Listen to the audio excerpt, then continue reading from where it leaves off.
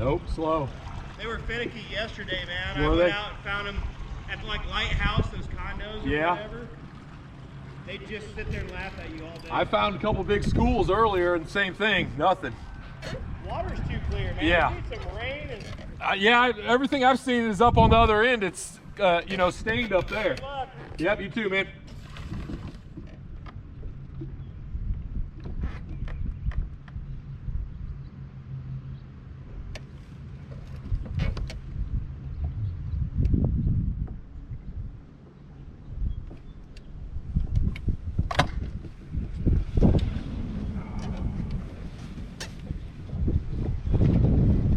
All right, so we got out of the wind, found a decent little school on the side of this dock. So we're just gonna camp out here and see if we can come up with Charlie Brewer 1.5 inch Tennessee shad is what I'm using. So that's 2 decent ones out of there.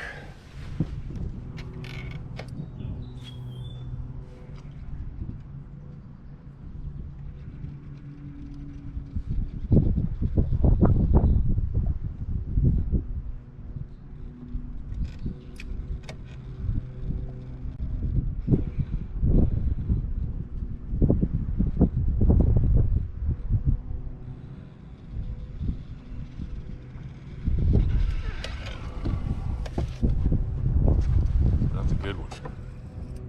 That's a good there. They sit right in that second opening.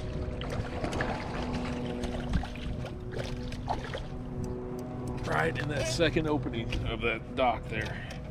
Cast it up there. Count to 10. That's where they are.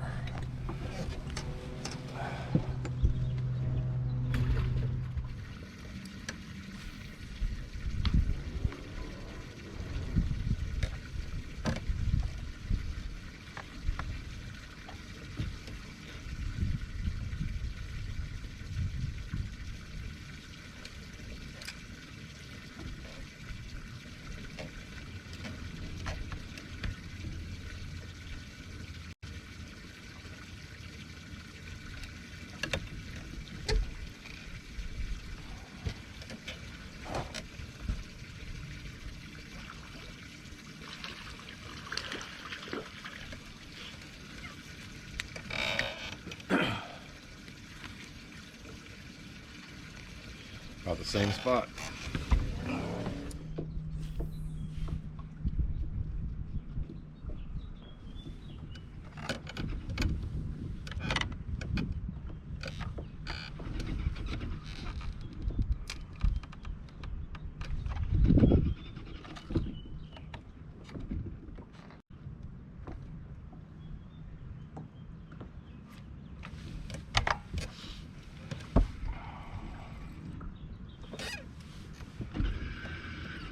All right, well, hopefully they get fired up here. It's 5:30, so probably got about another 2 hours. Lost that one at the boat. That was a good one. That was a good one. Didn't have them hooked good.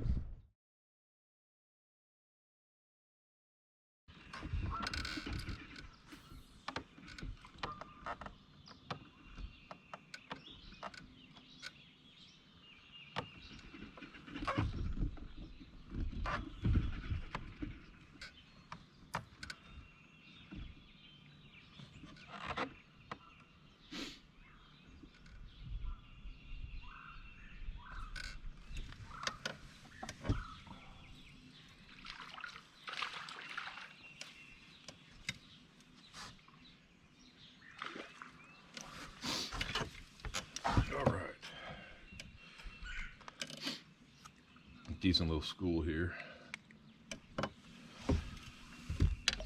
Be a keeper, but not a great one.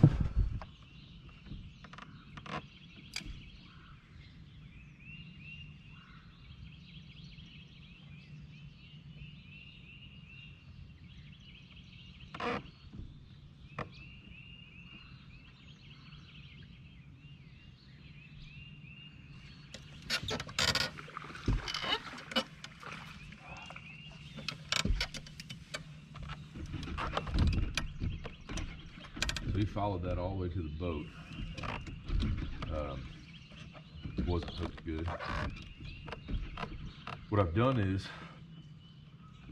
on the same dock I finished at last night, and fish had just moved to the other side of the dock, so it's about the same size school, and they've just come over to this other side of the dock, which is actually the side of the dock that I've had luck on before. So 16 foot of water.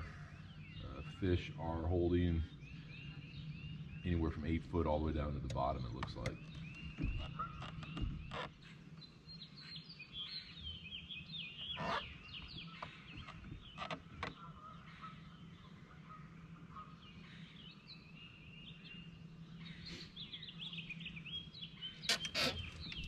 So what I'm seeing is I'm casting up into that slip there, and the last 3 casts I've watched the fish on live scope follow it out. So they're not taking it in the school, they're following it out. Both of them I caught it, and then both of them I've hooked have been closer to the boat here, so they're following them out.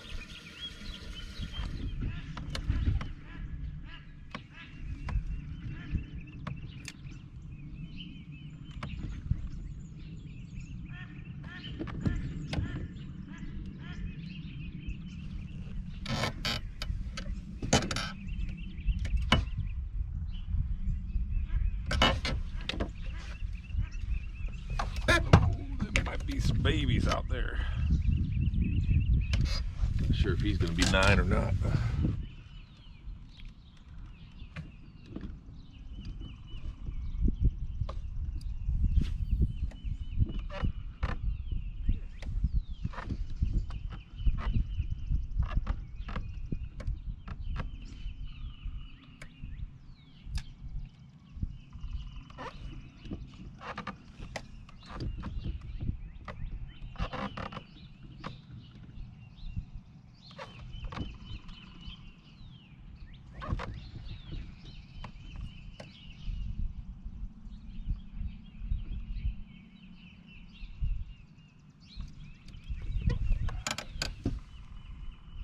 Saw him come right up on live scope. He missed it and came up and got it.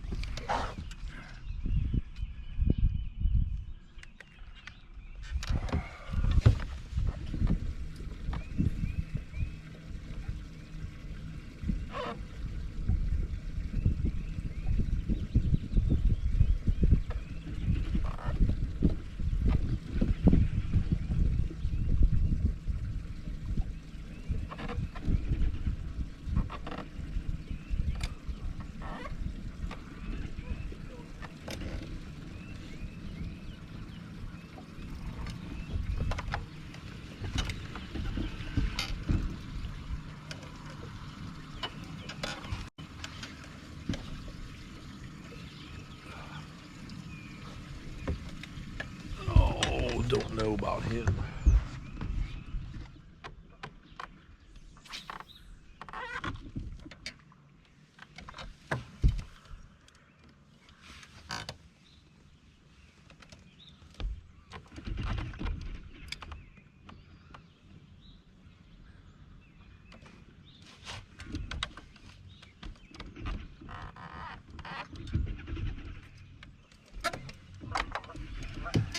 All right, so we came back to the first spot we were at, first dock,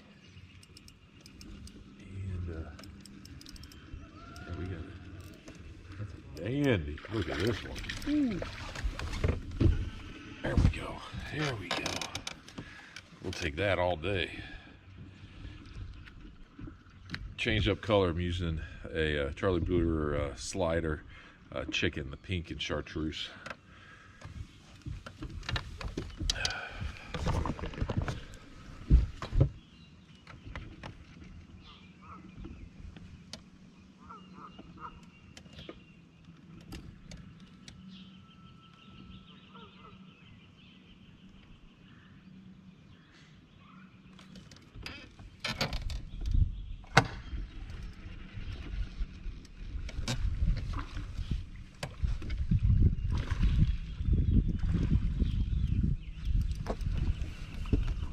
We into some better fish here.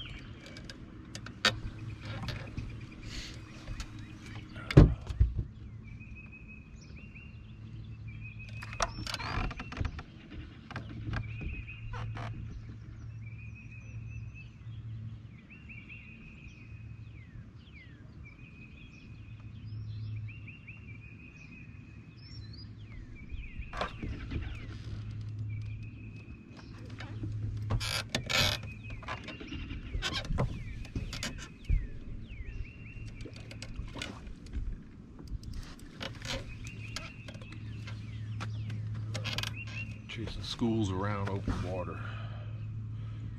But it's doing the trick.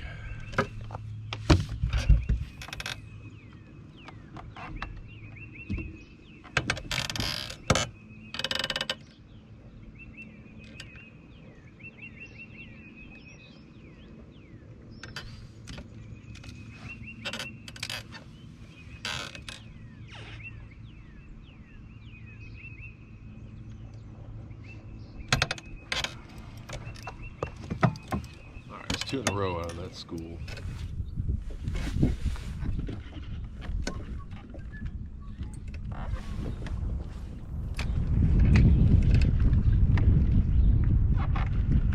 Wally, still doing your taxes?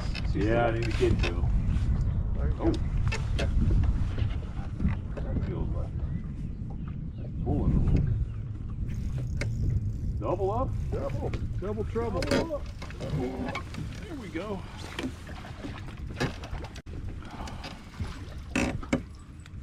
There we go. On the board.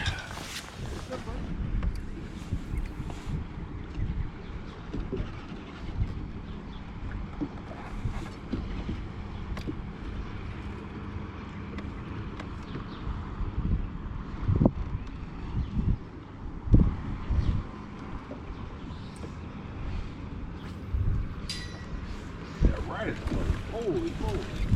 Good one? There we go. He was right at the boat.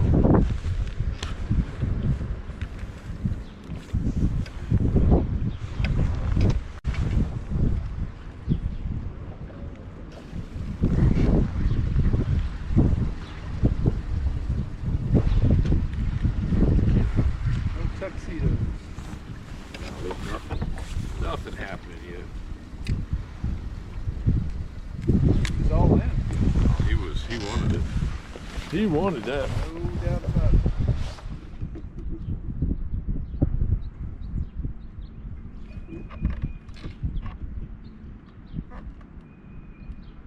Right along the side of this dock. There we go. Fish on. There we go. Open for business. There we go. Ooh, that's a good one. Looks good. Come on. Come on. Bring that hubcap in. Come on. If we were smart, we'd throw a net in here. I'm going to leave the door open. We're going to have faith that that's not the only one that's going to be taken. Yo, nice fish there.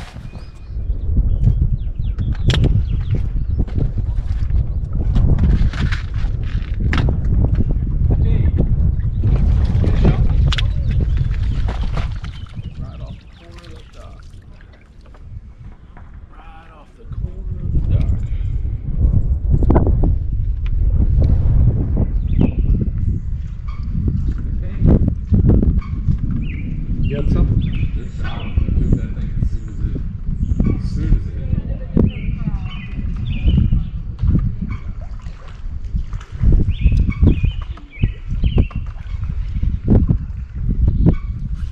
You Mr. Crappie. That's a decent one.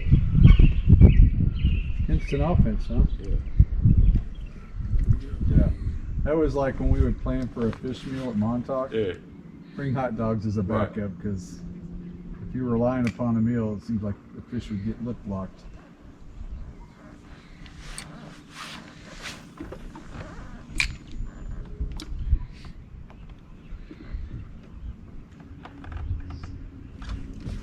That's Crappie.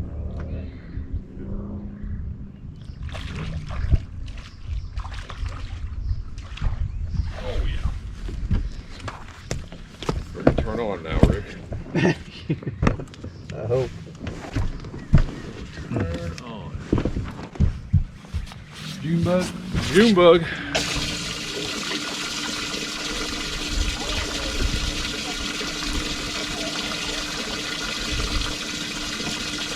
Well,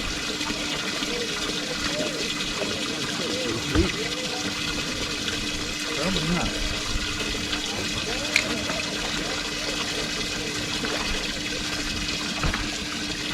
There you go. oh yeah. That's like getting that bucket mouth there.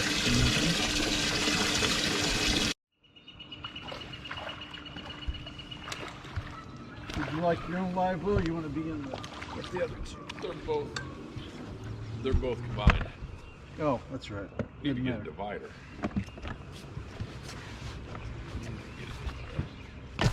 We're gonna leave it open.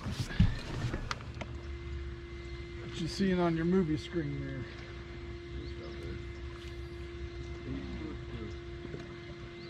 14 foot deep,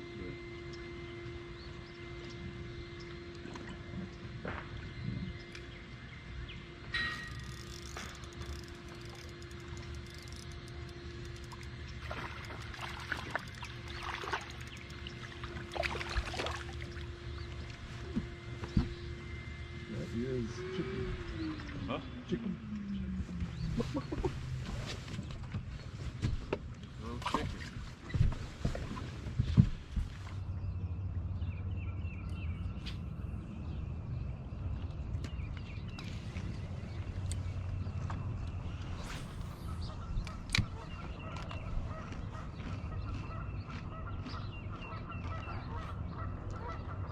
Get him, Brad. Up on the cable.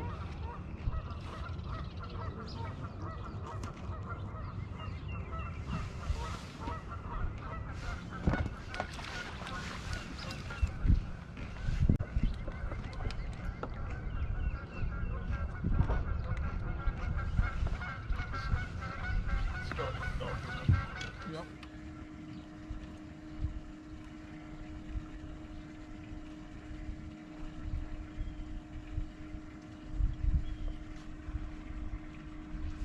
There we go. There we go. Yes, sir. I thought so. Mr. Bass? Yeah. I thought he was working a spit job.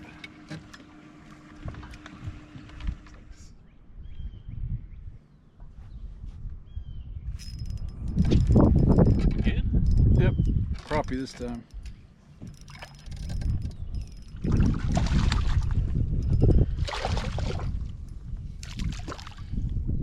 Ugh. Come to that.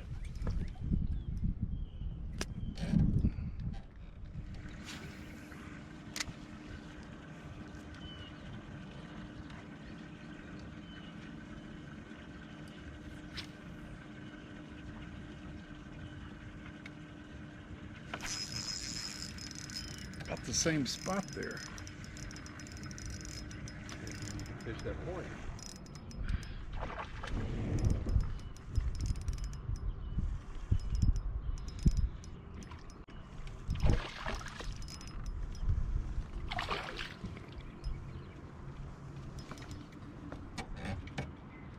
Carl's gonna have some to clean.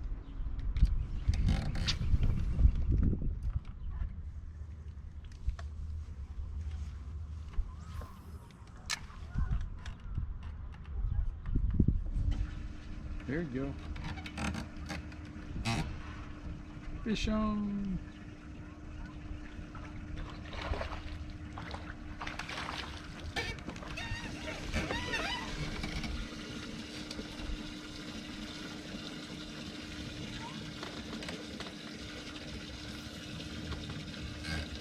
Come join the crowd.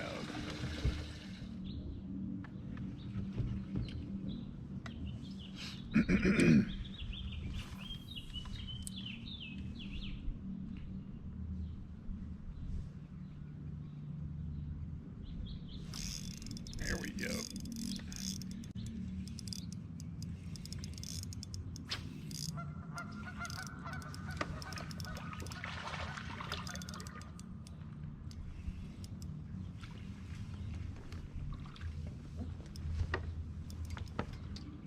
There you go, Brad. They're getting all dark for you. I just wonder if we should.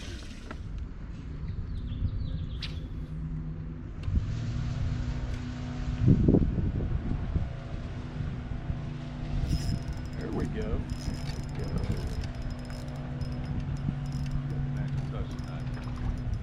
I suffered last night. It was painful. Oh, mercy.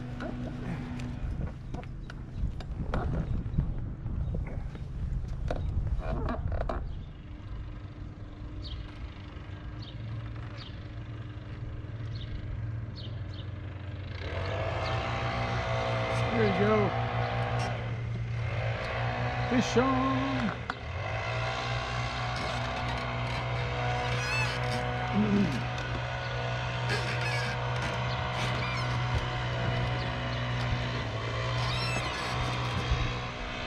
Things feel like they're getting there, you know? That's heating up. It'll be better.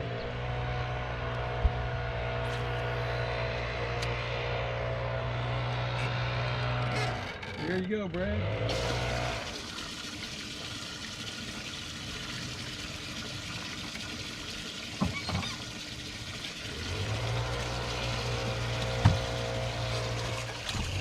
I'm surprised they're over there. Yeah, I don't catch a lot of it.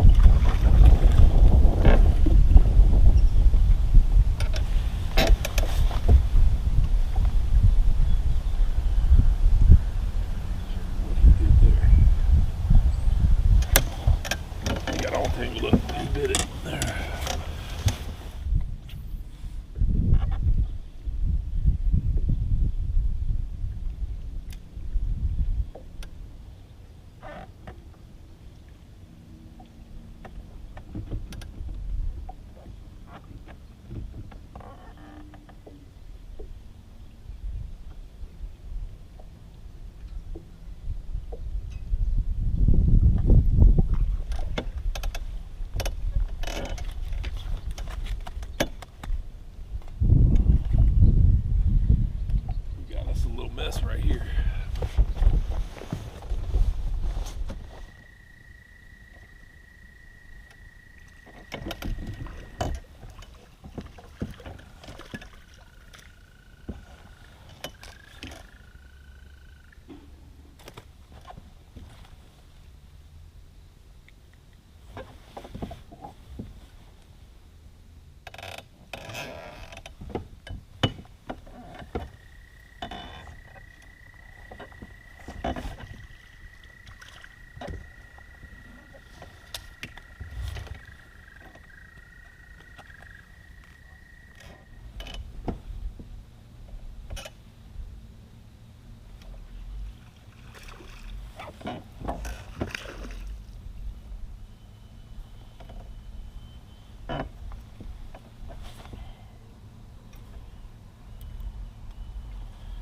Bass.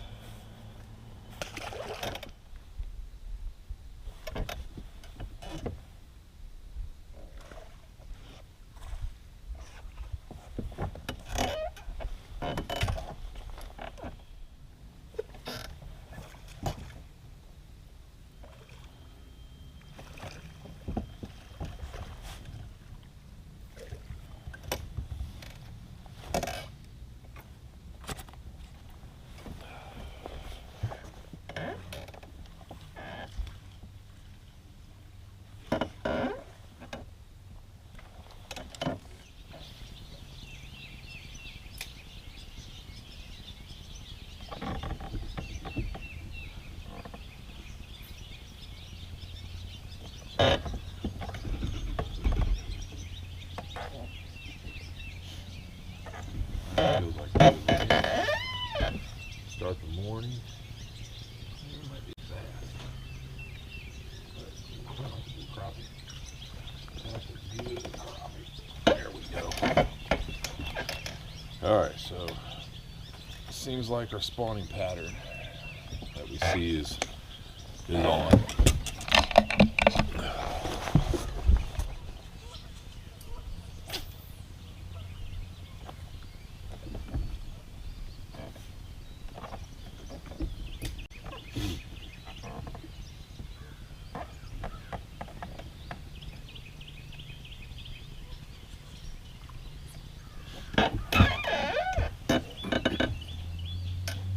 Alright, so now I'm starting to see fish have moved into my areas, my spawning areas.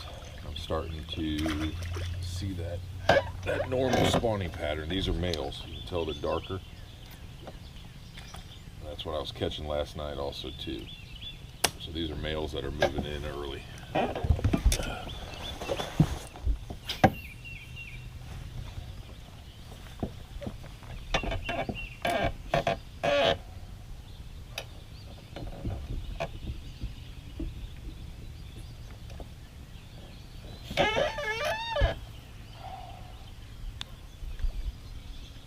Then beginning to wonder, I fished the last 3 weekends and fish just weren't moving in. I wasn't seeing the males moving in, but that's exactly what I'm seeing this weekend. So that one's gonna be borderline. Let's see.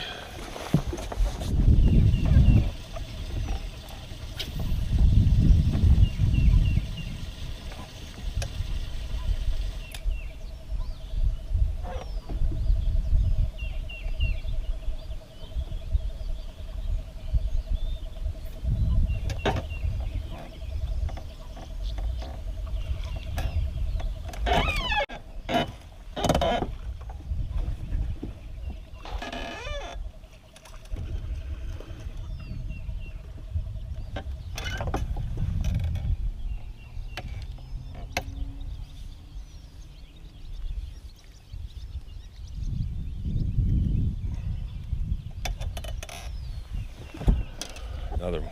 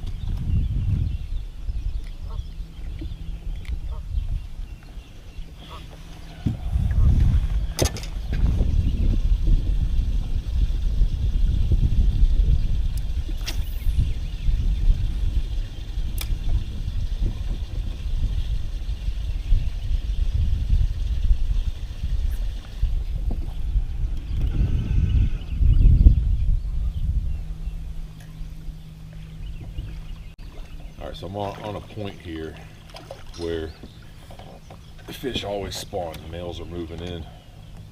Like I said, all these I'm catching are the males. You can tell that by their color.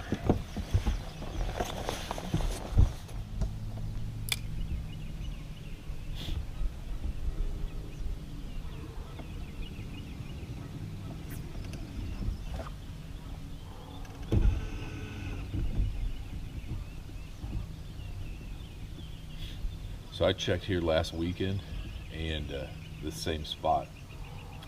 It's one of my regular spots that I always fish pre-spawn and spawn. And I caught one maybe. So fish hadn't moved in. Always catch fish behind the dock here too. And but I'm catching them probably about 10, 15 foot, 12 foot or so off the bank is where I'm casting to. It's a rocky point, and That's where these males have moved into.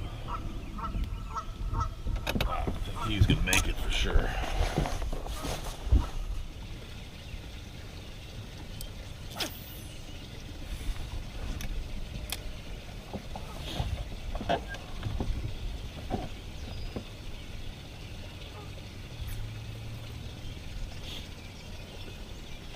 So yeah, like I was saying, checked here last weekend, and there weren't fish here. They hadn't moved in yet, but water temp was 59 degrees early this morning.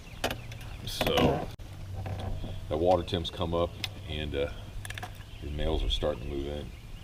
So I would say I'm down at the 11-mile marker. So I'd say we're good to go, boys.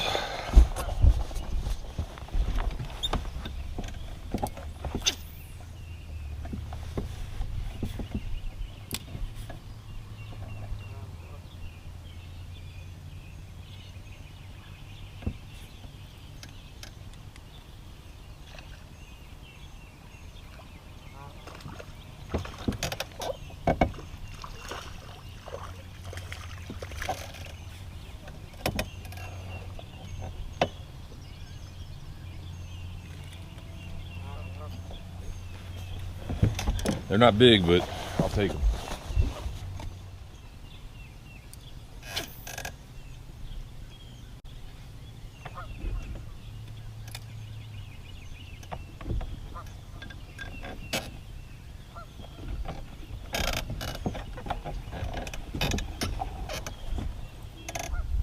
And we're getting hit as soon as it hits the water back there.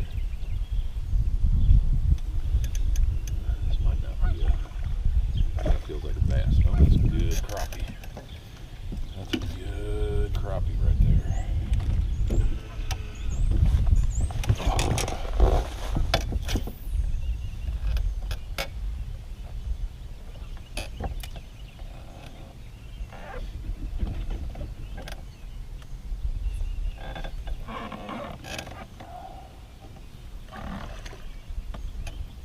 Boys, it ain't gonna take long today. Not gonna take long today.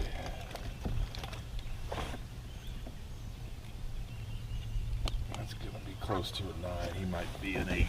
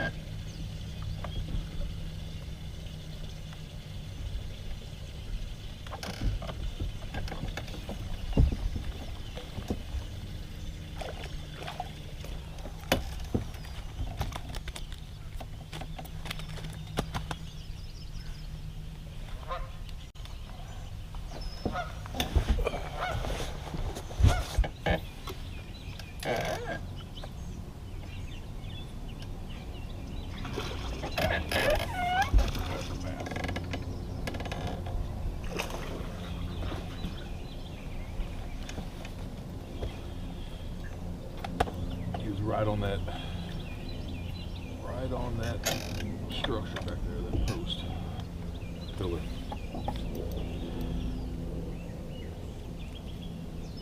They're fun.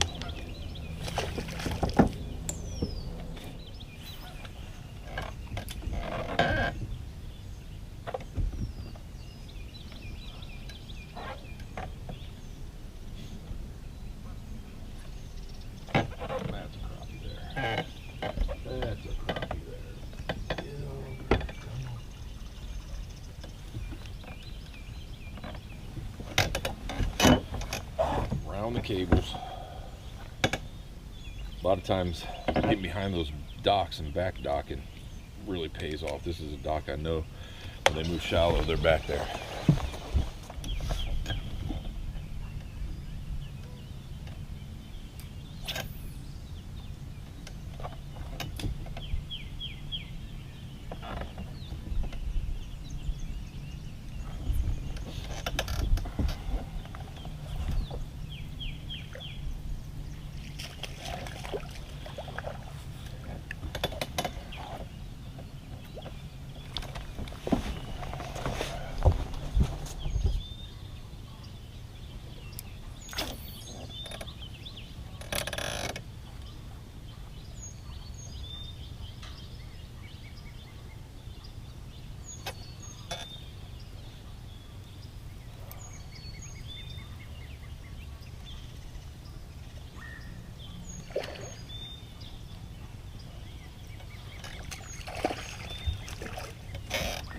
14's the best one of the day. We're gonna have to weigh him. That's a good one.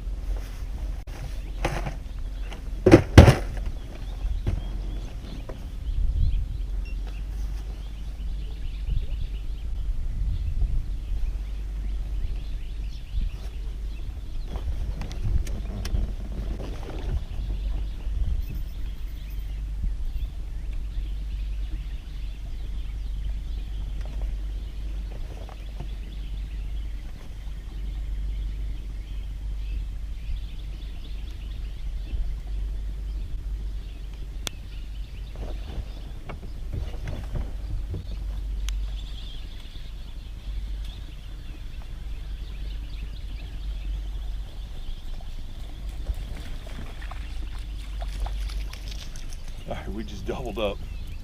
Haven't been out for 5 minutes and just doubled up.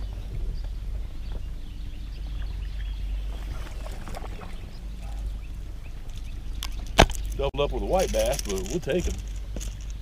We will take that. Get off of there. Get over there. Get over there.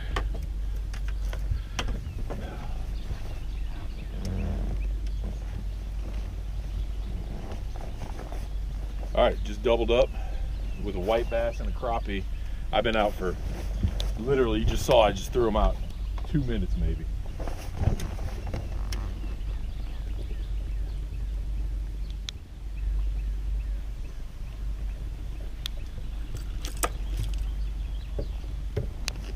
With these, I think I got another one on. This might be a crazy night.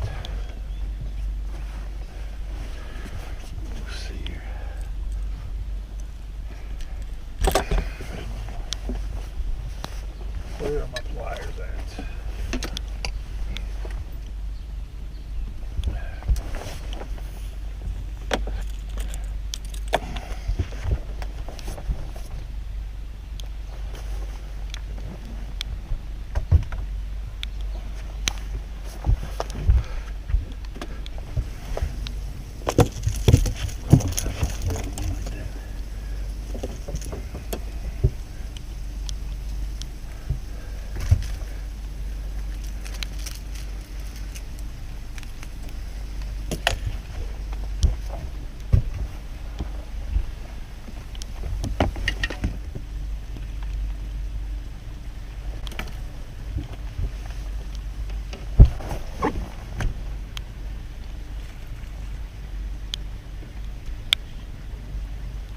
That one came off.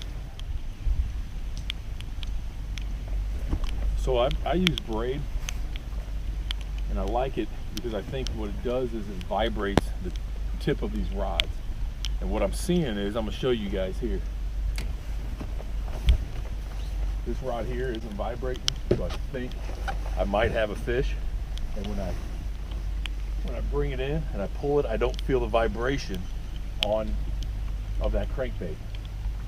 So either my crankbait was twisted up, which I think that's what it is. I think I got into something. Yep, I got into it. So you can see the vibration stopped. I knew I was into something.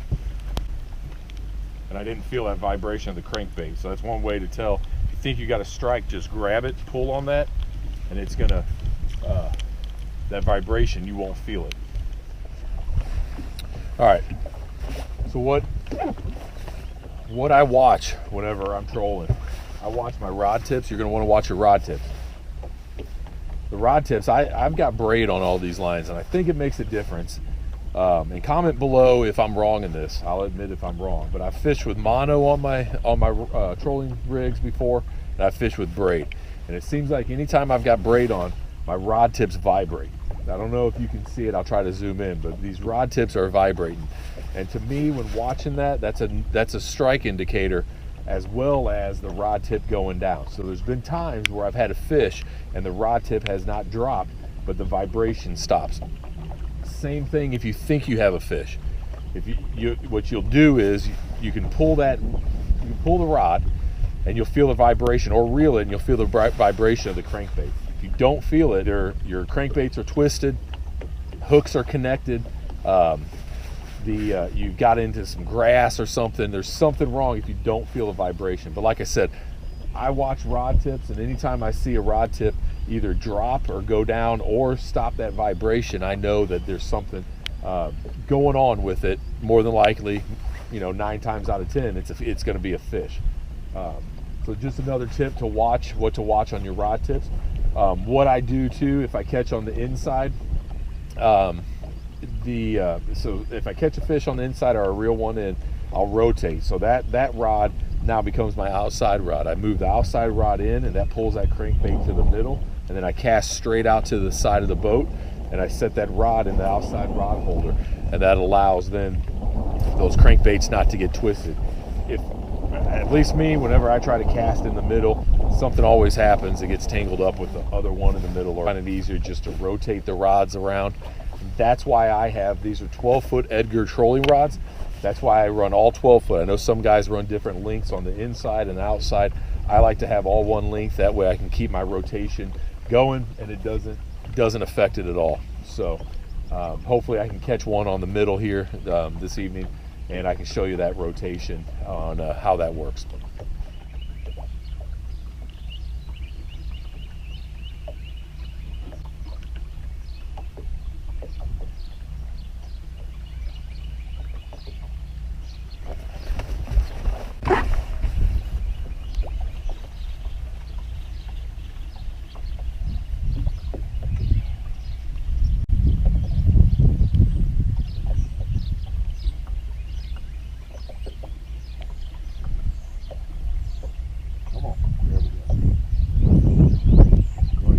Get those crappie up to the surface and see them in.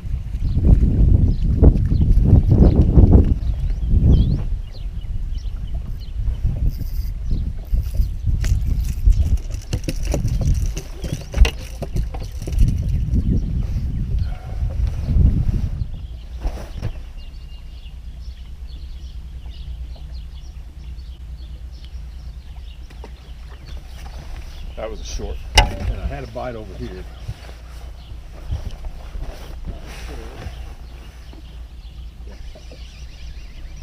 So I pulled, I didn't feel that crankbait vibrating. That's a better one. That's going to be a keeper there.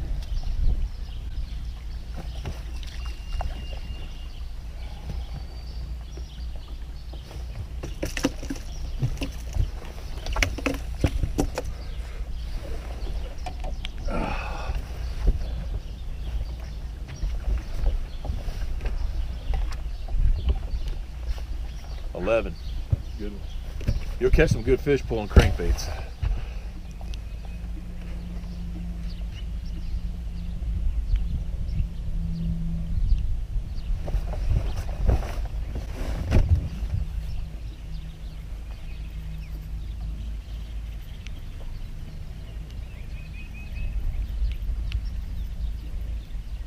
That's something good there. Not sure what we got, but he's good. Come on.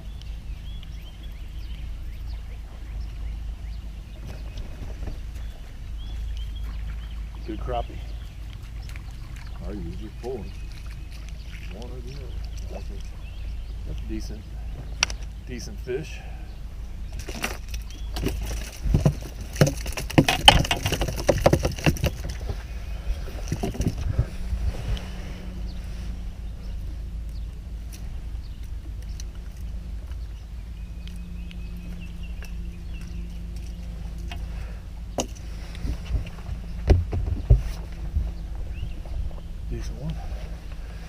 probably a 10.5.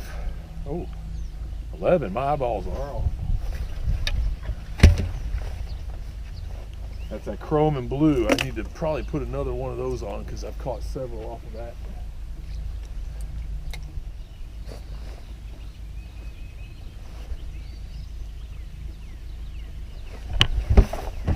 That's that blue again. That's that blue again. We're doubled up. This is what happens. So I think that one came off.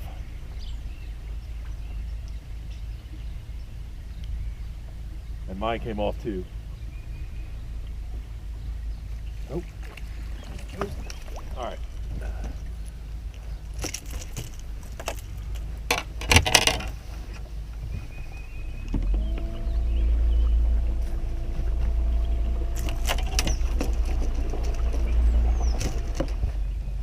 All right, so this will show how I rotate. So I'm going to take this outside one. It's real simple. Let me get this untangled here. All right. All you're going to do is just take this outside pole and move it to the middle, and that crankbait's going to pull to the middle. And then take your rod.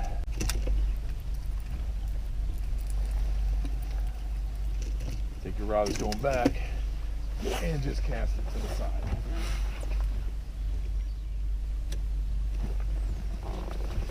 All right. You can see how that gets pretty hectic if you got multiple rods going down. All right, so I've got a route plotted this entire cove from the main channel all the way back, and I haven't caught anything at all from about halfway back in the cove to the mouth of it. So and I'm staying in that 30 to 40 foot kind of water column. So the crappie, the fish are definitely deeper in the cove. So we're going to troll back, and then we're probably going to move spots. I'm going to post a video also too. I'm going to go over how to use the Garmin, use their routes, how to set a route on your unit, link it with your trolling motor, and literally I'm trolling this entire cove and I'm not touching my remote a single time. So pretty easy to do. Like I said, I'll post a video, but the quick of it is you're basically just creating waypoints on the route that you want to go, and then you're just navigating you're navigating to each waypoint. Literally, like I said, you do not have to touch your remote, your foot pedal. You don't have to steer it at all. So it's kind of an easy way to do it. But like I said, I'm gonna post a video on that, going over that from kind of start to finish, how to do it on the app, how to set your route on the app, and then how to get it onto your maps, and then obviously how to get your trolling motor to follow that.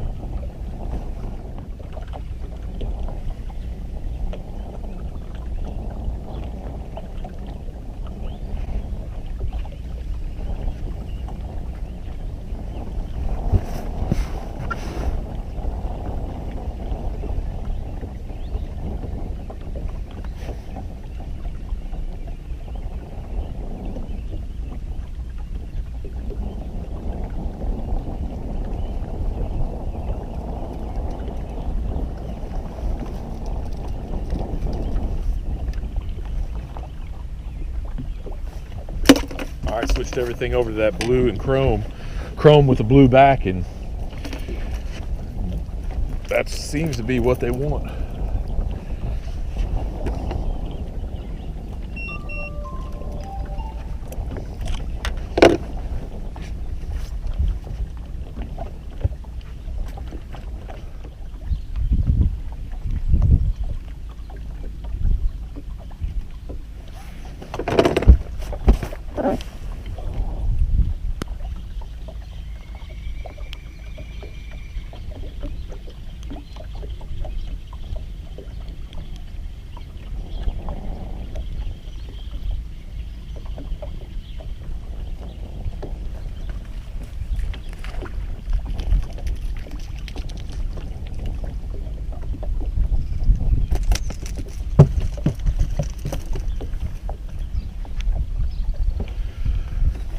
That's a fatty.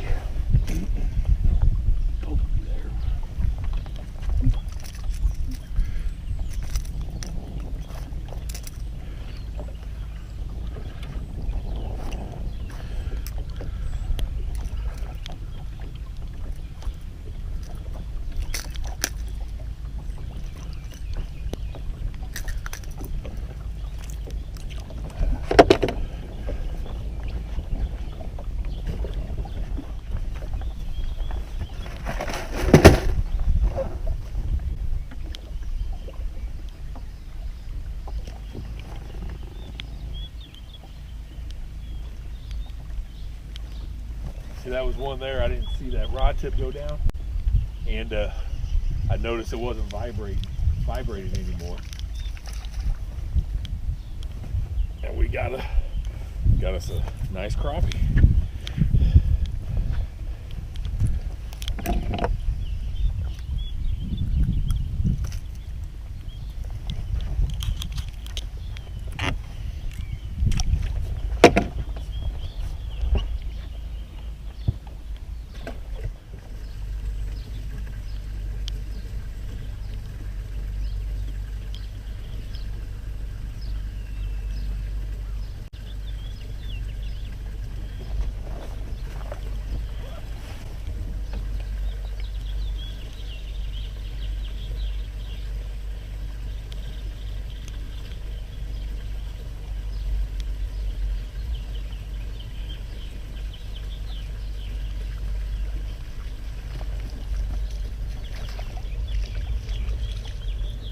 Man, there's nothing better when that crankbait bites on. Nothing better.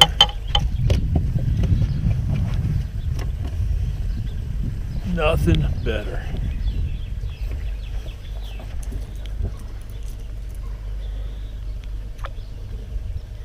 I think I got a fish on that outside. I'm gonna check it.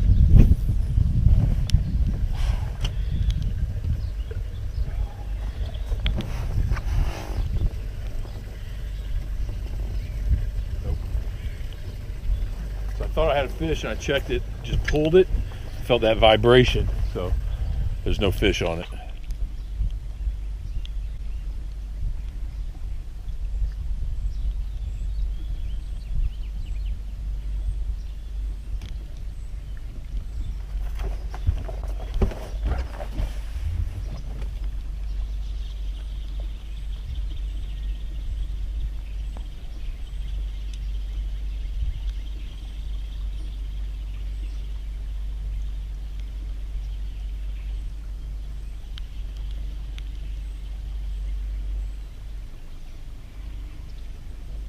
Not sure what I saw there.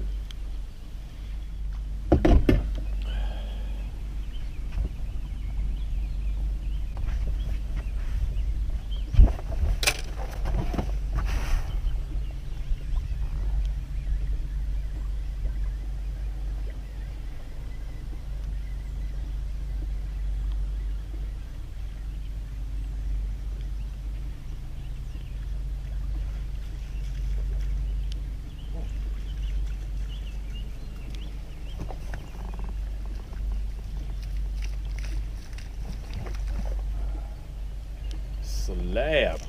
Ooh. Oh, God, man, I love crankbait fishing. Catch some dandies. Catch some dandies out here.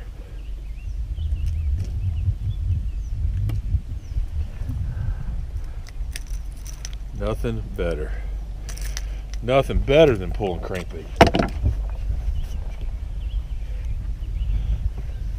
Thought it was better than it was, but it's probably an 11. Oh, about 11 and a half.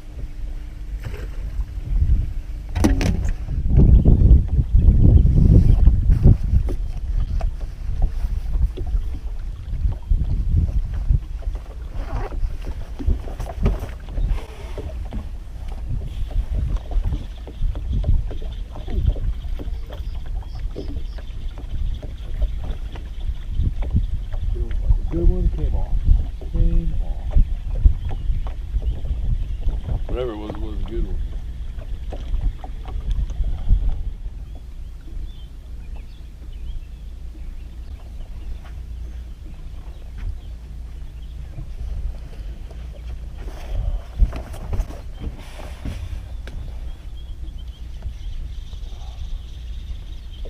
All right, so this outside rod, the spinning reel I've got is catching the majority of the fish, and the only thing that I can attribute it to is I have 10-pound braid or 20-pound, either 10 or 20-pound braid on here.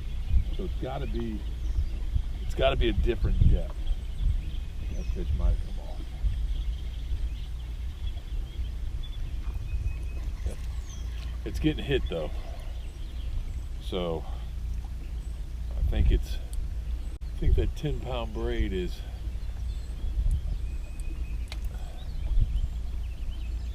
diving a little different.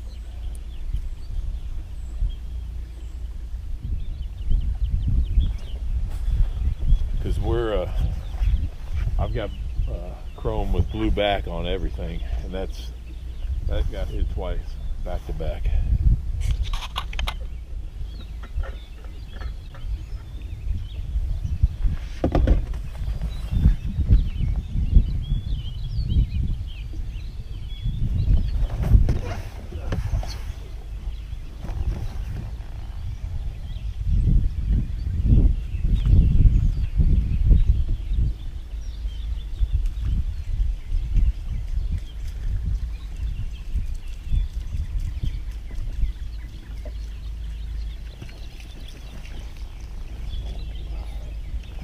You don't think you can catch good fish pulling crankbaits, you got to start. I mean, I am catching quality fish tonight. Quality. That's probably a 12-incher there. Come on. Oh yeah. He's off the board.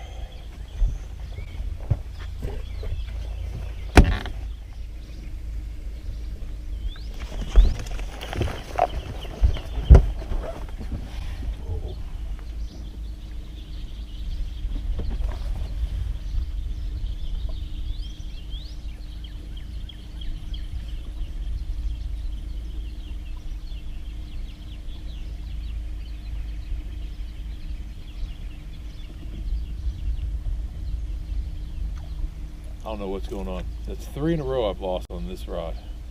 Now, I'm not a fan of the spinning reel doing this. But maybe my issue. I like a bait caster, higher gear ratio.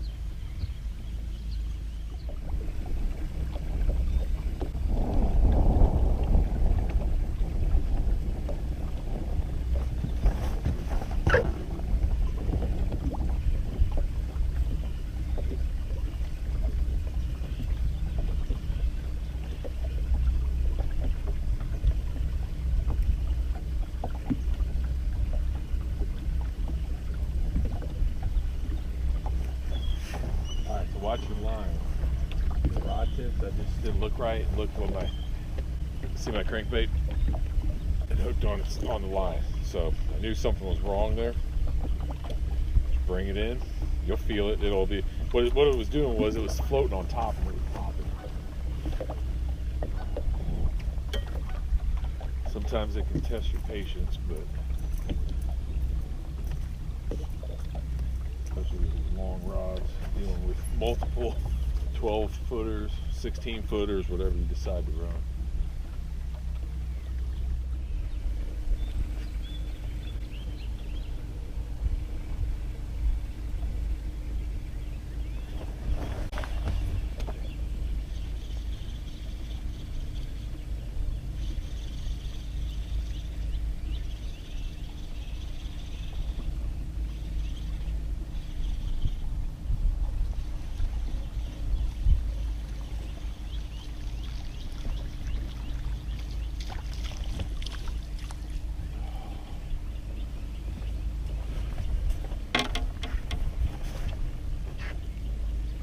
Ooh, that thing. She is full of eggs. Belly is packed full of eggs. I can feel it.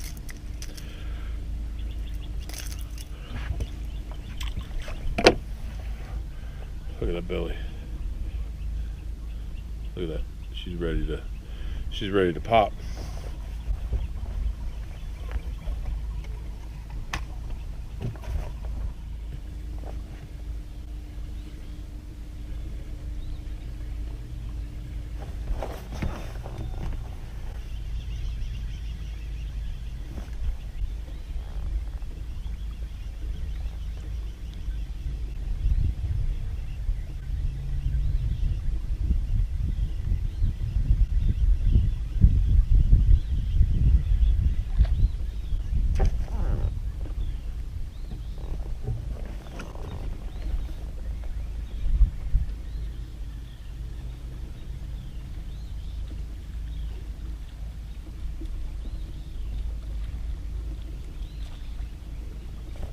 lost that first one, but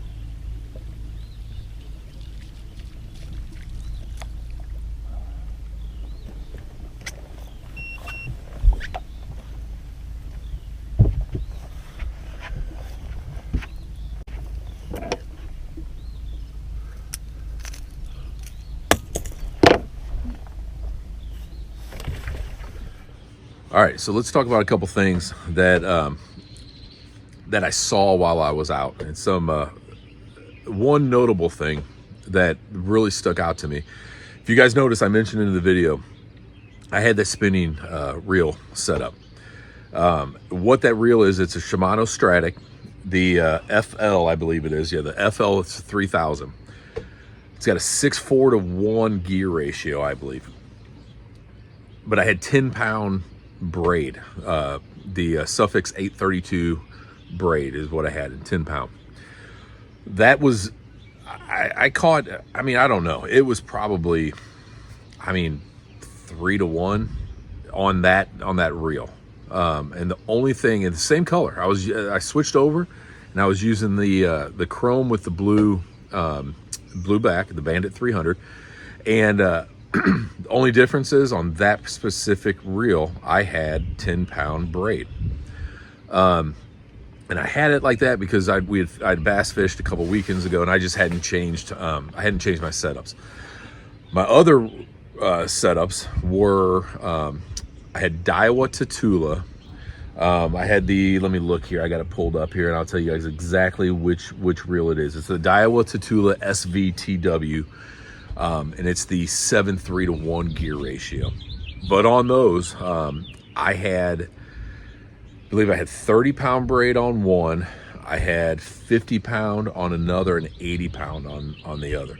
So the only thing that I can attribute that to is the line.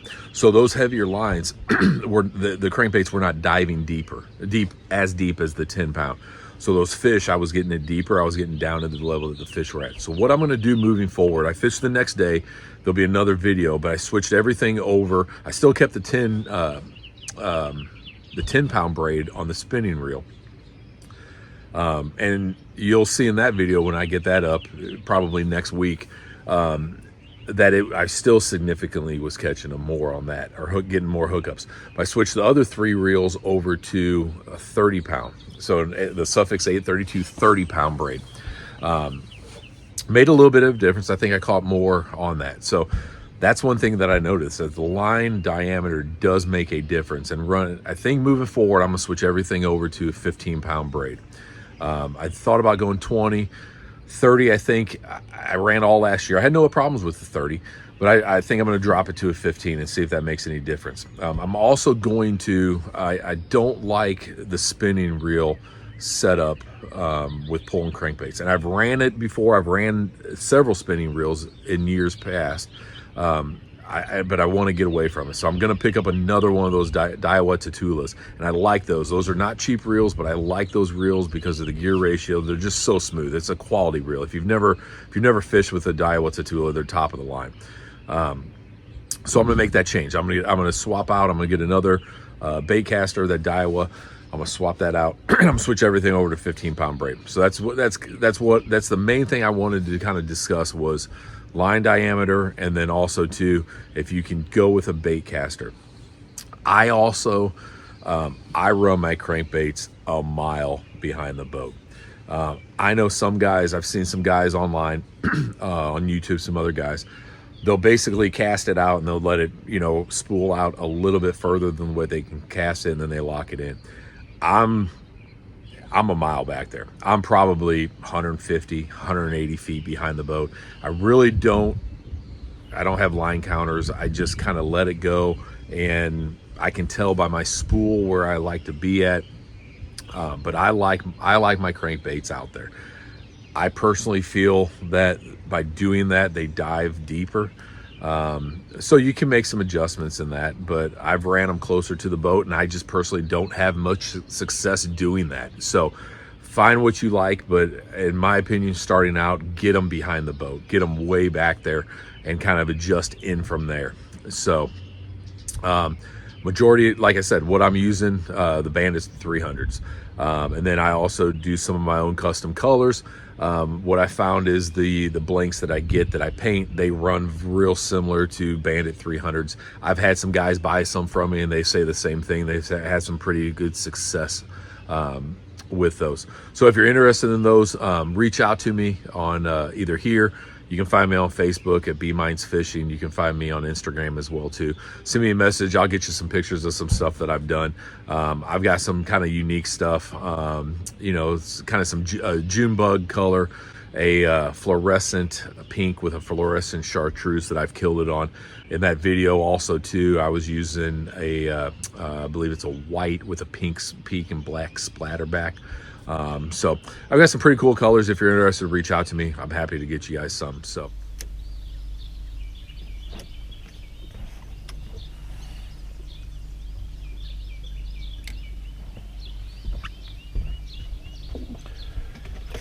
all right, so we're back at it. I'm gonna pull some crankbaits. Went down, fished one spot for 20 minutes.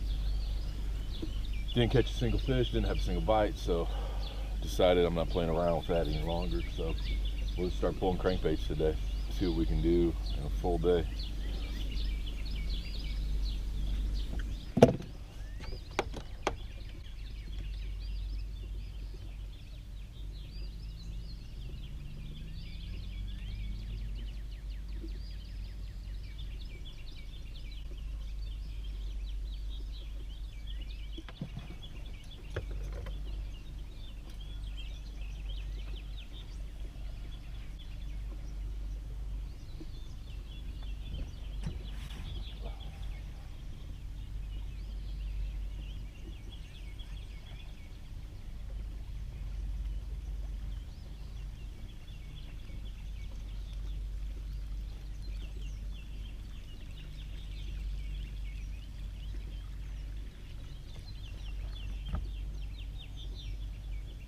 Man, they like that chrome and blue.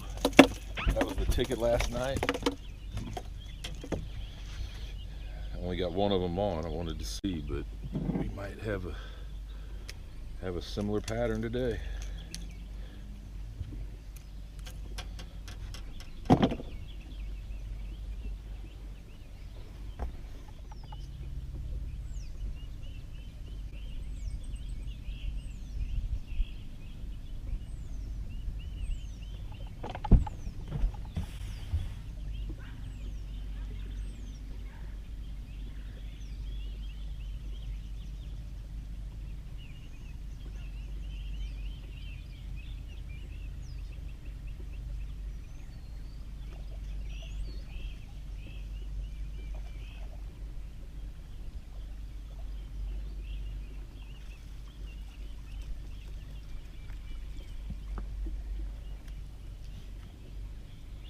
Two in a row, chrome and blue. I think we need to switch some more.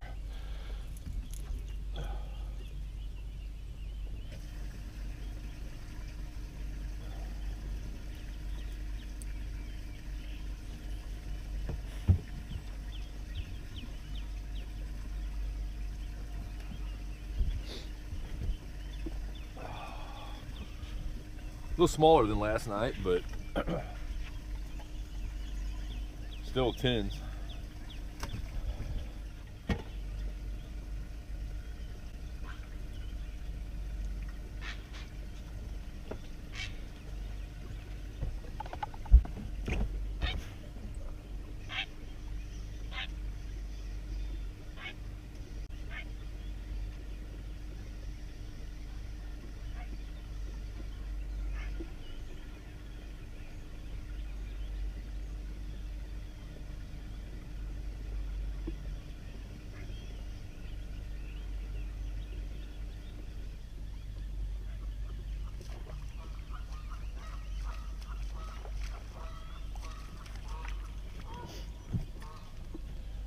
All right, that's a good one there.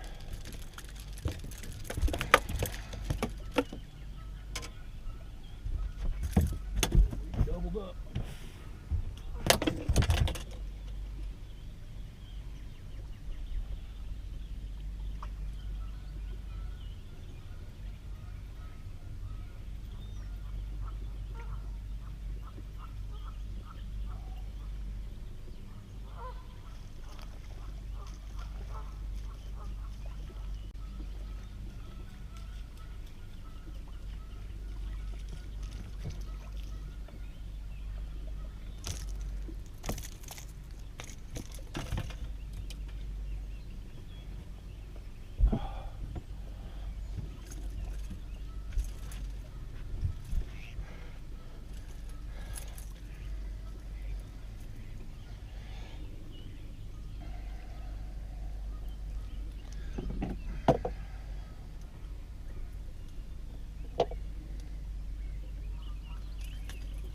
That's when it gets fun. When you get doubled up.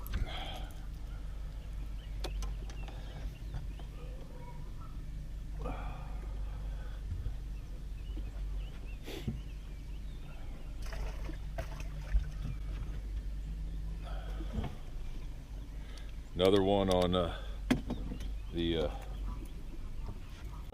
blueback, and then the first one that went down was on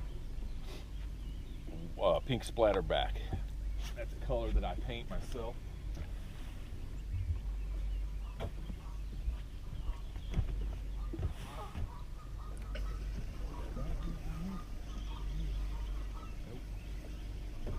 Had a bite there. So my pink splatterback, that's it right there. So I've got a couple custom colors that I do. So if you guys are interested, send me a message and I'll get some out to you guys. So I think what I'm gonna do is I'm gonna swap. I'm gonna put. I've caught 4 fish just this first pass through here. 3 have been on the chrome with the blueback, the Bandit 300. So I'm gonna swap one of these center ones, probably this one here, out for another one of those. Get 2 of those going. We'll see going through there again if we can get maybe an additional bite or 2. But just play around with the colors. I mean, sometimes it makes a difference, sometimes it doesn't. Start out with a variety of colors and kind of adjust from there based off of what you're seeing, what you're catching them on. Same thing with, you know, if you got shallower fish, you can fish a 200, which will dive shallower. I typically just run 300s. Mine that the blinks that I get dive just like a Bandit 300. So that's usually what how I'm fishing them, is just with the Bandit 300s or a similar diving crankbait. I'm running my speed at 1.6. Typically that's where I start, and then I adjust up and down from there. Typically I really don't go any slower than 1.6. Don't go any faster usually than, I mean, I can't think of the last time I even ran 1.9. You know, I'll kick it up to 1.8, whatever. Sometimes you get windy, choppy conditions. You gotta, you know, your speed will fluctuate obviously with the waves, and just given the condition of the lake that you're fishing. But yeah, start out usually 1.6, adjust up and down from there, and then I'm usually, if I route out and I'm not following a creek channel, I'm usually starting out in that 30 to 40 foot range, and just following that. Those fish are usually staged. I found that the thermocline usually sets up, you know, around that 20 foot mark in that depth of water on our lake. It seems like those fish will kind of hang out in that point, you know, a little bit above that. Pulling a crankbait through there at, you know, 15 foot or whatever, that definitely triggers a bite.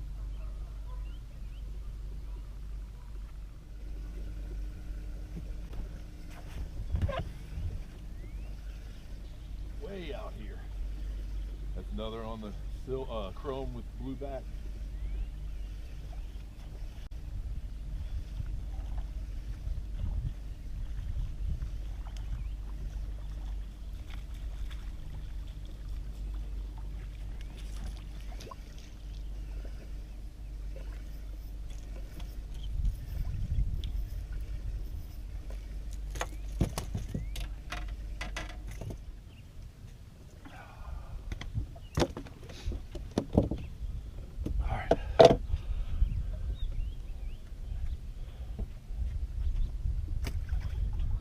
One of the great things trolling, you can do a little housekeeping, clean the boat up.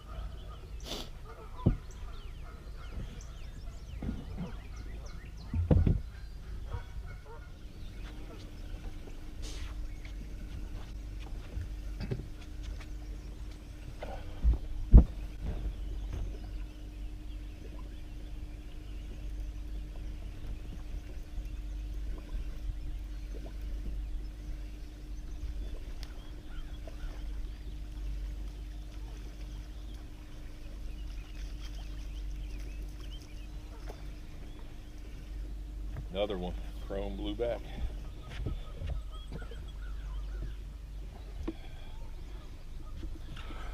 Seems to be the ticket. Seems to be really what they want.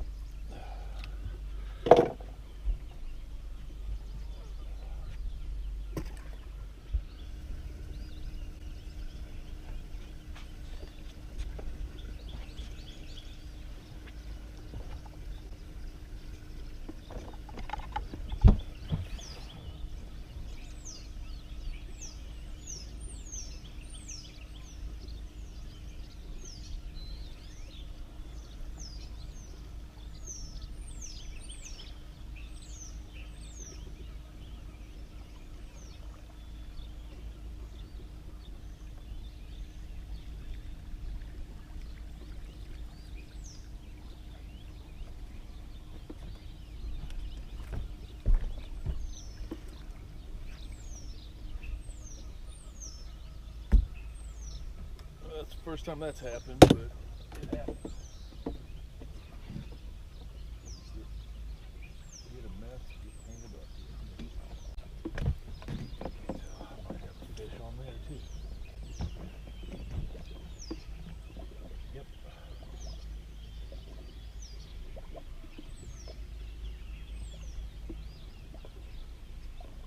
Second double of the day.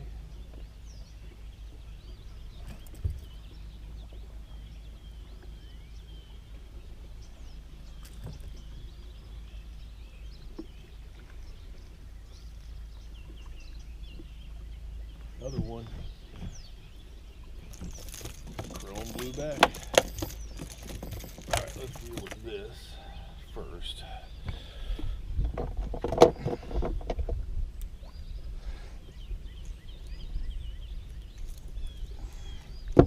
Alright, that way we can get back to fishing. This fish is going to jump out of the boat here.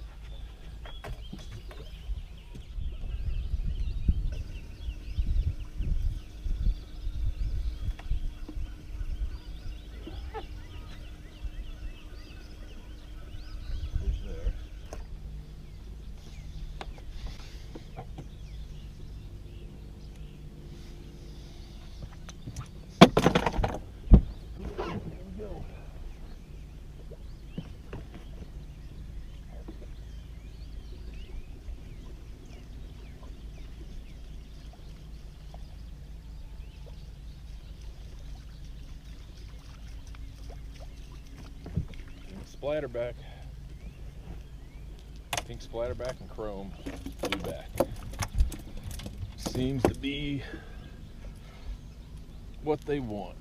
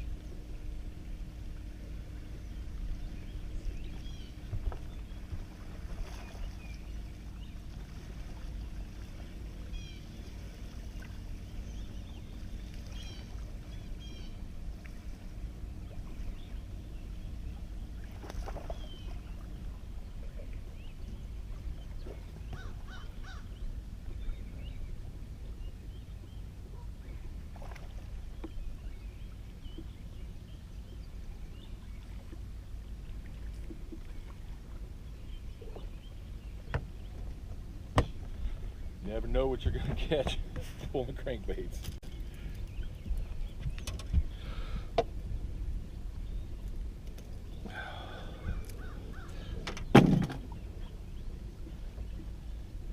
Nice little bass. Don't know if he's going to get his 15 or not. Let's see.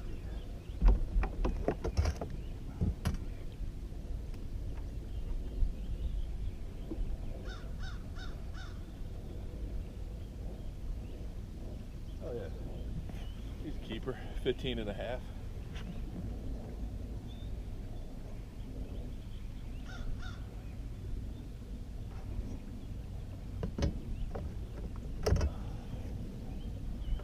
We'll put him back.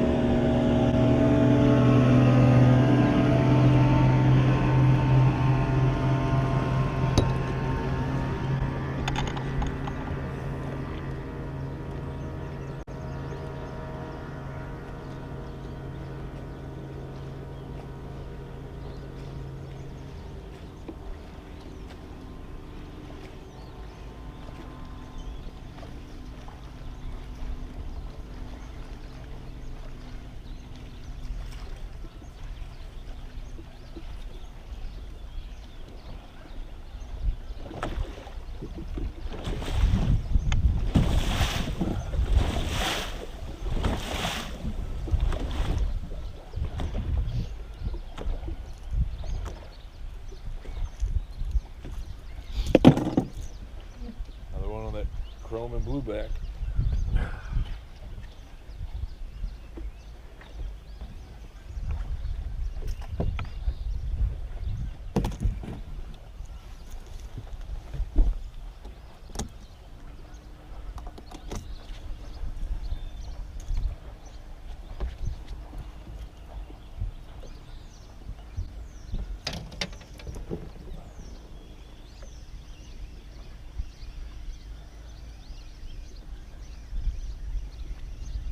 It's 3 doubles.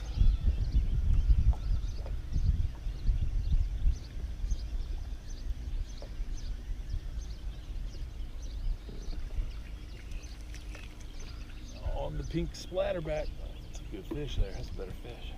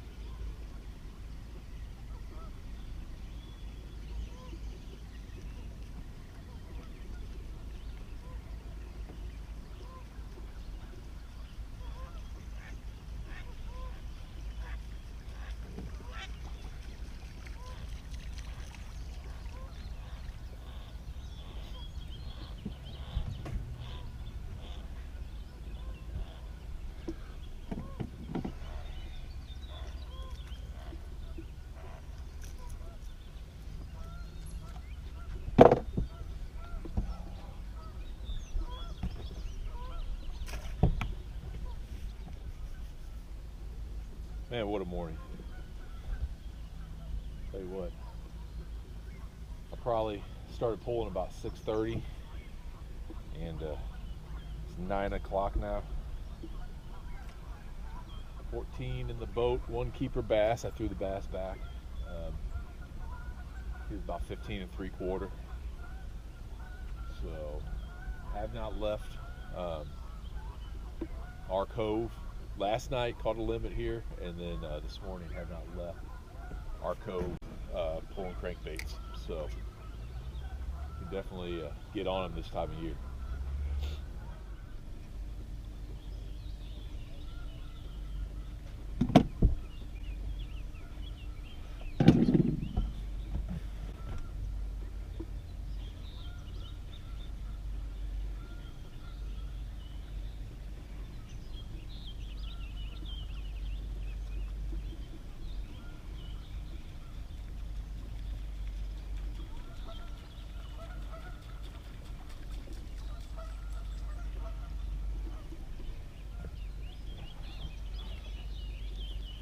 There's 15. Not a bad morning.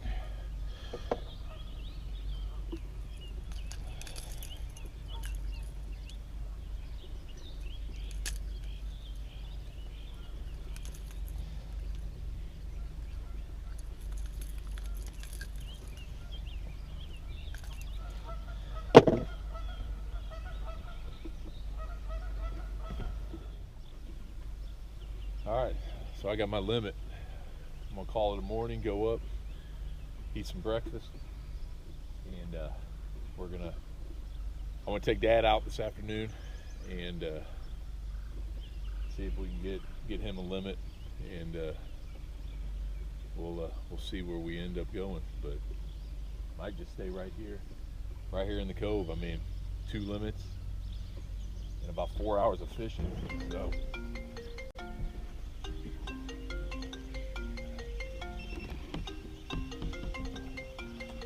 And as I say that, we're hooked up again.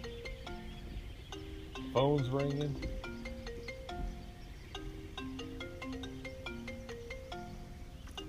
Nope, lost it.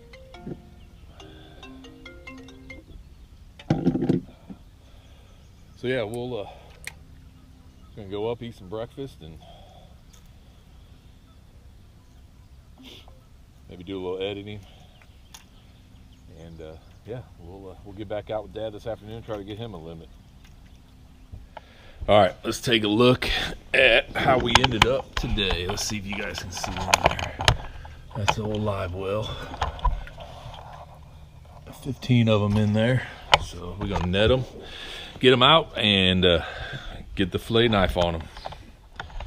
All right, so I'm doing a little experiment today, a little bit further on what I talked about in the previous video about the 10-pound line diameter. So I've got 2 lines with 15-pound braid, 2 lines with 30-pound. So we're gonna pull those. I've got my 15-pound line marked, so I'll be able to tell which one of those are. So let's see if it does make a difference. We'll run the same color on those just to see as well too. So let's start pulling them and see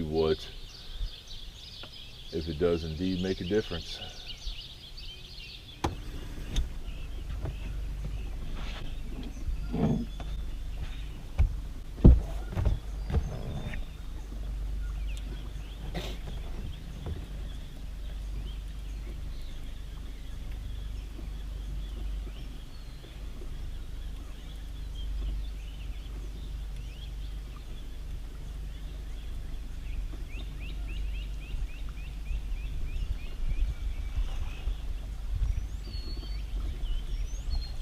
That looks like a good one skiing in.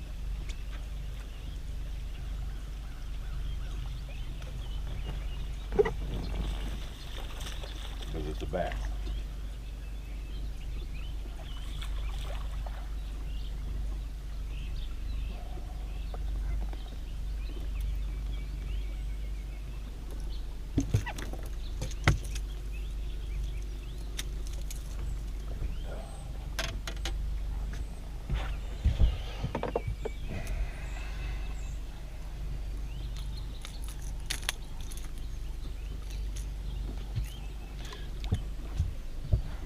catch everything in the lake trolling.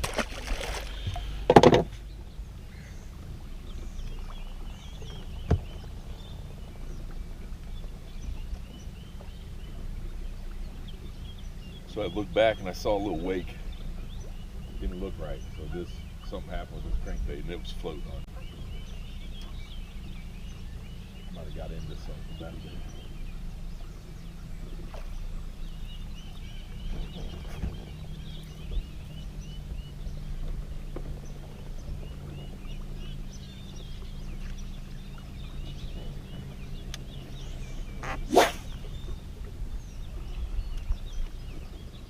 All right, so switch up some colors.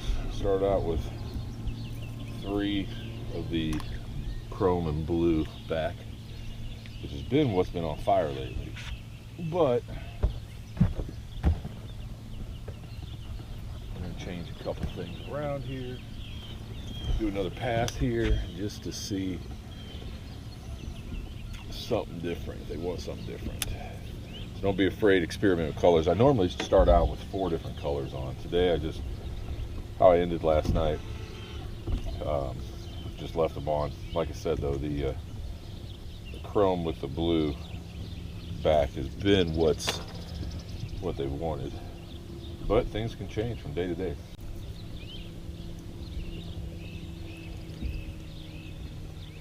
So I put on sun perch and then a chartreuse with a blue back. Haven't thrown that chartreuse, or I haven't trolled with that chartreuse and blue back yet, so we'll see.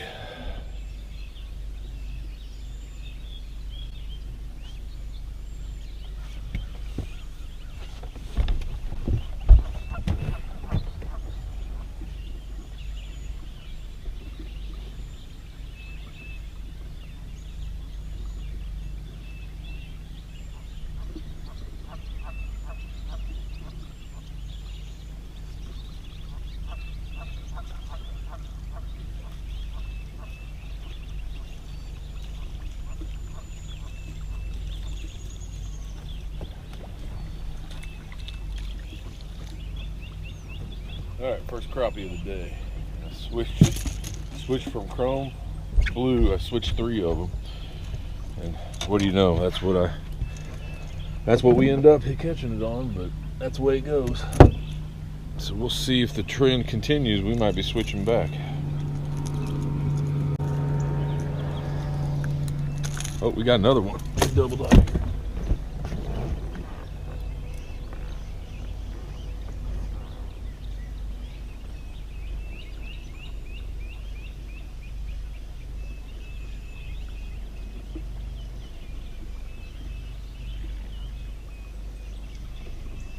Come on, get up.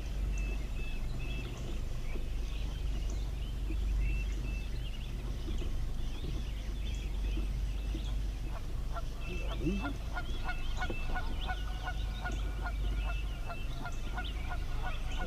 I think he's gone. Yeah.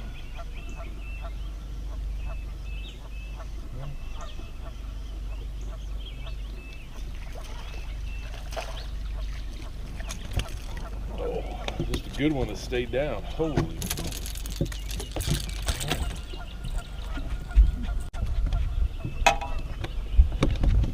So the colors have stayed the same for me here, even after I switched stuff around.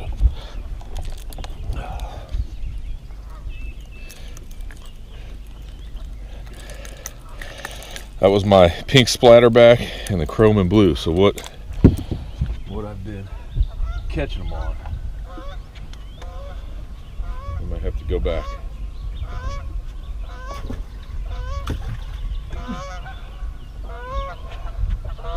Both of them were on 15-pound braid too, so I don't know. I'm gonna pay attention to that for sure today.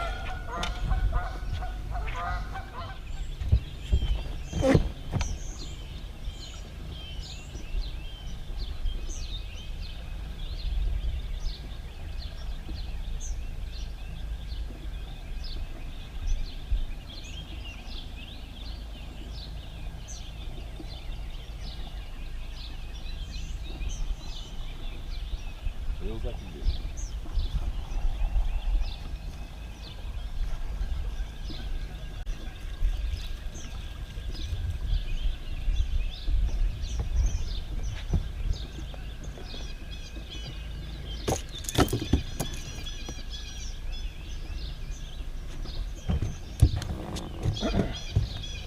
Another blue 15-pound. We're almost at the end of our loop here, so we'll just leave that one out. We're going to switch over to put some more blues on.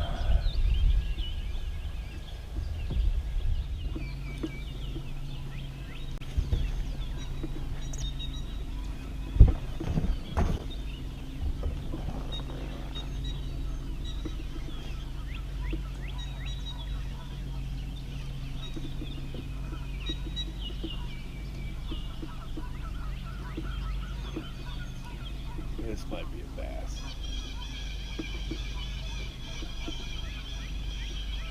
Come on. Don't be a catfish. This ain't rolling.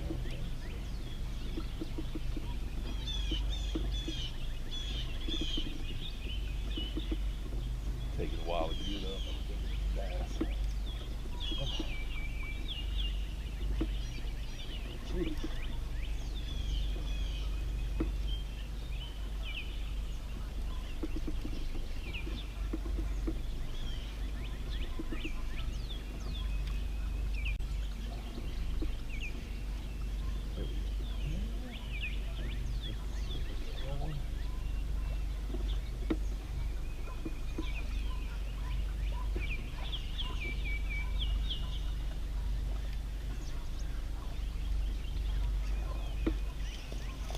Crappie, he's just all tangled up. Pulling them weird.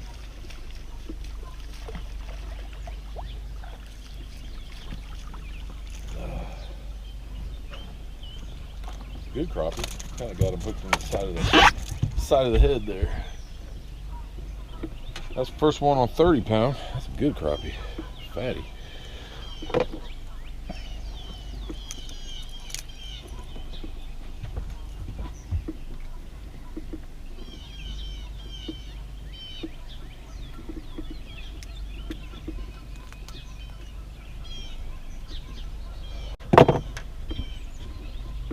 Fish.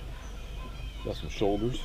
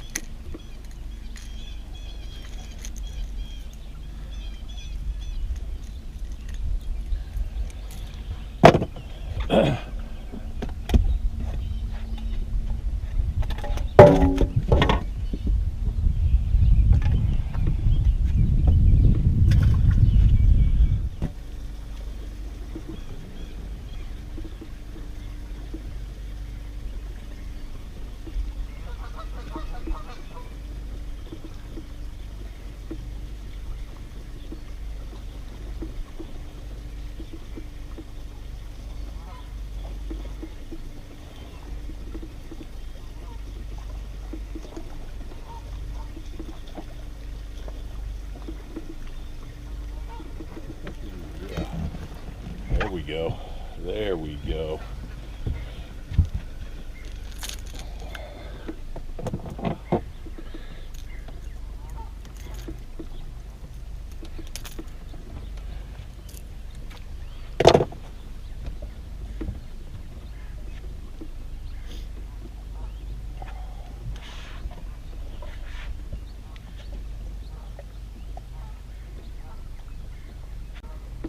Good one there. Real good.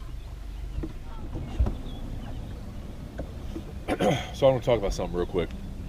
So I just had a boat come by me, a bass boat, and he saw that I was trolling, and he went in front of me, which I'm perfectly fine with. I'd rather a boat go in front of me than behind me, especially when I'm pulling crankbaits. He also did not slow down, which I would prefer as well too. He went by full speed on plane, and all it was just 2 or 3 little wakes that came. Didn't, you know, throw me around. Whereas if he would have backed off, went half throttle, thrown a big wake, it would have thrown me all around. So that's just something to keep in mind if you're out and see somebody pulling crankbaits or just fishing for that matter out in the creek channel, out in the open. Just go by them. You know, don't slow down. Just go by them, and it's going to benefit him a lot more, and he's going to appreciate it. So.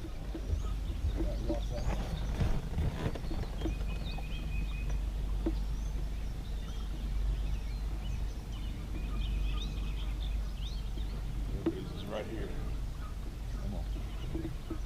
Come on. It's good, whatever it is. It's going to be a freaking catfish.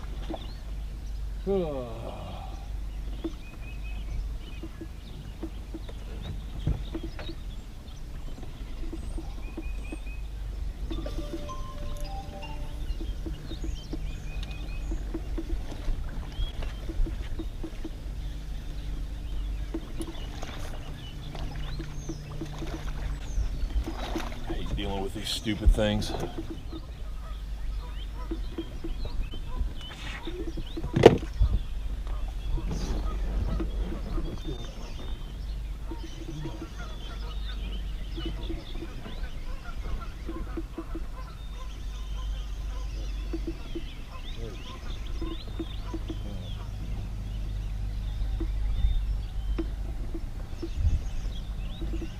Yeah, there we go.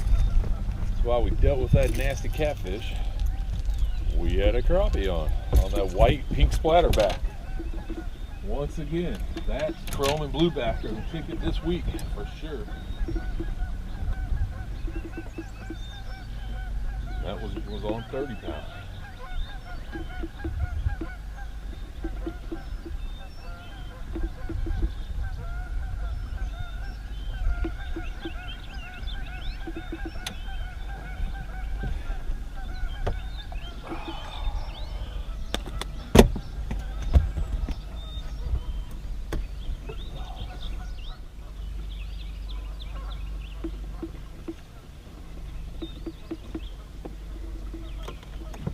But look, so when that crankbait, that rod tip stops vibrating, you're into something.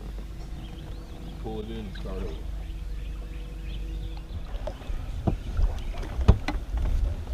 I forgot to throw the camera up. Click it.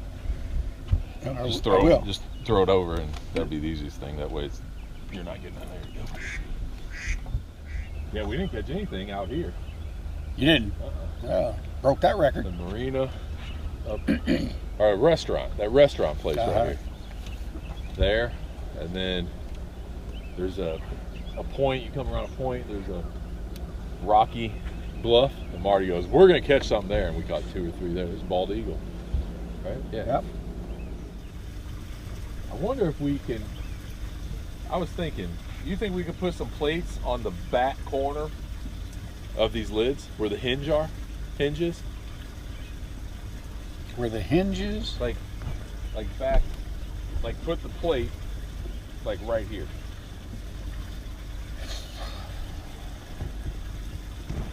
Well, you'd probably have to drill through and put bolts on the backside. Yeah. And some washers. Yeah.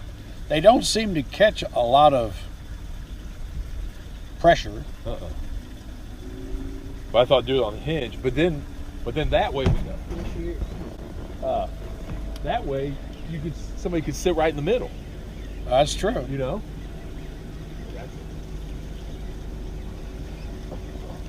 That's a good one there.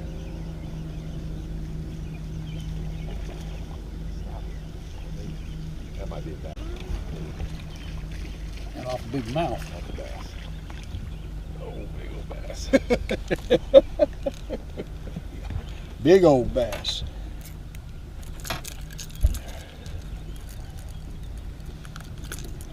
Come on. I almost got it out. Come on. Oh, man, I hooked you there. Sorry. Show it to. Oh, he ain't even a keeper. Yeah. Not even Which a side keeper. you want this on? Throw it that side. Yeah. But if you moved them up, then you could almost take one of those seats and sit even further, like back here.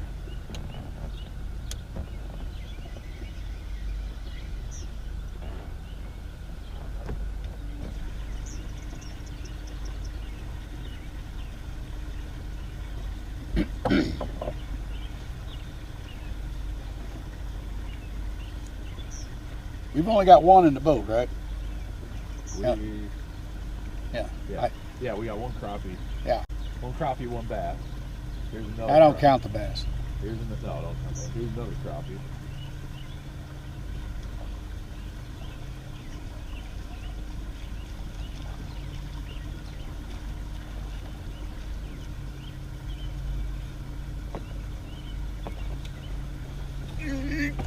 Come here, baby. Come here, baby.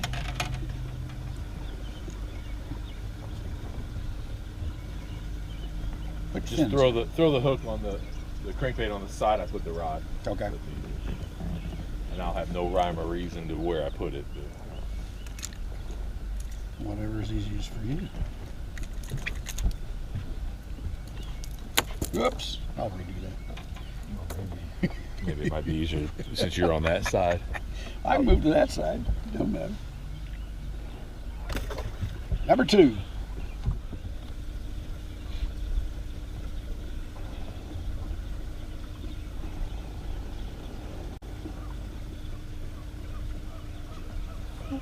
Oh, we got one out way out here. I mean, the depth we're still in, you know, no more than 40-ish foot, you know.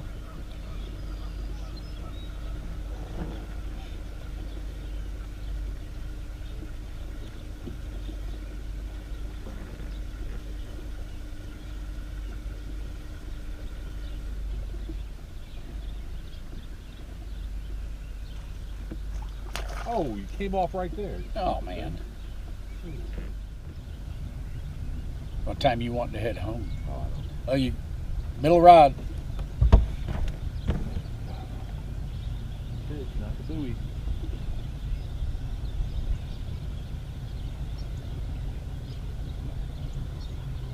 Oh, whatever. Oh, way back He's there. about back there by the buoy. Yeah. Pulled him off the buoy, probably. Probably.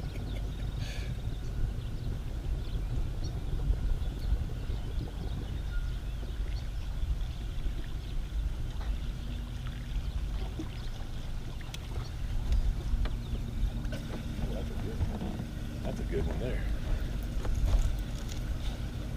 Oh, that is a big old bird.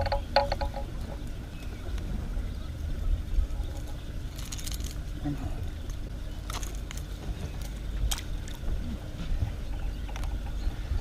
Good little fish. Click. Oh, we got fish here. Right on. Yeah. Right on schedule. Nope, came off. Huh? Came off. Are you kidding? I almost think, like there, I grabbed it pretty quick. Almost think just let it. Sometimes you need to let them hook themselves. Yeah. Yeah, I don't think the 2-car thing and the. Well, you yeah. said 2 cars. There you got one. There we go. Now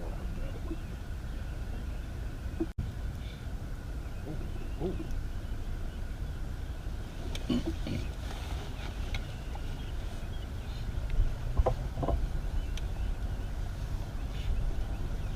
This guy's dead straightforward. What is he?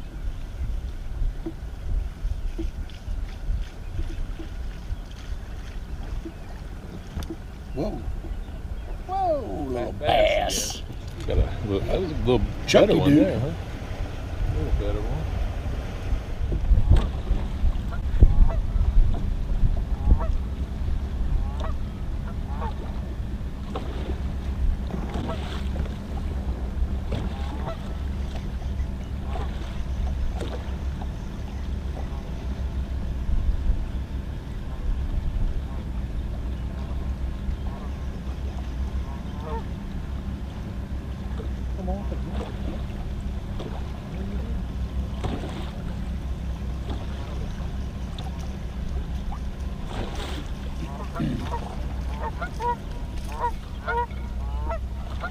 fish? Yep.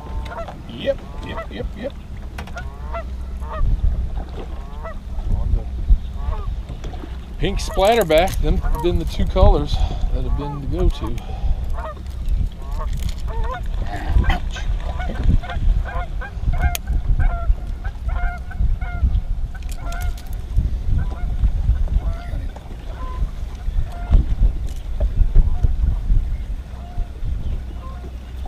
Between the two of them, to pay him, I have no idea what he's going to want for it.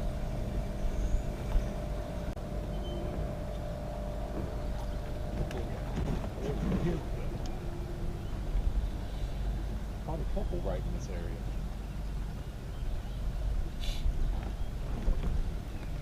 Feels decent. Get to the top.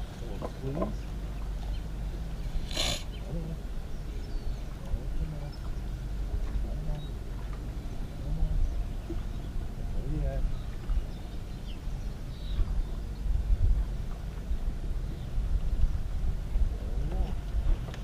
Man, sucker's 4 miles back. Not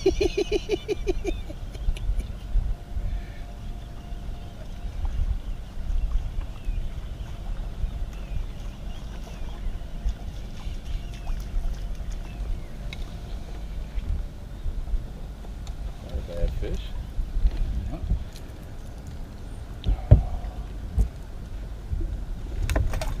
Boom. You got But let's see, 7, about 7, 6, so that's 13. We're gonna do one. Huh? We're gonna do one.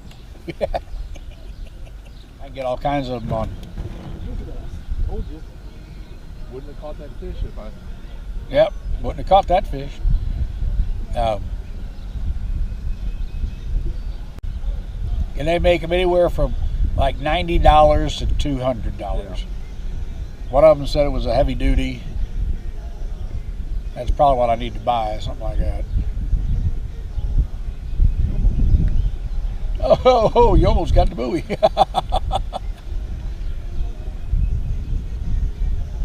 I wouldn't have. We would have been stopped by then. Yeah.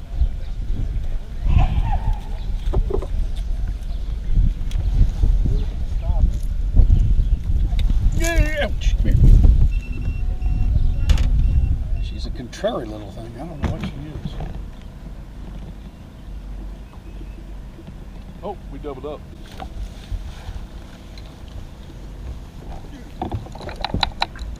All right, you gotta work. Huh? You gotta work.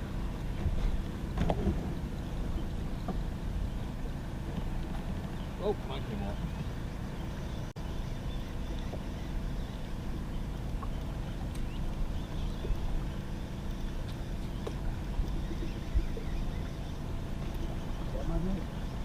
Come on, baby, stay on me.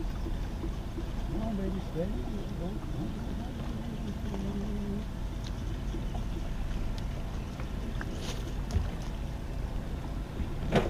Bring it up to you. Huh? Do that now. Got him? Yeah, I got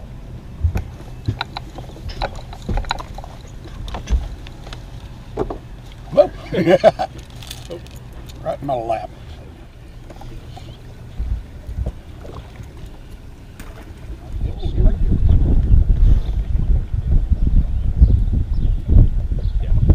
That might be it.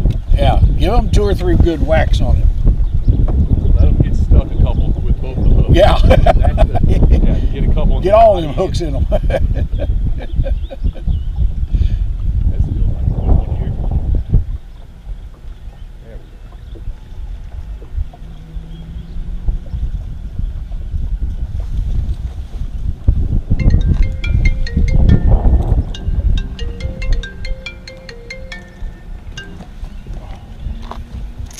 we go. Got his jaw ripped. Yeah, you got everything ripped. All right, so I pulled in that video, I pulled 15 and I pulled 30-pound braid, and I did see a difference. I caught about equal fish on each one, so but definitely I'm noticing a difference. A 15-pound braid does dive deeper than the 30. I don't think by much, but it definitely does. So overall on the video, I think it was about 50-50. So there wasn't a big significant difference. I'm going to continue probably, at least for the foreseeable future, I'm going to keep running 15 and 30 pound, just 2 of each. If I add additional rods, I'm thinking about adding 2 more rods for a total of 6 to the boat. I'm going to change up some configurations with my setup, and I'll, you know, once I do that, I'll get that out and I'll show you guys what I'm doing with that. But I'm going to keep running 2 15s and 2 30s just to keep them at different depths. You know, I think that's going to be the best bet. So appreciate. No, let it go out. Okay, you're starting to see it. All right, now let that. All right, now we sit back and let the magic happen.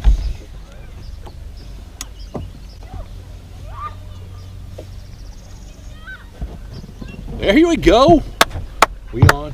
Hey, what I found too is just take your, like, real fast still, keep your rod tip up, but you don't have to run to it. It's almost like if you let them take it a couple times and hammer it down, they hook themselves a little bit better, but still reel pretty hard to get them up. All right, so I wanted to stop the video right here and talk about this for a minute, and what I had said about getting the crappie up to the surface and you know, cranking as hard as you can once you do get hooked up to get that to happen. And I've said this before in several of my past videos, I run my crankbaits far behind the boat, 100, 150 feet behind the boat. I know a lot of guys cast them out and basically just lock their reels in, and that's where they're pulling their crankbaits. I personally, I just don't think I have the success. I would love to go out with somebody and see that actually work. I'm not doubting it at all. I've seen it on video. I've seen guys on YouTube do it. I just personally feel like anytime that I go out, my confidence is in when I'm running those crankbaits 100, 150 feet behind the boat. So with that said, what happens, the crappie are notorious. Everybody knows they have paper mouths. So if you don't have a good hook set on that, and you're just finessing them in, you're going to lose that fish. So I think it's necessary to really get on that reel, and a high gear ratio reel really helps out in that situation, to get that fish up to the surface and then to ski them across the water into the boat. Once they do get up to the surface, the next important thing that you don't want to do is you don't want that fish to drop back down under the surface of the water and be bouncing around. I've lost fish that way as well too. Slack in the line. If you get slack in the line and you let off reel and you get a little bit of slack, you're going to lose those fish.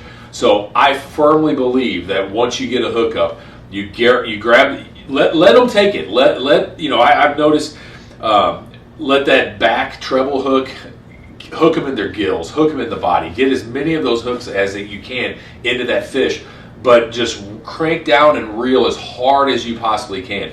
One thing I've also noticed is when I take out older people or younger people, it's hard for them to do that and to get those fish to the surface using the rods that I use. I use a 12-foot trolling rod, the Edgar 12-foot trolling rods.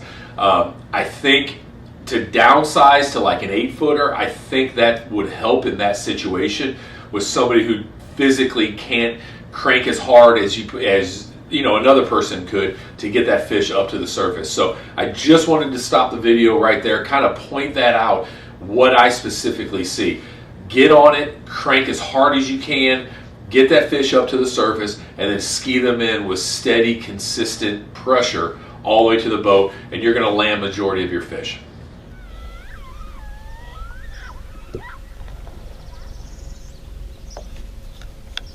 Got one?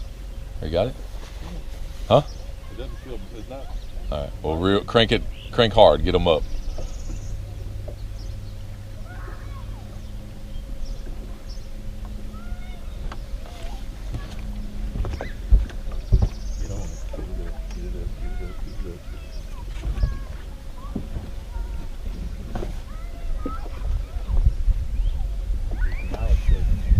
Then you don't have one.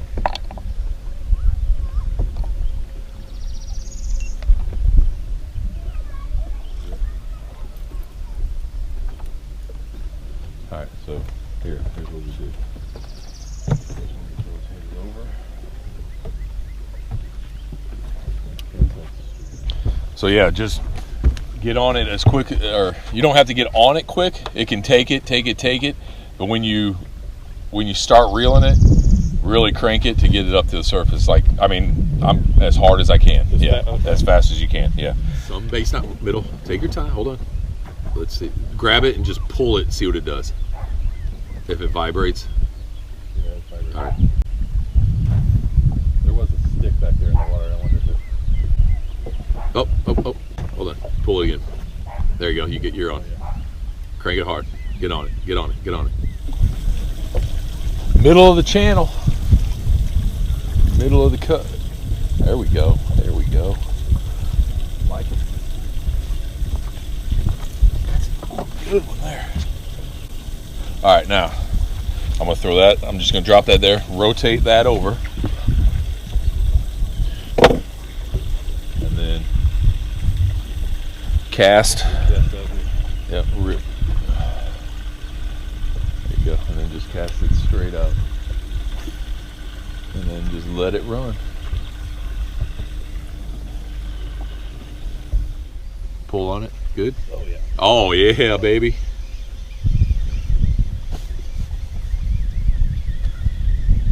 That's on that same color. Yeah. Sun perch. That's 2 on sun perch. 2 on sun perch. We had that one bite on the white with the pink splatter back. We might need to oh, don't let them flop. There you go. Yeah, so once you get up, don't let it flop like that. Or just a steady ski. It's just going for a ride. Just going for a little swim on top. Fling that bad boy up to me. Look at that. That's a dandy. That's 2 on Bandit 300 sun perch. Up, fish middle left. You got time. Now that's that blue chrome. Blue chrome. Get it up. Get it up. Crank it hard. There she is. She's back there. Don't let her go back down. You lose it. Yeah, baby.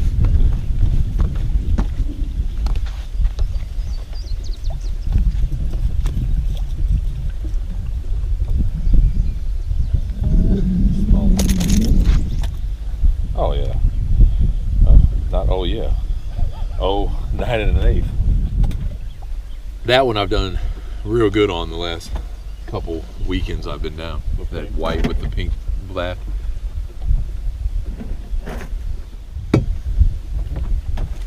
Yeah, I'll reel that in. I'll deal with this over here.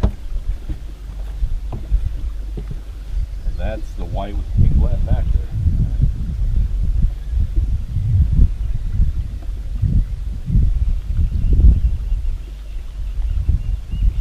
Creek channel, that's the key, I think.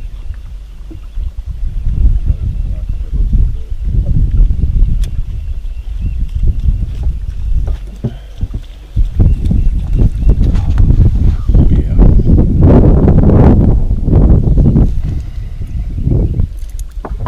That's how you want to hook them, in the gill and the mouth. Can't get in the way.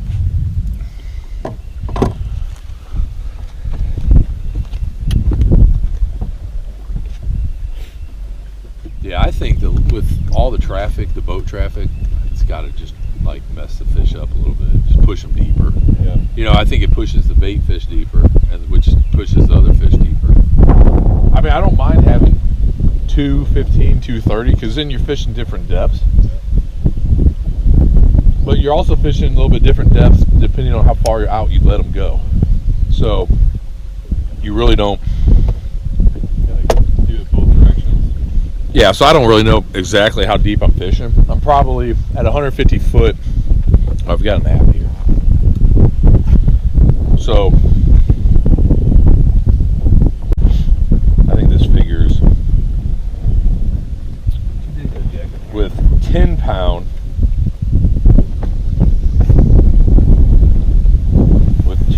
Berkeley fire line at 150 foot back.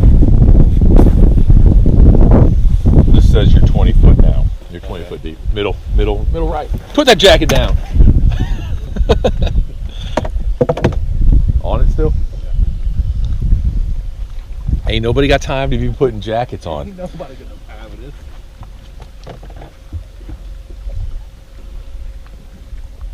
That's freaking 3 on some perch. Or no, that's 4 on something. That's 4 on some perch. I've got one more some perch.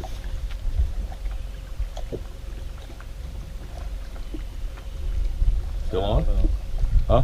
I'm not sure if he's on it still. Keep cranking.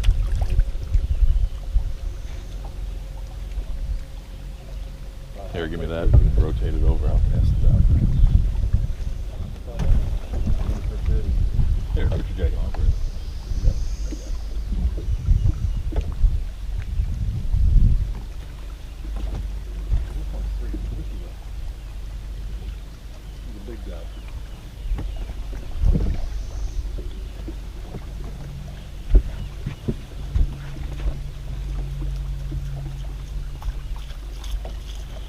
All right, bring him up.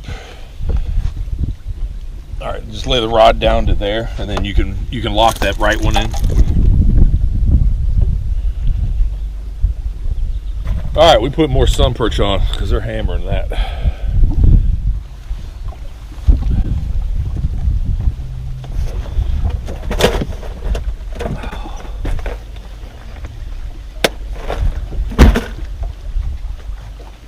Keep it to the right side. Try to keep it, you're close to the other line.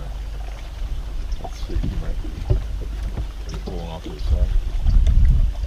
No, it looks like it's empty with it. So this is a bass anyway. Crap out of here.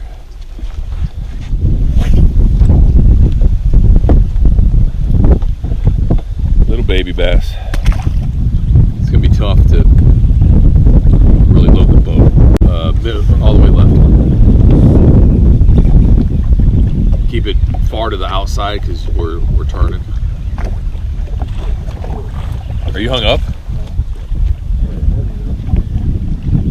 thought it was a tree there. I thought maybe. Yeah, it was right on that turn. Might have a catfish.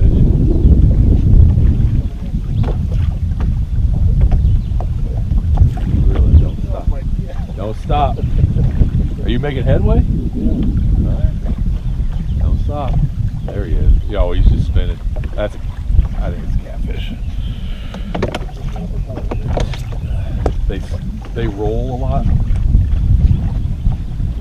Is he? No, that's crappie. Don't flip. Don't do that. Don't do that. Keep it steady.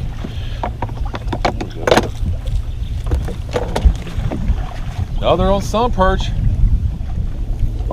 This guy sees us.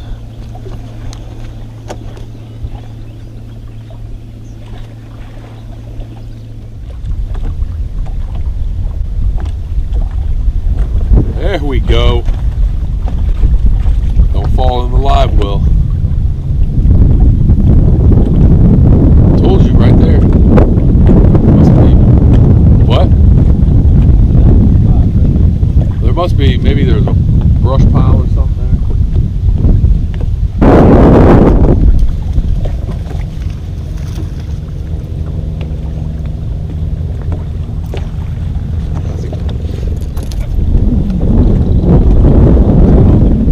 Pink splatter.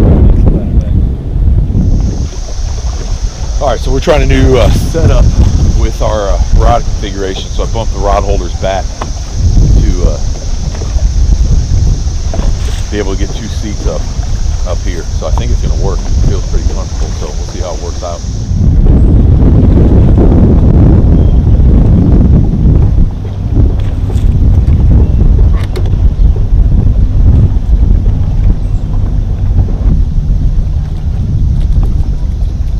Yes, sir.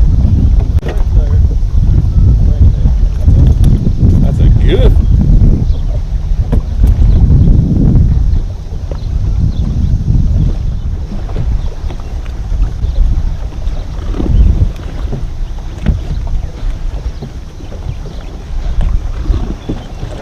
getting in them.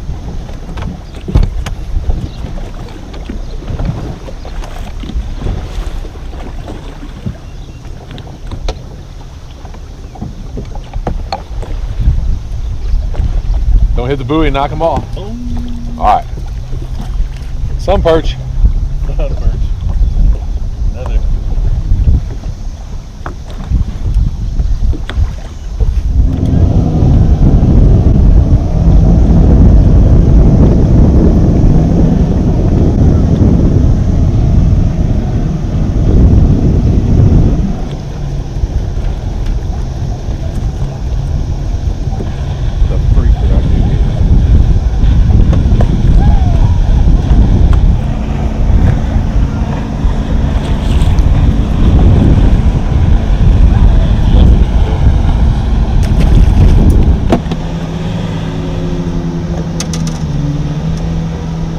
Another one? Be a crop.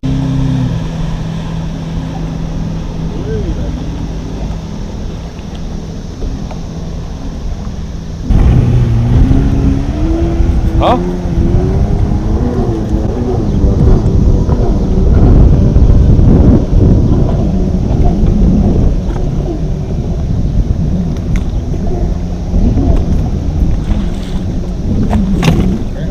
Two in a row. That's the bass hole there.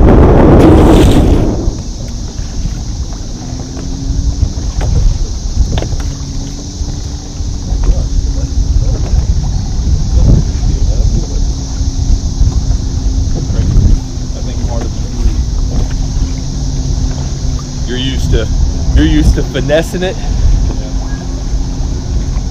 This ain't a finesse game. That's a good fish. Keep to the outside though, because you don't want to come into this middle one.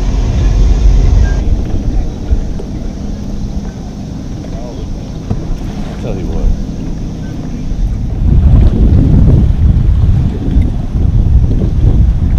Fish on. Drag it. Drag it. There you go.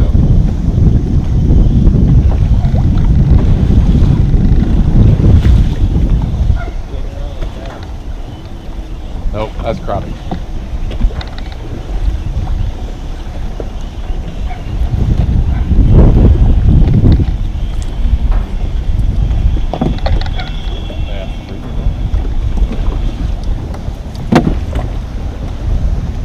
Once again, John Clark's bass hole. All right, guys, if you made it this far, I just want to say thanks. And another great day on the water on Lake the Ozarks. So it was a Saturday, early June, and things are starting to get a little bit rough in the afternoon. So we're going to get to the point now where it's just fishing for me during the week at Lake of the Ozarks and early mornings on the weekends. But ended up getting into some bass there at the end of the day.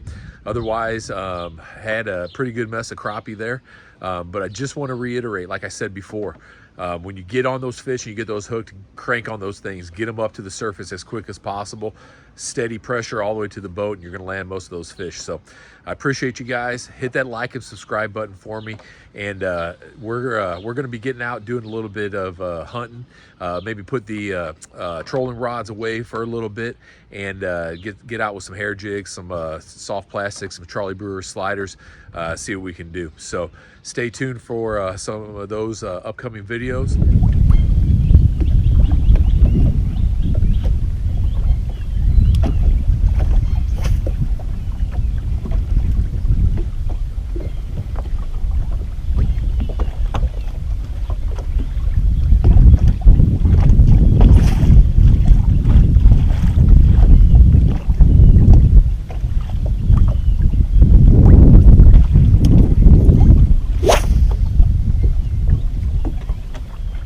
June the 3rd.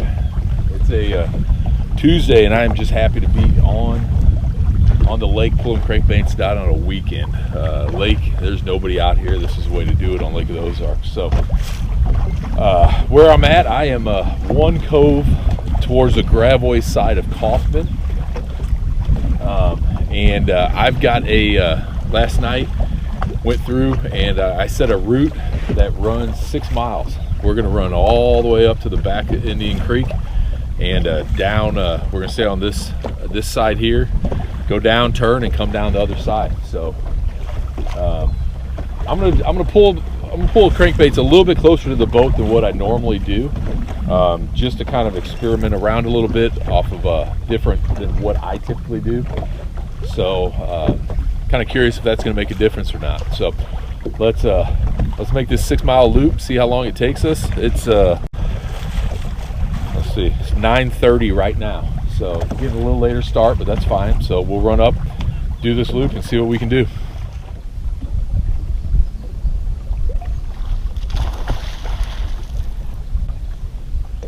Hopefully you guys caught that. A big old spoonbill just jumped right out of the water right there.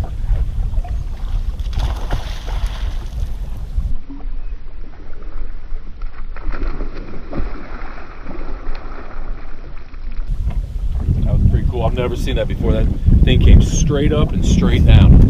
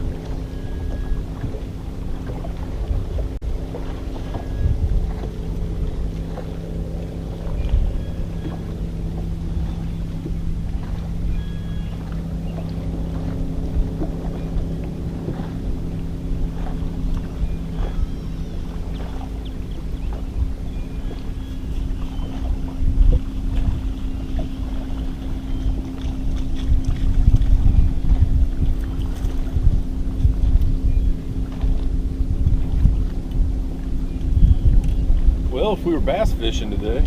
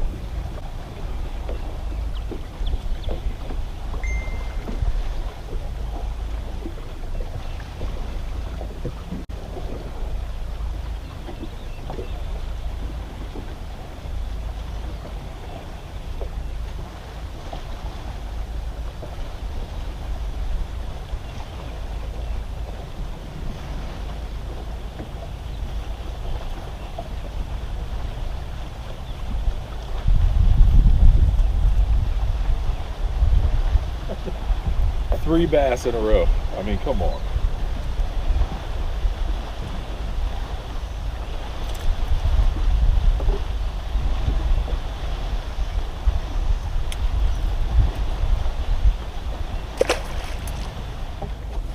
That's 3 bass in a row.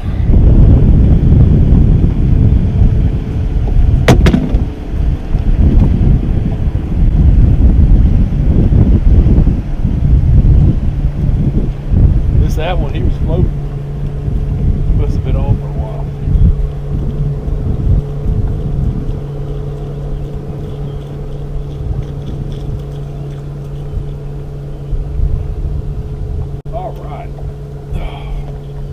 he was floating. He was on for a while, so.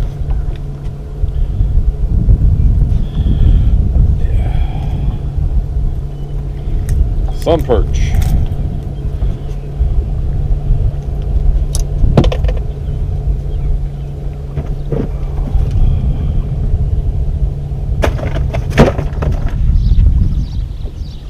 All right, so took a while. 3 bass. I've been out for an hour now. 3 bass. That was the first crappie, and that was on a Bandit 300 sun perch. So that's what we were. This was Saturday. Came out and started out hot earlier in the day on sun perch. So we'll keep an eye on that. Might be the go-to here.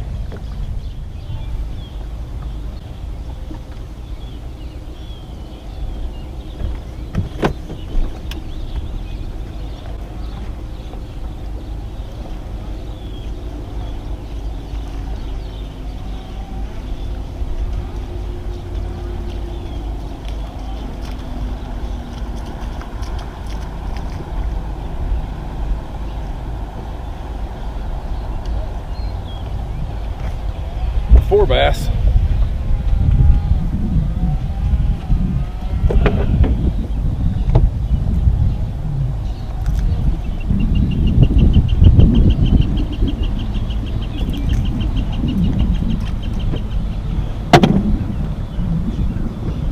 I think we got one over here too. Yep, we did.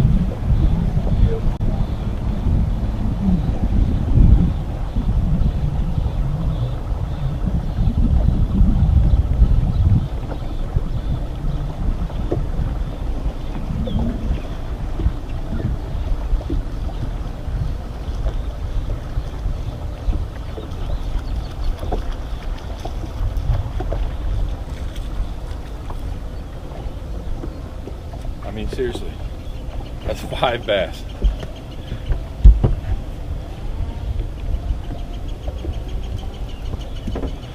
Guess I'm bass fishing today. Guess I'm pulling crankbaits for bass.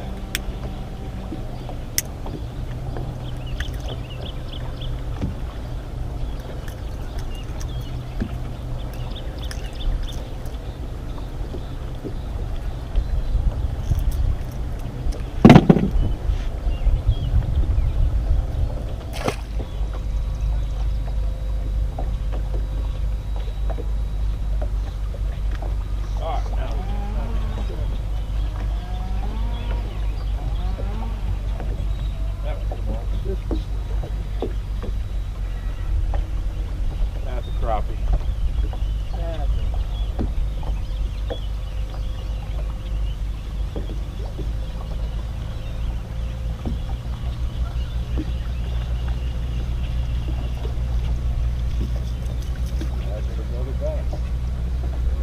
I mean, seriously, I've never had this happen.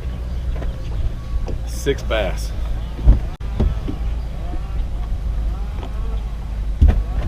Guess we're making a bass video today.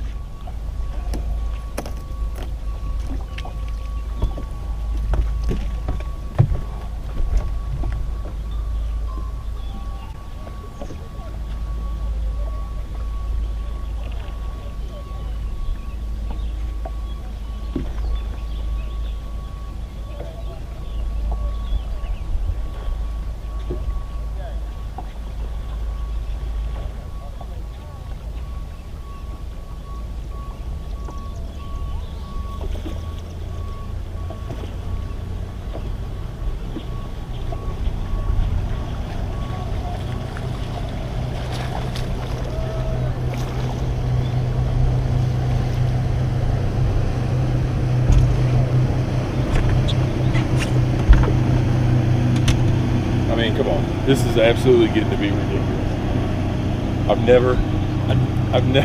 never had this happen. That's 7 bass. That's a good one there too. He might be 15.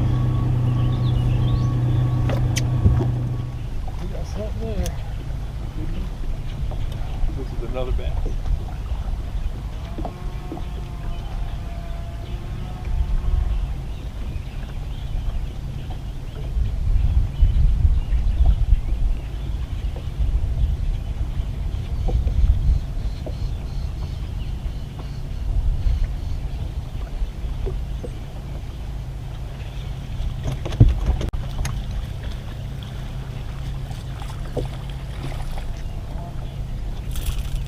Oh my God, that's 8 bass. What is going on? Unbelievable. 2 keeper largemouth, we'll keep them. They'll fry up. That's 8 bass, 1 crappie in an hour and a half.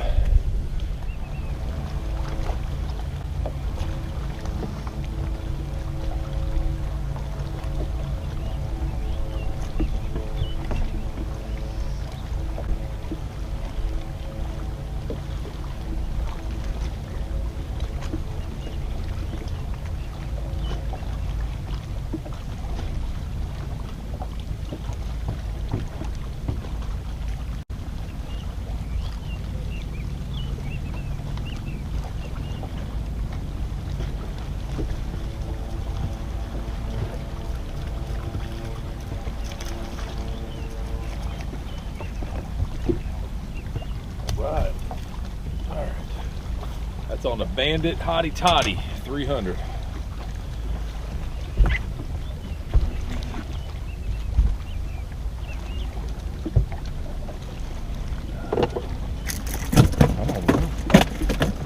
Stop it.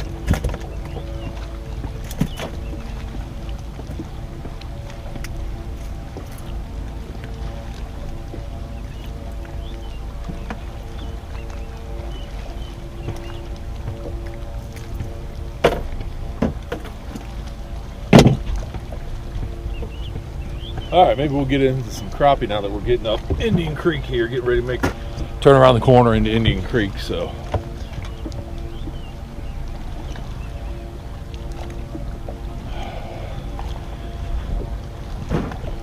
hopefully the tide will change and we can get out of the bass and get into some crappie.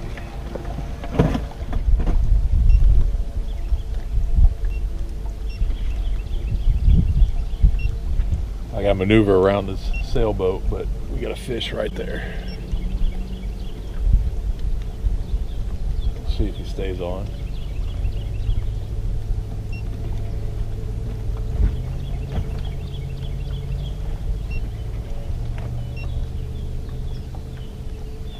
Yeah, he's still on.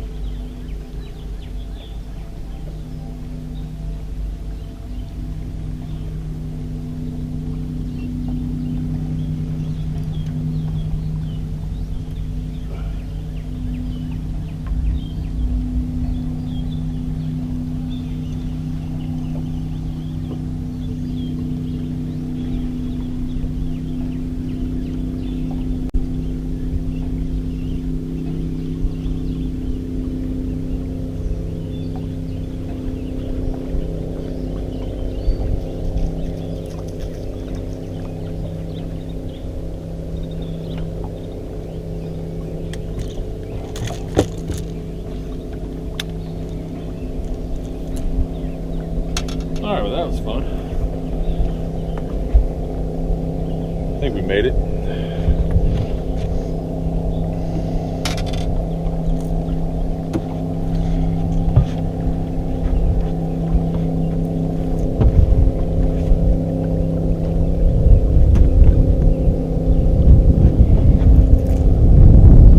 So that's another one on the Hottie Toddy on that pink with a white belly. Got a little bit of orange in it.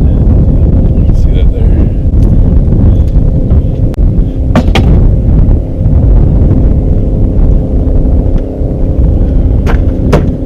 Picked that color up this morning on my way in. I stopped at Geyers in Eldon and had to grab some ice and looked at their Bandit 300, saw that, didn't have it, so I picked up a couple of them. Kind of glad I did.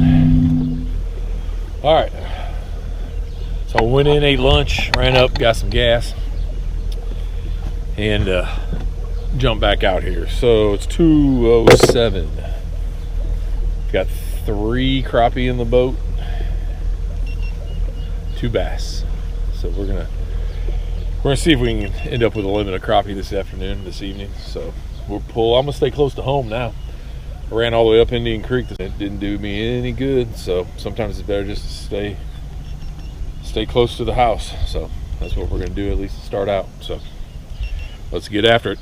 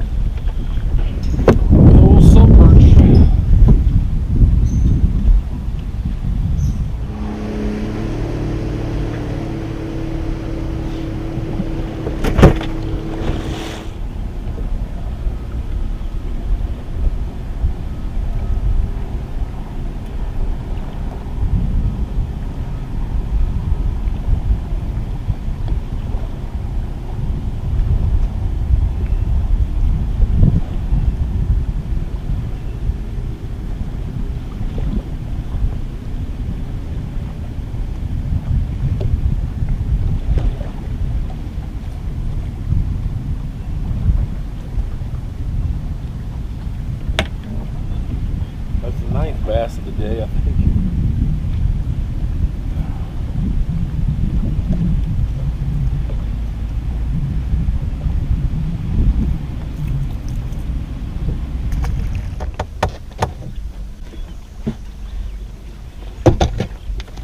Get down to get a drink. That happened.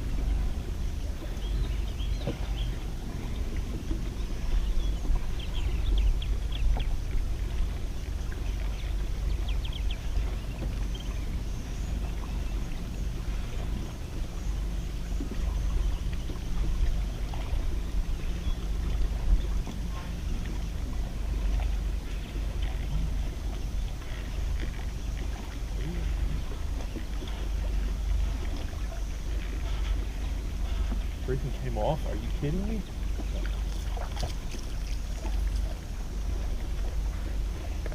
Man, we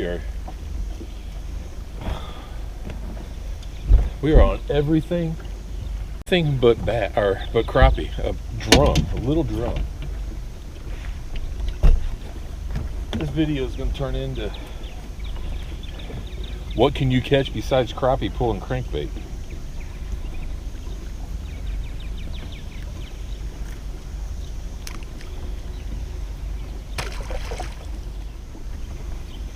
So at first it was kind of funny. I mean, you catch a couple bass, you're like, oh, this is fun.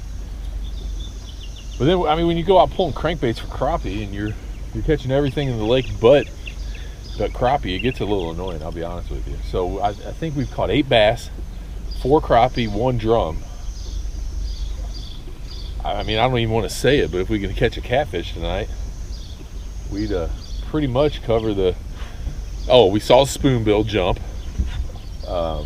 So catfish and a gar, we'll cover them all.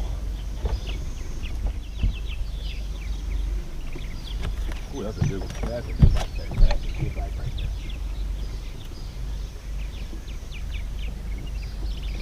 That's not a crappie, I'm gonna tell you that. Well, maybe it is.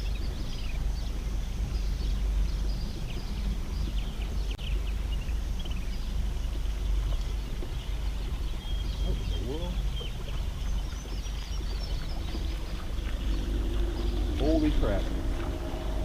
2 crappie. 2 bass. This is a freaking joke. This is a joke. 2 bass on 1 crankbait. I mean, come on. Come on.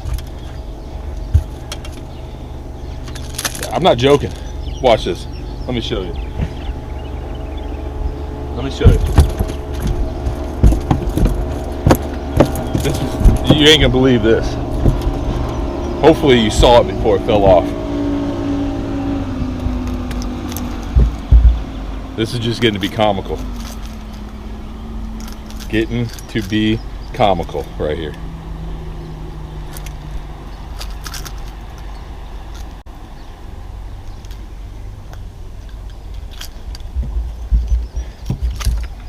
All right, the one came off. He's on the floor. This is no joke. I reeled one rod in. You saw that right there. And he's got a treble hook in his mouth off of my crankbait.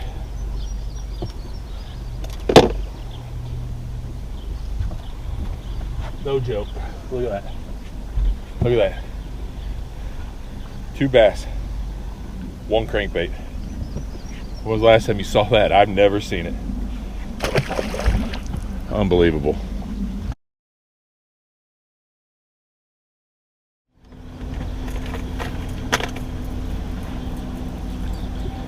This has been the craziest day.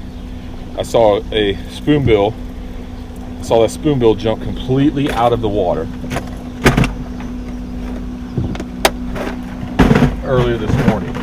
And then that happens. I've caught more bass than crappie. I've caught a drum.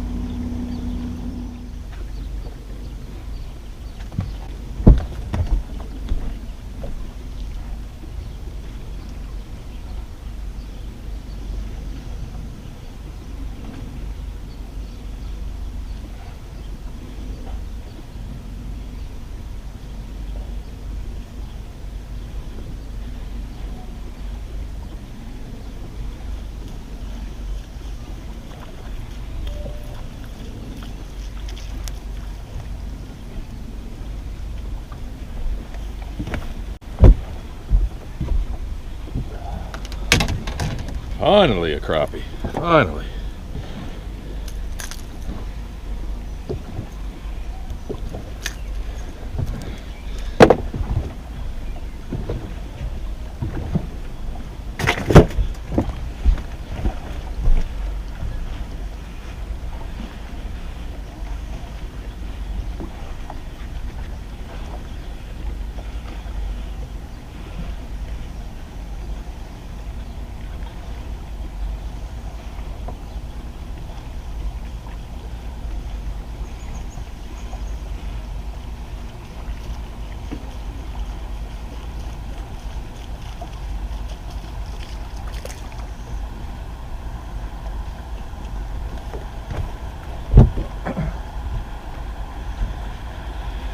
Another bass.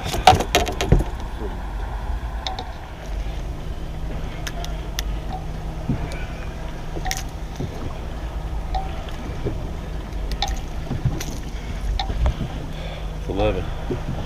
It's unbelievable.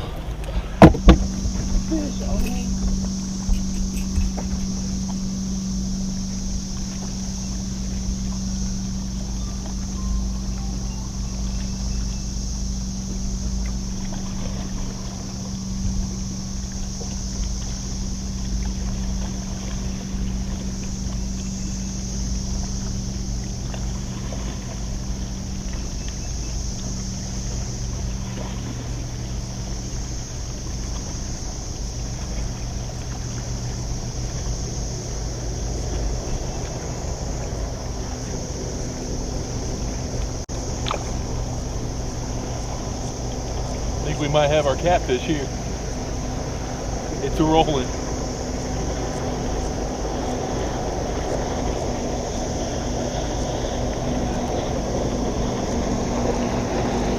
It's a crappie. I had a foul hook. Good crappie. Good crappie.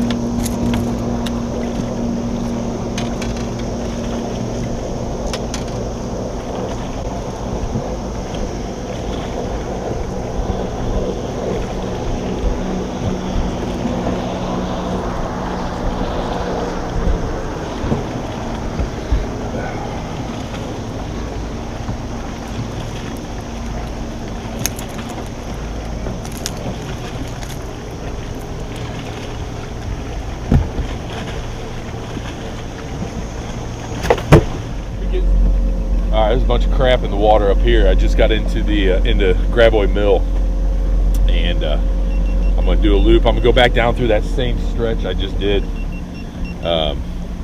because I mean, right as I came around this bend getting into Gravois Mill, the water really, I mean, there's stuff all over the place. So we'll just not be up here. So we'll do this pass in reverse, and caught a couple crappie, several bass. So we'll pass, and then we'll probably, I think I'm gonna kick down to I've got time before dark. I think I'm gonna run down maybe to Lick Branch Cove and hit that, at least hit a couple spots there.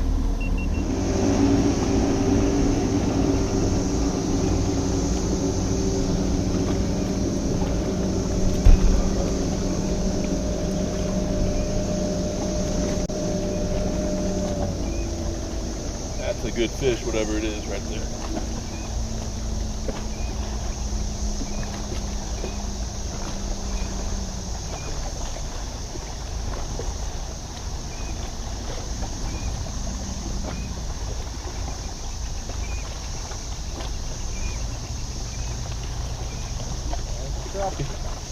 That's a crappie.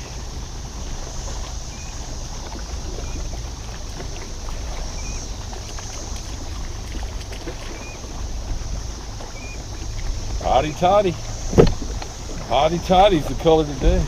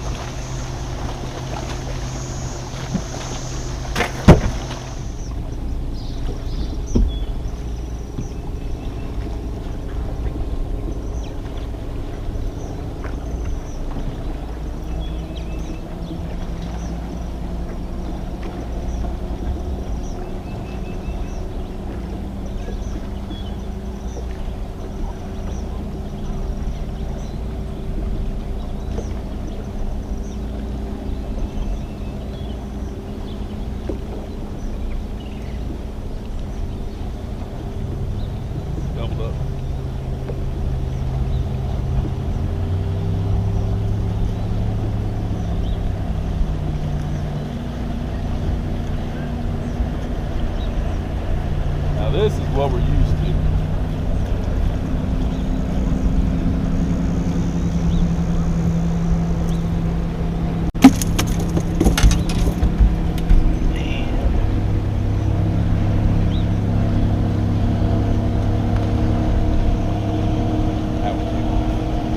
That one came off.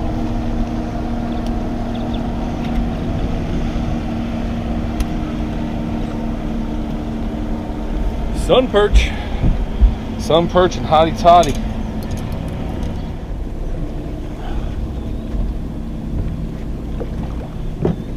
You can see I'm using a cooler now. Summertime, pulling crankbaits or any fishing, I like to use a cooler. I don't like those floaters. You start floating in the live well and the live basket back at the dock. I would just rather put them on ice right away. Plus, I think they fillet a lot easier. So put your fish on ice.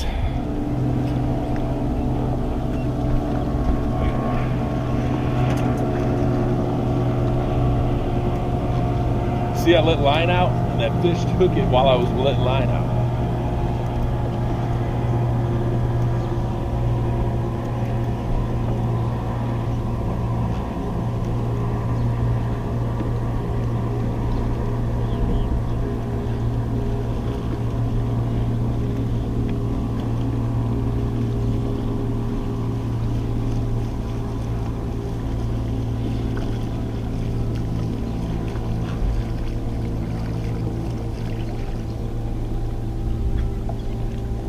There's our catfish we needed to complete it. Now these are the catfish that are gonna get you. I hate these little things. Oh. They're gonna flop with these crankbaits. They get you with their barbs.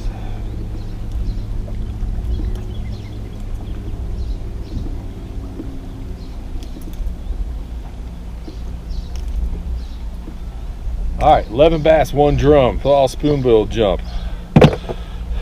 8 crappie, 1 catfish. All right, we're gonna make a quick move, run down to, I think I'm gonna go down to Lick Branch Cove. It's close to home. I can fish there close till dark. So I wanna check a bank there that I fish in front of some docks. Seem to always do pretty good there. So let's run down there.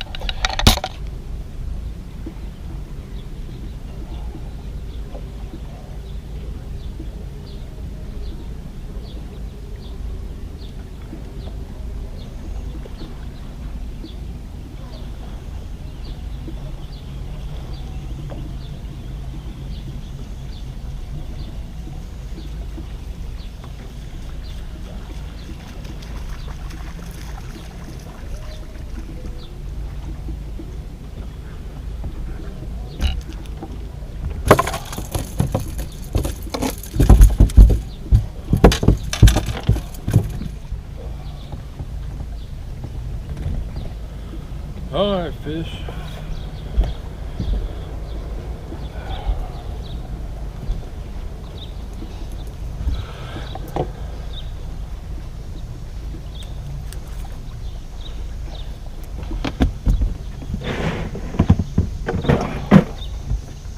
I don't think he's gonna make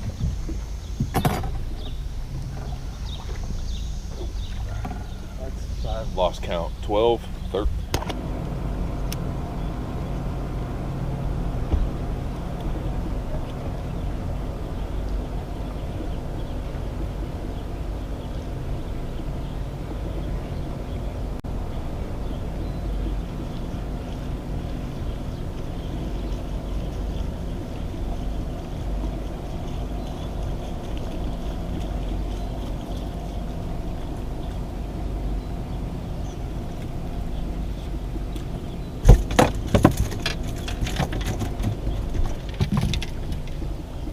Make one more move because I want to check out another spot.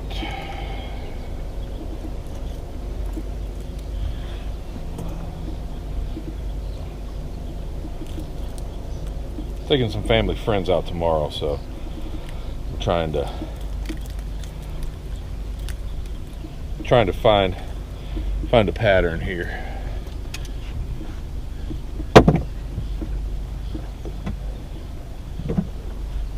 So we're pulling crankbaits this morning. We are, let's see what today is, June the 28th, Lake of the Ozarks. We are at the 6 mile marker in a cove that I've had good success in. So we're gonna start out here and adjust as we need to. We got a couple hours we control. We'll see how it goes. I got 4 teenagers and a wife back at the house asleep, so got some time to kill. So it's what is it, 5:30 maybe? 6 o'clock. 6 o'clock, so we'll pull I don't know, 9, 10 o'clock, pull 3, 4 hours. See if we can come up with a couple fish. Running my normal setups, I got 2 30-pound, two lines, or I'm sorry, 2 rods with 30-pound line, 2 rods with 15. The Suffix 832 neon green or neon lime, I believe it is, line. I'm running, I got a, starting out with one of my pink splatterback, one of my fluorescent chicken, that's a fluorescent orange and fluorescent chartreuse. I've got 1 sun perch on and 1 hottie toddy, so we'll adjust as we need to. And a little windier this morning, overcast, so hopefully they're biting.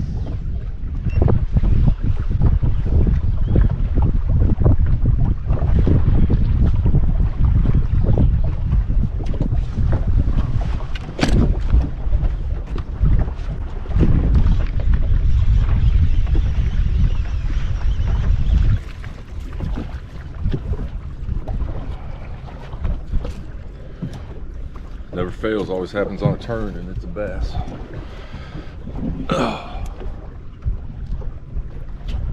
If you guys remember the last video, this is what we got into. dealing with these things, but hopefully we can get out of them.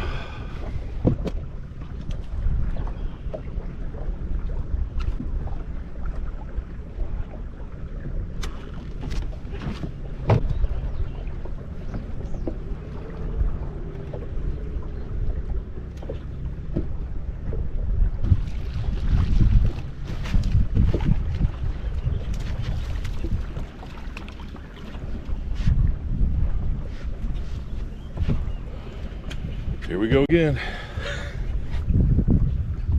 Got into a drum, bass in a drum.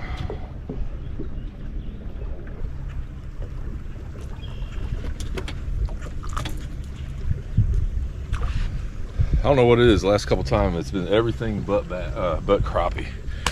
I mean, we didn't do too bad last time, but man. All right, so made a little move. Came up, I'm up the Gravois a little bit, kind of right at the start of Indian Creek and Gravois Mill, right where they fork off. So we'll pull a little bit here, and got a good little track laid out. So if we don't get on them here, we'll make another move.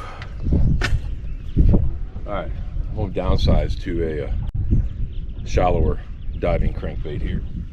See if that makes a little difference. Seeing some fish on sonar, and they're not, I mean, they're 15 foot deep or so, so maybe we can fish a couple a little deeper, a couple shallow, see if that makes a difference.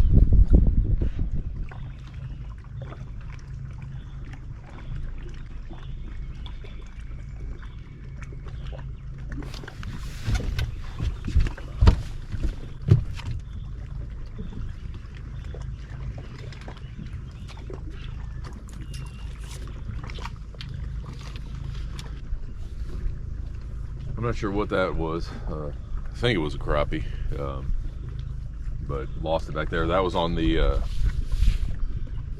basically it's a 200, it's a Bandit 200, ones that I paint, shallower diving crankbait. So I don't know, maybe they're shallower. We'll keep our eye on that, and might switch over a couple more, maybe one more to that. So just made a pass here. I'm just getting up into Gravois Mill now. We'll probably pick up and maybe go up Indian Creek. Thinking maybe just run the creek channel from an Indian Creek. So done that before. Last time out, did that. Didn't do too bad. So I don't know, man. The bite's been last couple times out for me. The bite's not been that great. More bass than crappie, and then today, haven't even caught a crappie. Been out for probably an hour and a half, hour and 20 minutes. So we'll keep at it, but yeah, we'll probably make a move here. We'll run up here a little bit more. I've got this track laid out a little bit further, so we'll run that, then we'll pick up and we'll bump over to Indian Creek. Like I said, we're just entering Gravois Mill right now. All right, we made another move now. I'm up in Indian Creek, kind of right at the start where it branches off, and got a track laid down. We'll just run the creek channel all the way back. See if they're hanging out in that creek channel. So I just checked this crankbait to see if it's running straight or not. So I always like to check my crankbaits, and there's times where out of the box they're good. There's other times where you've got to actually tune them. So what you want to do is to check it, throw it out, cast it out, bring it back to you. If it's pulling straight, then you're good to go. But if it's pulling to one side or the other, you're gonna want to adjust and tune that crankbait. Easiest way to do it, the way to do it is that eyelet that's on the bill. The Bandit 300s that I use for pulling crankbaits, they're on the bill. Some crankbaits will have them up here right at the bill and the body. If that crankbait's pulling to the left, you simply want to grab that eyelet and tweak it to the right. And if it's pulling to the right, tweak it to the left. So this one, as it was coming to me, it was pulling to the right. So I'm just going to grab that. I'm going to pinch on. I'm going to get that O-ring out of the way. I'm going to pinch on, and it's just a slight tweak I'm going to make to the left. And then what I'm gonna do is I'm gonna cast it back out, and I'm gonna reel it back in again, see what it does. If it needs tweaked a little bit more, then I'll tweak it a little bit more after that. But tuning your crankbait is that simple.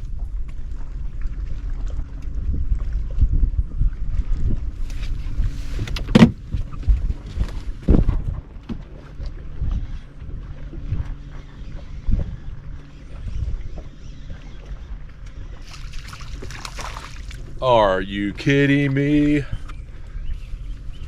That was a good crappie too. That was a good crappie. That's just how the day's going. We're 2 hours in. That was the first crappie we had hooked. It was a good one. I saw the whites of his eyes and I lost him at the boat. It's just one of them days.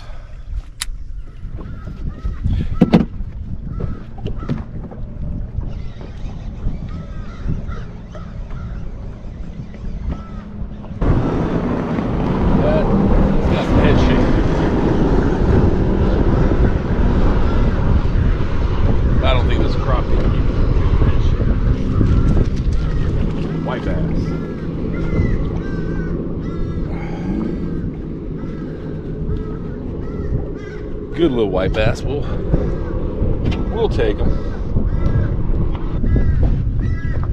Some guys don't like to eat these, but I think if you cut all the red meat out, they're solid.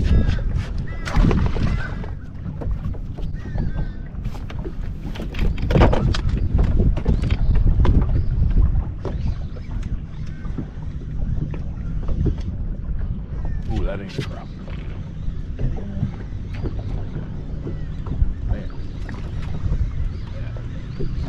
Does not feel like a crop.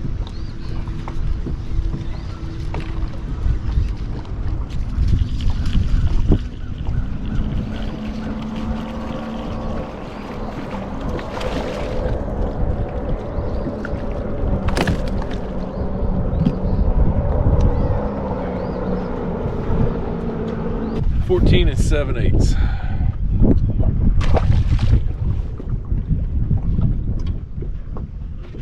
At least we got a little bit more action here. So largemouth and a white. I don't know what's going on with the crappie. Like I said, the last couple times I've been out, it's been slow, sporadic, a lot of bass, some catfish. Just haven't got into the crappie.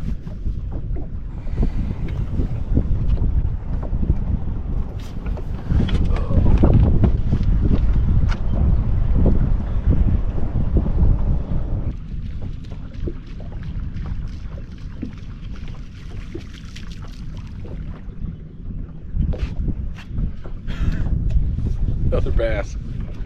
Oh my God.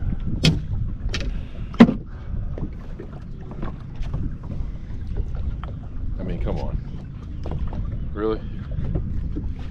Really?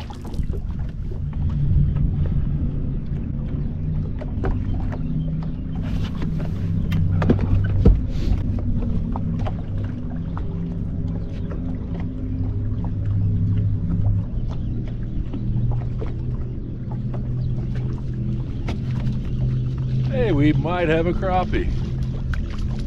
What do you know? What do you know? They are out there. Unbelievable. Unbelievable. That's the first crappie in 3 hours and 20 minutes.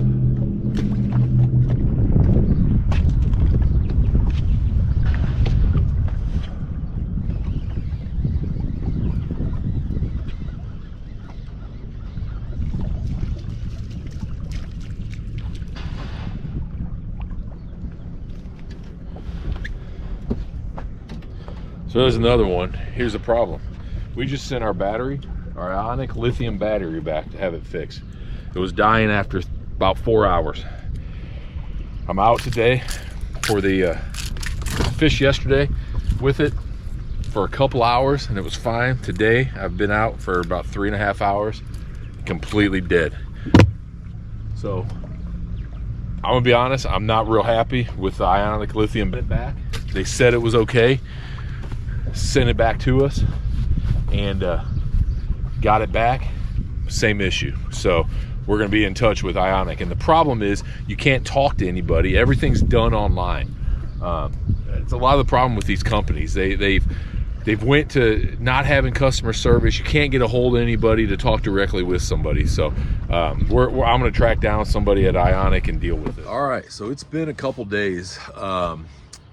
I've been back home, and I've just been thinking kind of about the year fishing for crappie down at Lake the Ozarks.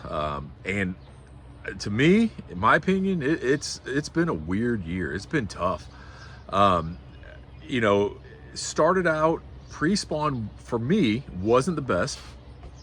Spawn was decent, not like it's been in the past. And then I hit the crankbait bite real good post-spawn for a couple weeks up until Memorial Day. But since Memorial Day, the crappie bite has been brutal for me. More bass. I'm catching more bass when I go out pulling crankbaits for crappie than I do for crappie. I'm pulling, you know, I'm pulling crankbaits in coves that I've had success in years past. I'm running creek channels. I went out this past weekend, went out on the main lake, and you know, trolled main lake docks, bluffs, and nothing, literally nothing. I mean, it was brutal. So I don't know. I'm not going to put out just good videos. You know, when I go out and kill them, I want to put videos out that really depict what it's like to fish. I mean, you're gonna have times where you go out and you're catching a fish, it seems like every cast, or you know, you're doubling up and tripling up, pulling crankbaits, but there's gonna be times where you don't, and that's another thing. I'm not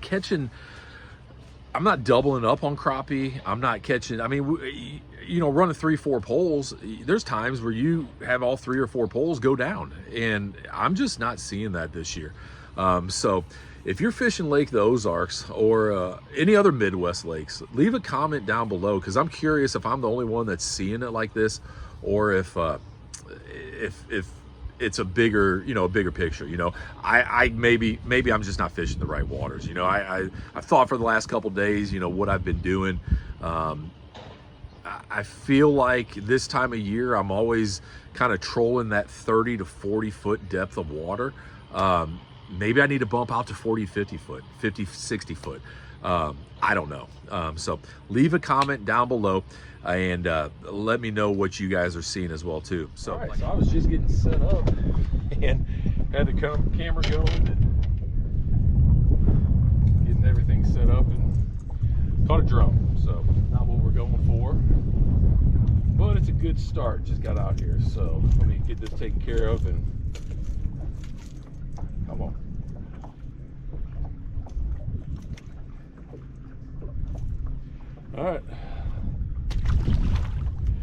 All right, so I'm back.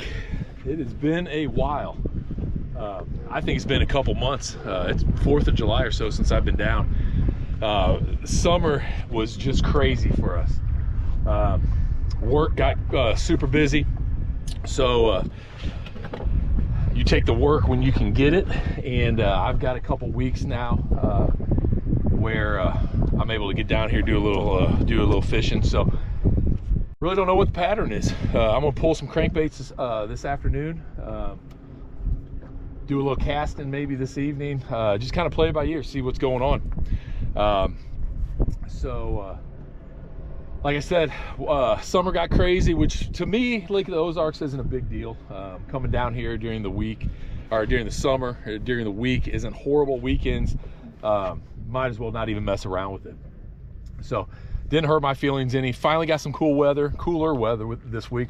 Supposed to be in the 70s, so should be pretty nice. So I've got 2 single rigs right now, and then I've got 2 of my double rigs on also too. So I'm gonna link the video I went over how I do my double rigs. I'll link that video in the description down below, so that you guys can check that out. So let's see if we can get into some. Like I said, absolutely no clue what the pattern is. Water temp I don't even know what water temperature is right now, to be honest with you. Let's see.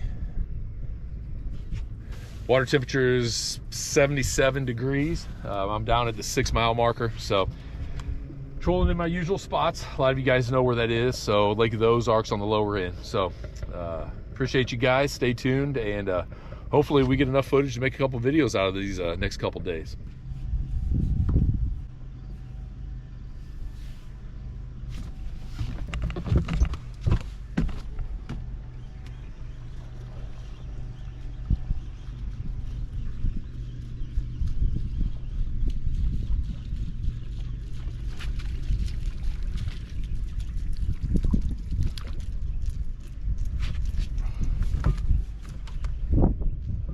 There we go, crappie number 1.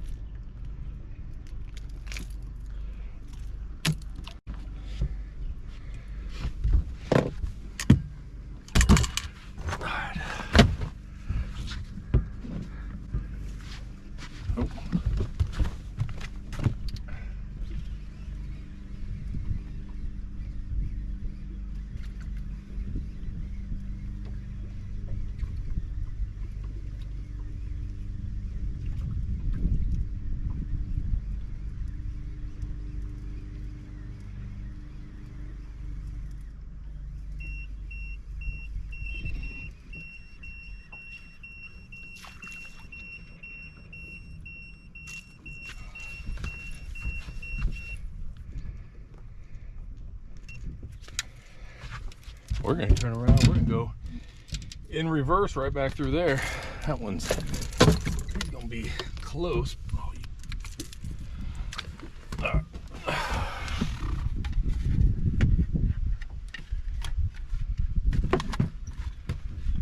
right, so the double rig's working. Haven't caught any on the top yet, but it doesn't affect that bottom crankbait. So like I said in the my video going over it, it's just another presentation, you know, just another presentation up top. Give them something else to look at. So we're keep playing with that. It's obviously not hurting anything to have it. So we'll keep running it.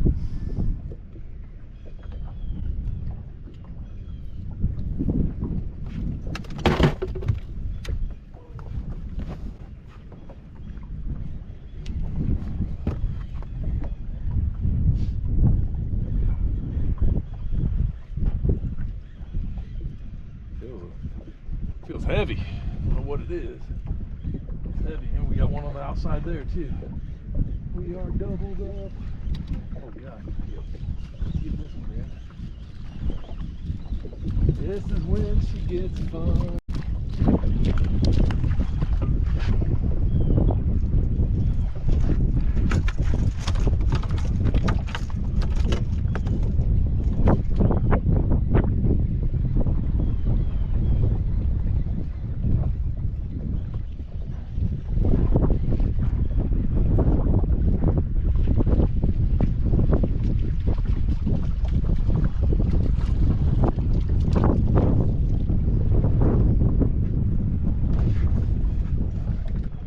Take that.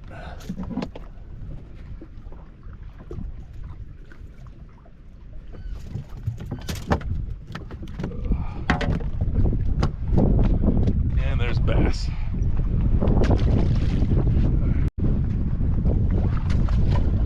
Make sure I throw the right one back.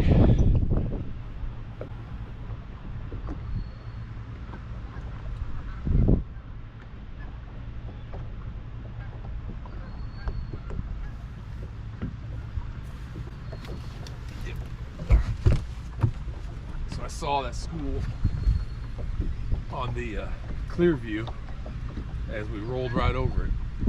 So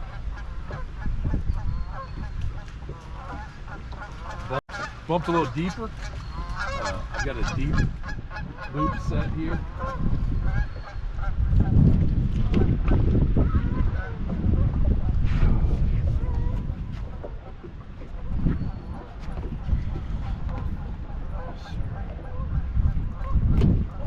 double rig on the bottom on the crankbait, and that is that sun perch. Good crappie. Yeah, I came across that, saw it on the down imaging.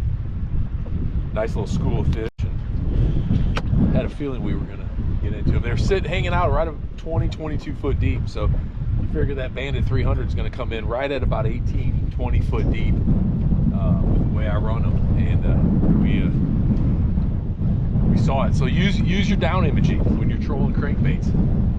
Locate the fish. I'm not seeing a thermocline today, but they'll hang out above that thermocline as you see them.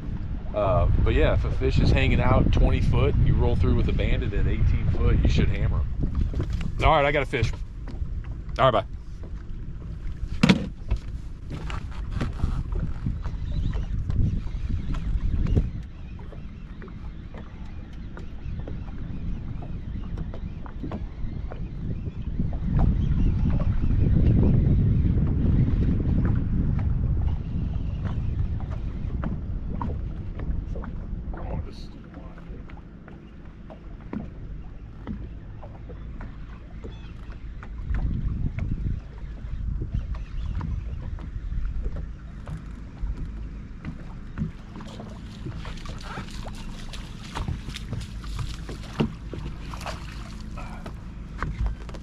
That's a couple on that blue and chartreuse today.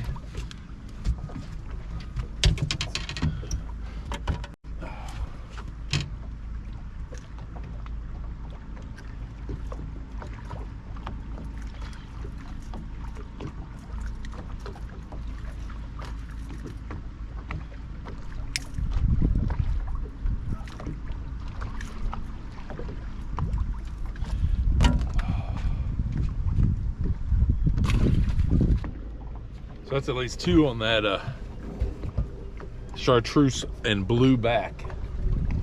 So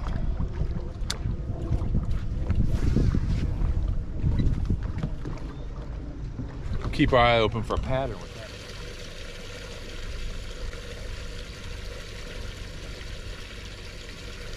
Oh, we got a fish.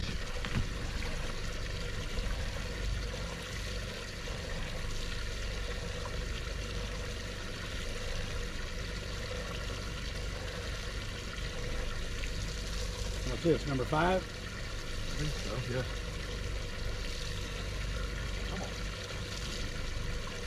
Man, well, you got him a half a mile behind the boat.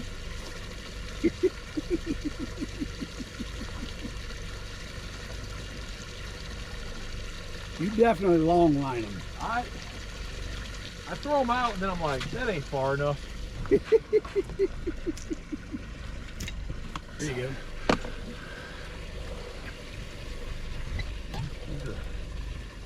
Close enough. Yeah, you see, I mean, you figure that cast is probably what, 60 foot? Probably. And then, I don't know, I just let them. Yeah, I thought just troll right down the middle of this and see, you know, I don't. Yeah, why not? It looks like it's just one tree after another, doesn't it? Yeah. Oh, and as we go over the trees,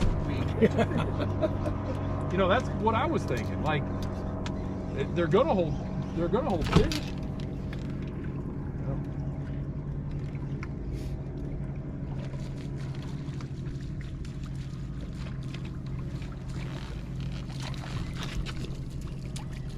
Ooh, that's a good one. Oh yeah, That's a good one. Ooh, baby. it's on that the same color.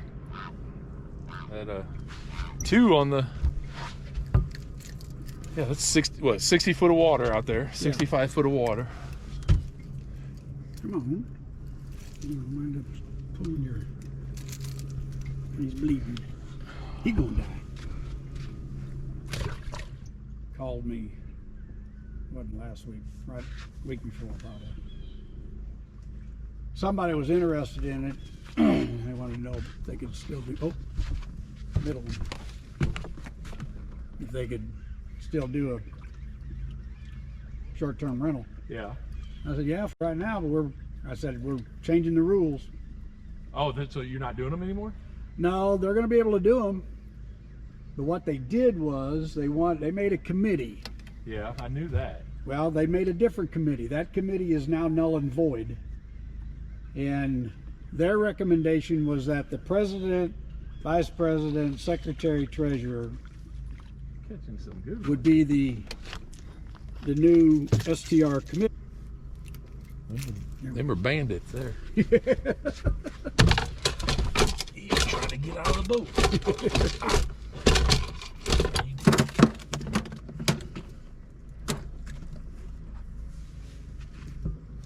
Number 8. Not a bad afternoon. That afternoon. Out here, there's trees. Yeah. Oh, we got fish. We got a fish on the tree. Oh, here we go. Oh my.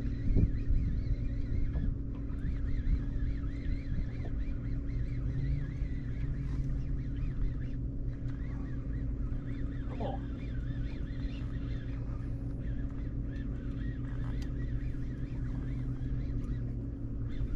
This might not be a crappie. Golly.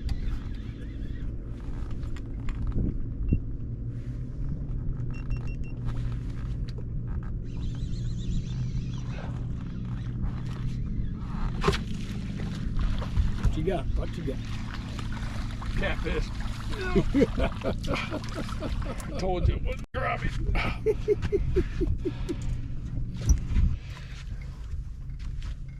All right. It's a, what is that? A flat? That a blue or a flat? I don't know. It's got to There, take it. where you want to go. Just right in front of Bentley's dock. Okay. The trash can. I bought a trash can off of Amazon. She likes it. And then I bought a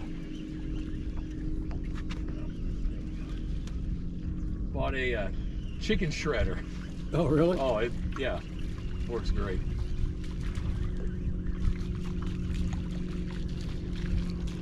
There we go. Oh, don't come off. There we go. Oh, you got the pliers. That's a good one, All right, so pulling crankbaits this morning. We got 3 out now. Had a little bit of a mess, so I'm gonna re-rig one, and we'll get a 4th in the water here. So I'm gonna run the same track, starting out as I did last night, and then we'll kind of bounce around, move from there if nothing's happening here. So we'll, last night was any indication,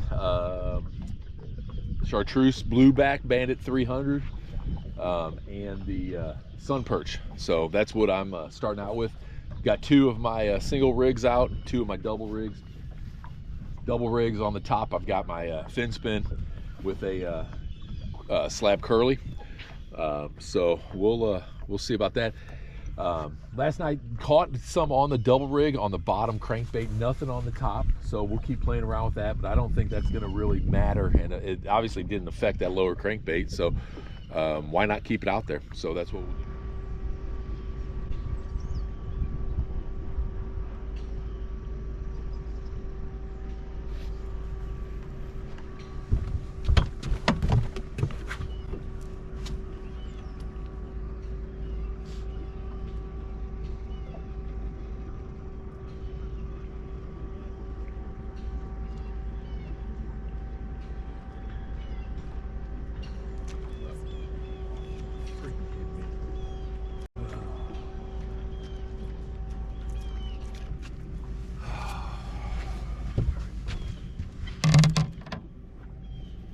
I'll tell you, nothing frustrates me more. I know it happens, but I just don't like losing fish. Just put this one out. I don't know if he hit it. Might have hit it on the way down.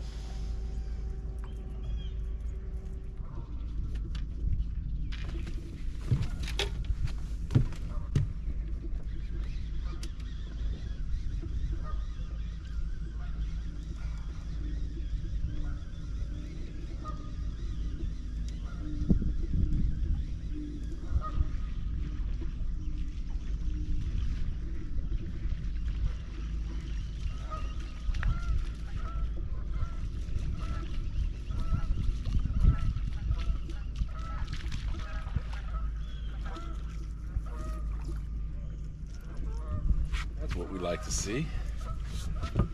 That's what we like to see.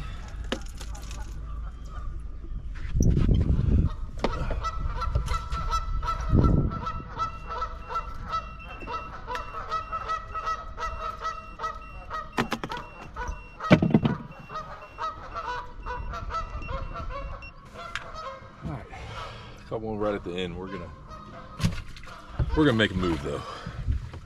Alright, so I made a move, came up into the Gravois a little bit here. Got a track laid down that caught quite a few fish on it before. We'll run about a mile or so is what this track is. Run up right to the mouth of the start of Gravois Mill. So like I said, caught some fish on this this track before. Actually, I'll link it down below, but I've got a video where I caught 2 bass on the same crankbait at the same time. So it's never happened to me before, probably never will happen again. So I'll link that down below. Check it out if you haven't seen it already. So let's run this track, see what we can get into.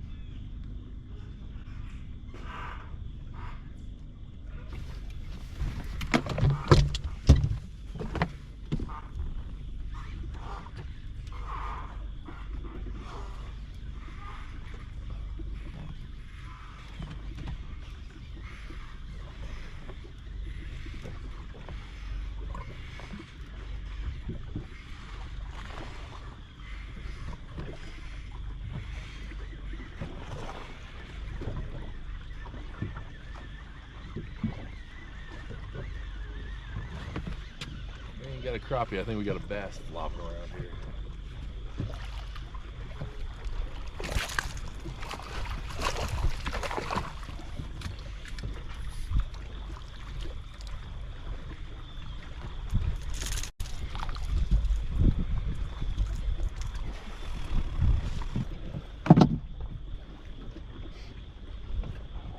Hung up on anything.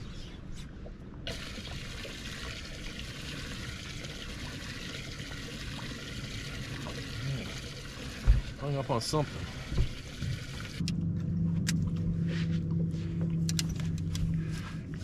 Well, that's 3 crankbaits lost at, I don't know, what, $7 a piece. So if you think pulling crankbaits is cheap, it ain't. It ain't cheap.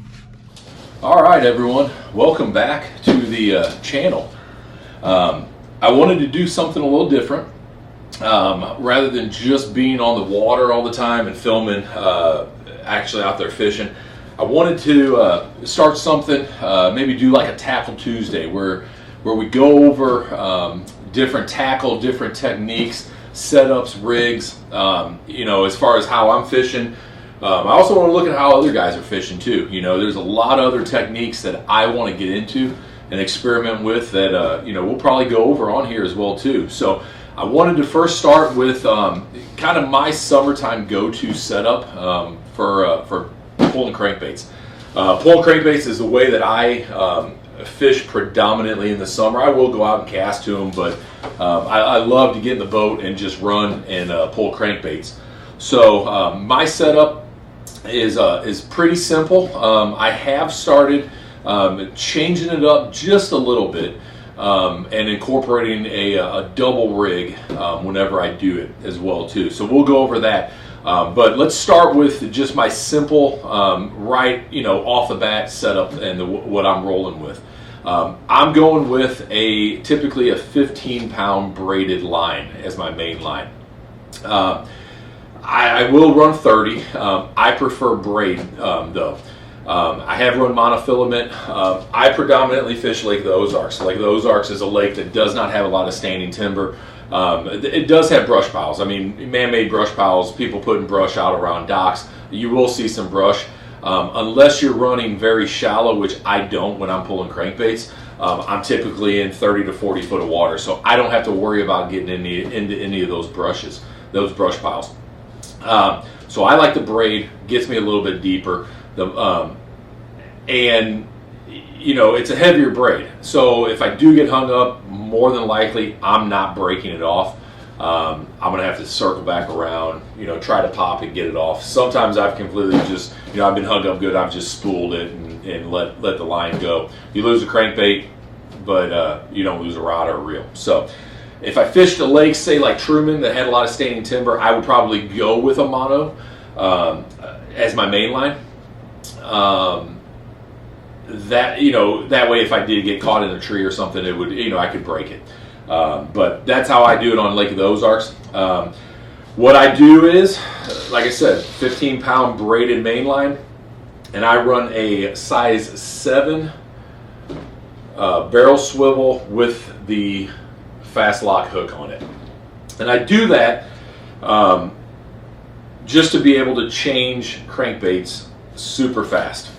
So, I mean, you know, say, you know, you got, you know, 4 or 6 colors out there, you start catching them predominantly on one, you can just easily, you know, clip it, swap it out, roll to the next one.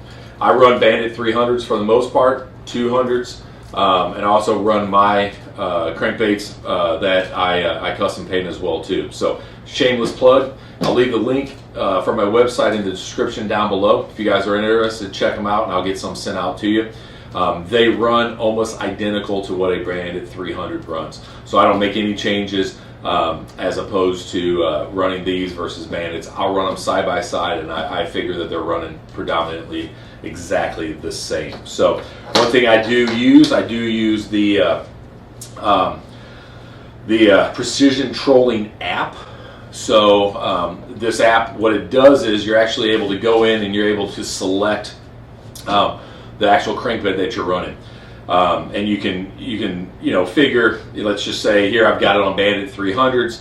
The preset kind of default setting they have on here is for 10-pound Berkeley Fireline. So let's say I want to run at 100 foot behind the boat. I just simply go to 100 foot behind the boat, and it's going to tell me they're going to run 18 foot deep. So if I'm looking, what I do is if I look and I see fish, you know, if I want to run my crankbaits at 22 foot deep, I know I need to be 200 foot behind the boat, which is crazy. You know, I do run them far back. I run about 150 foot back. Typically is how I run my crankbaits, where I start out, I should say. And at 150 foot back, I'm 20 foot deep.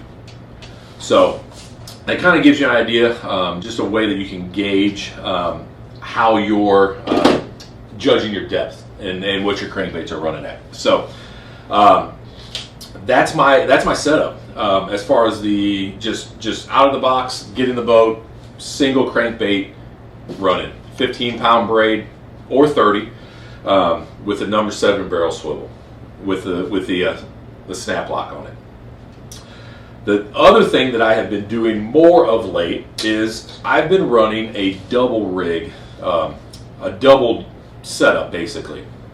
And what I do with that is same mainline setup. So I'm running the 15-pound braid to the barrel swivel.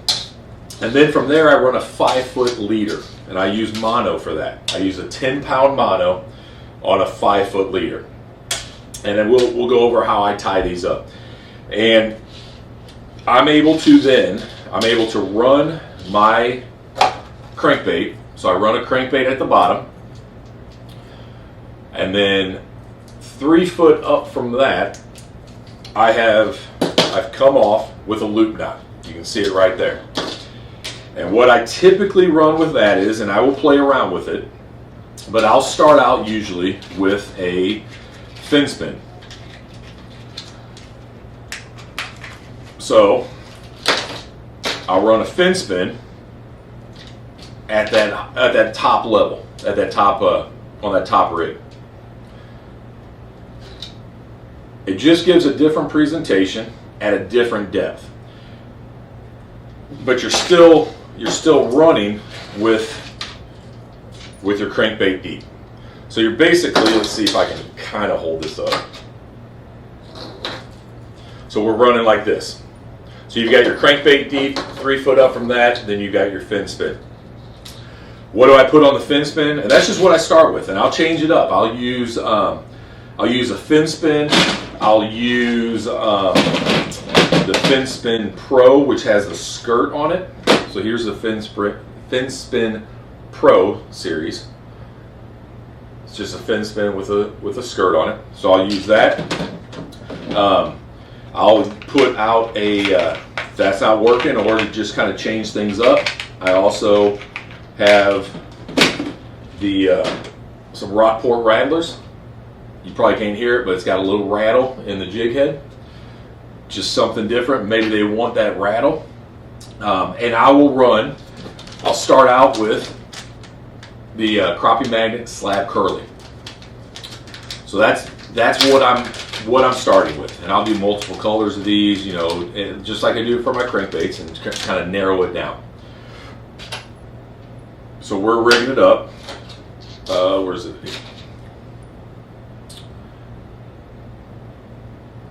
To where this is what we're looking at right here. So I'm running through the water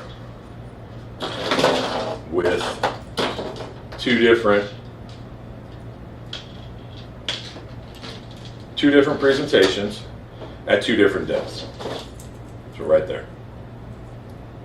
Don't know how well you can see it, but I think you get the gist of it. So, and then just adjust from there. Like I said, if that's not working, I might throw out a Charlie Brewer slider. I might just do a Crappie Magnet, just the jig head, as opposed to just a round jig head, but do Crappie Magnets jig head, just to give it something a little bit different of a presentation. So that's my setup. Now let me show you how I tie my leaders. Like I said, it's a 5-foot leader, and I come down 2 foot to that first loop, come off about 6 inches, and then down another 3 foot, and that's where I'm running my the crankbait at deep. All right, so to tie the leader, what I start with is a barrel swivel. And what that barrel swivel allows me to do is, it allows me to simply hook onto my barrel swivel on my main line with my snap lock. So that allows me to change out as I need my leaders. And what I do is I pre-tie leaders. So I use these, they're by Tackle Buddy, and they're snell holders.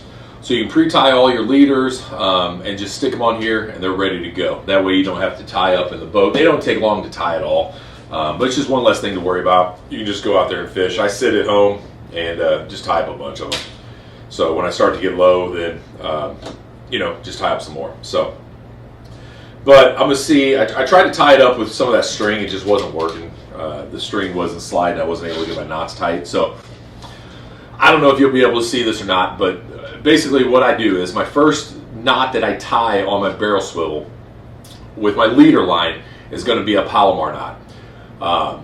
I predominantly only use Palomar knots, and I use a loop knot also for this particular application. You'll see where I use a loop knot. But this first knot on the barrel swivel is going to be a Palomar. And if you don't know how to tie a Palomar knot, you're going to go through the eyelet, and then you're going to go back through, and you're going to leave that loop on the side. And I use my mouth a lot when I tie knots. It's a third hand. It just makes it easier for me. So, all right. So there you have your main line through the eyelet. You make a loop. I hold the loop with my left hand with my ring finger, and then bring it back through. So I've got my tag in and my main line in my right hand with that loop in my left. And then all I'm going to do is I'm going to let the hook, which is in this case the barrel swivel, I'm going to let that hang, and I'm going to make a loop. And I'm going to hold that loop then with my right hand. So this loop here that I've created, we're going to come back to me and then through this loop, just like this, to where we're back through, okay? And then you want to take and open up that loop like this, and you want to bring the barrel swivel, or your hook if you're just using a hook, through that, okay? And then you're going to want to cinch it tight. Wet your knot, cinch it tight. Just like that.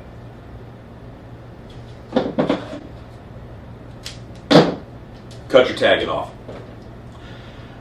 I don't cut my tagging real close to the knot. I don't think the fish are going to see it. If the fish don't see the main line, why are they going to see that tag in? So that's my argument. I know some guys say, oh, you got to cut that tagging off tight. They're going to see that tag in. Well, they don't worry about this main line. It's the same exact line. So that's just my 2 cents. So now what I'm going to do is I need a 5-foot leader, and I've got more line than 5 foot. So what I do is I come out, my wingspan is about 5 foot. So I take my wingspan and I'm 5 foot, and then I just give myself just a little bit more. And I'll cut it off. Let me get rid of this extra line here.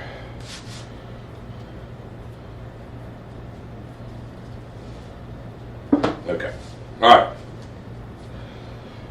So now we're going to move. I need 2 of the numbers, or this size 7 barrel swivels with the fast locks on them, the snaps. That first one, what I'm going to do is I'm going to put it on. I'm going to let it slide all the way down. I'm just going to put it on the line like this. And I'm just going to let it slide, just let it loose and let it go all the way down to that barrel swivel. Now the next one I'm going to put on, but I'm going to hold it in my hand, okay? Now I go, like I said, I know that my wingspan is 5 foot. So here's my barrel swivel that I have tied on with my Palomar knot, and I'm going to grab that barrel swivel with the snap lock on it, and I'm going to go out 5 foot. And then I'm going to give it, I personally give it another couple inches, okay? Just like that. Grab both your main line and your tag-in line, and you're going to create, you've got that loop through, okay? Now this is where I'm going to tie my first loop knot. You're going to loop, I spread my fingers, and I loop that through just like that, and I make a loop, okay? So I'm like that, and then you're going to take, and you're going to go through that loop 3 times. Just real simple. 1, 2, 3. That's all there is to it. Now, this loop knot, I want close, within, I don't know, say, not even an inch. You know, a ½ inch, a $1/4 inch within from my snap lock. So I actually am pinching the knot right at my snap lock, and I'm going to pull. I'm going to cinch that tight. And once it gets pretty close to my fingers, then I'm going to pull it loose, and I'm going to cinch it down, okay? So you can see here now that I've got a loop knot, got this snap lock on the barrel swivel on a loop knot. There's my knot, there's my loop, and it hangs.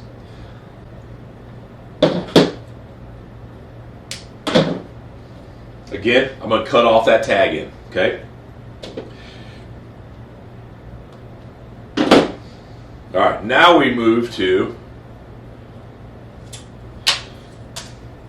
now remember, we're 5 foot, so right there, I'm a little over 5 foot, and you're going to see why I go a little bit over 5 foot. So we've got our top snap here. I know on my body, when I sit just normal, and I spread my legs, from knee to knee is 2 foot. So I want to be down from this barrel swivel, I want to be down 2 foot to where my loop is. So I just, right there, there's my 2 foot, okay? And I've got my snap pinched on the line, and I'll pull that tight, and now I know I'm exactly 2 foot down. And I'm going to repeat the same process that I did to tie my lower loop knot. I'm going to make a loop, and then between my fingers, I'm going to come through 3 times. 2, 3. This time, instead of pinching it at the swivel, I'm going to pinch it where my left hand is up here. Because what I want to do is I want to create a 6-inch loop, essentially, is what I'm creating. Okay? So I've got that there, and I'm going to pull then my barrel swivel with my snap. I'm going to pull that, okay? And once I get it to about 6 inches or so, which is, you know, roughly about right there, then I'm going to let go, and I'm gonna cinch that down tight. Okay. Now there's nothing to cut here. Now our rig is completely set up. Okay. So let me show you.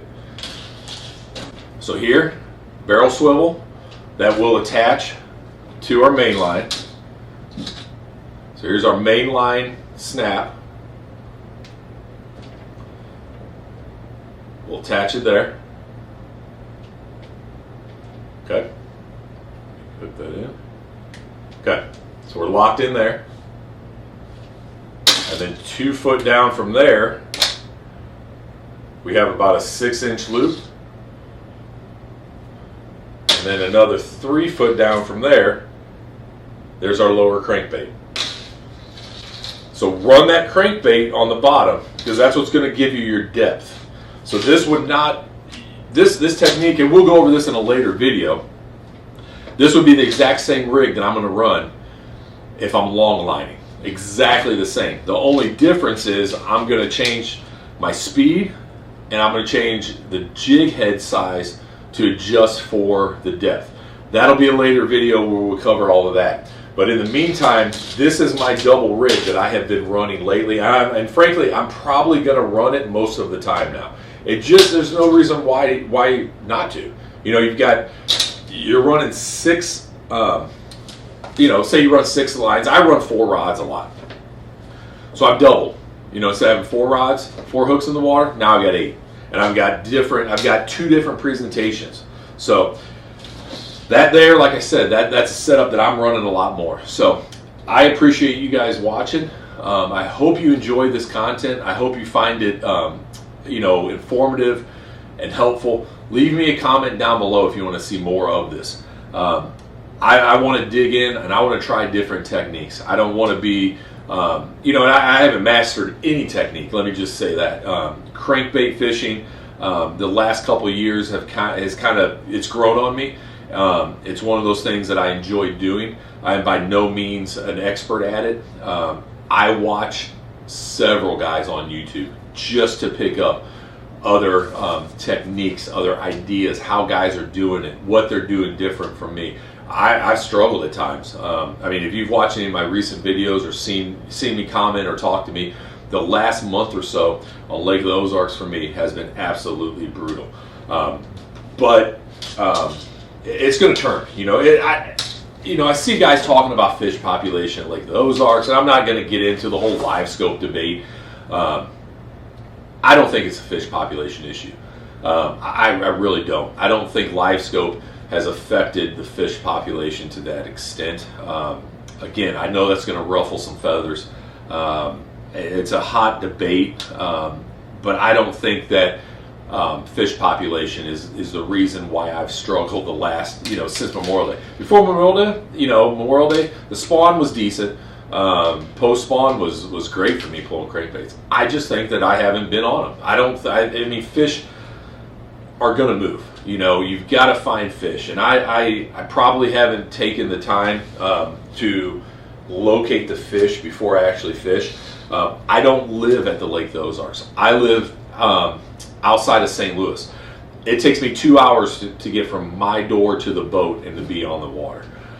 So it's not like I can come home from work and go out and fish every evening. I wish I could.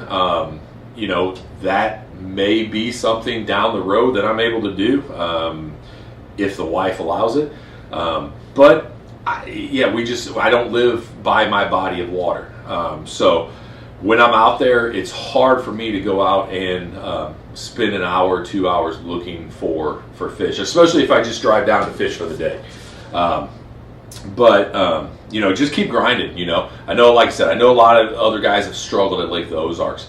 But let me know where you're fishing at. Let me know what techniques you're using as far as line size, what reels you're using. I've got some big news coming in the next week or so where with some rods, I'll go over my rod setup that I've got. So make sure to stay tuned for that. Talk about what length rods I'm running, what rod manufacturer I'm running, my reels that I'm running, all of that stuff. But leave me a comment down below. Let me know what setups you guys are running. So I appreciate you guys. The channel is doing great. I've said it before, never expected to have, honestly, never expected to have 10 people even subscribe to this channel and watch me and listen to me talk about fishing and go out and fish. So I enjoy doing it, guys. Appreciate each and every one of you. If you haven't done it already, hit that like and subscribe button for me. Leave me a comment. It helps the channel out, and it just lets me, it gives me more opportunities to get out on the water and to do what we all enjoy doing. So. All right, so it's Memorial Day weekend, early on Saturday, about 5:30, 5:15, 5:30, and I'm gonna pull crankbaits till probably about 9 o'clock. So I've added the line counters to my rods. I want to see how far back I fish them. We'll see how they work out. I don't know. I'm not a real big fan, but we'll see. I think I've got them too tight. Couldn't cast real well. They're just the cheap Berkeley line counters. They're like 12 bucks a piece. So I'll 4 of them, put them on there. So wanted to, like I said, I wanted to kind of see, ran them out however far I wanted to. We're on already. I'll check back in with you.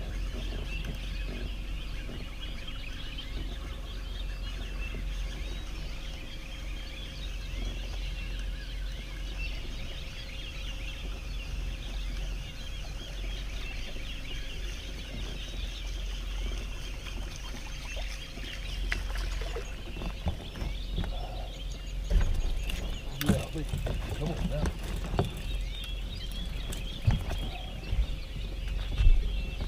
Good one right off the bat. All right.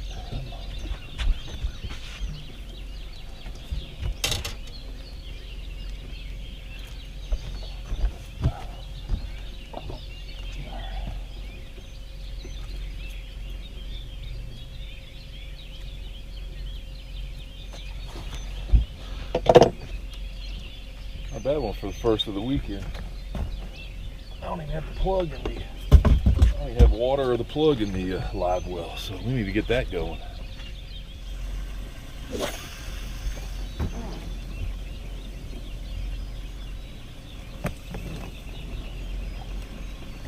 All right, so that was on that white with the pink splatter back that I've been throwing last couple weeks, so we'll see if that trend continues.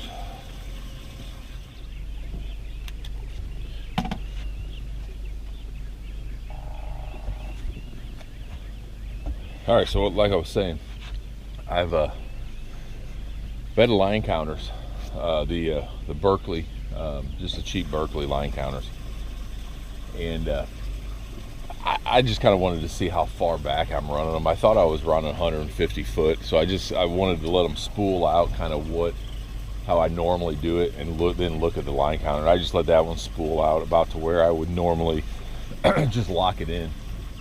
And I was right around 150 foot. So that's typically, I know in previous video, you know, I said I thought I was running 150, 180 foot. So I think I was pretty close to being on that. So I do run them pretty far back, but I don't know if I'll leave the line counters on. They just kind of hinder the line from going out a little bit. I mean, it's just one extra thing to deal with. So actually, I'll probably take those off, but at least I got them now, and I can, you know, if I want to throw them back on, I can at any time or whatever. Or if I'm fishing with people and I want to put them on, and, you know, that way they, you know, hey, run them 100 foot back or 150 foot or whatever, then they can at least have an idea as to close to what it is.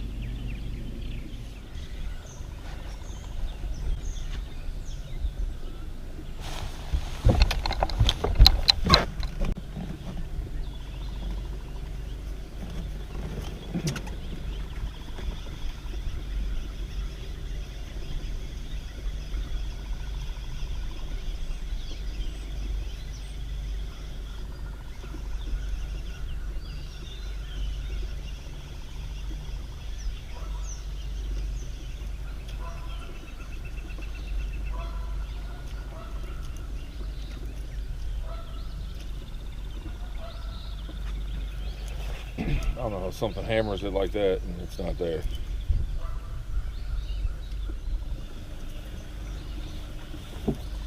thing got hammered. I don't know if it was a crappie. I don't think it was. Probably a catfish or bass.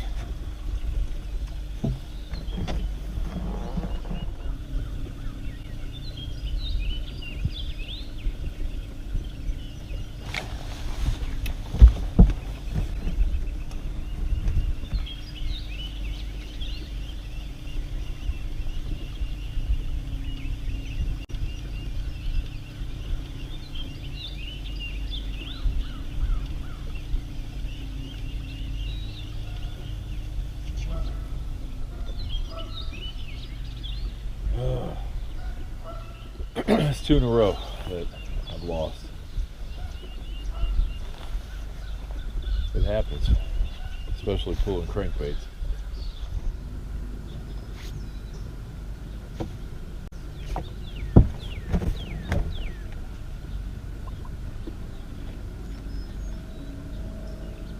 That ain't a crappie.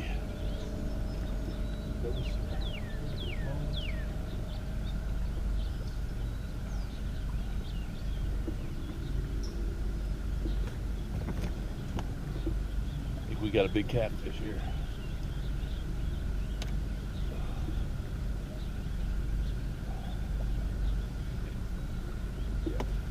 Yep, that's a big old catfish.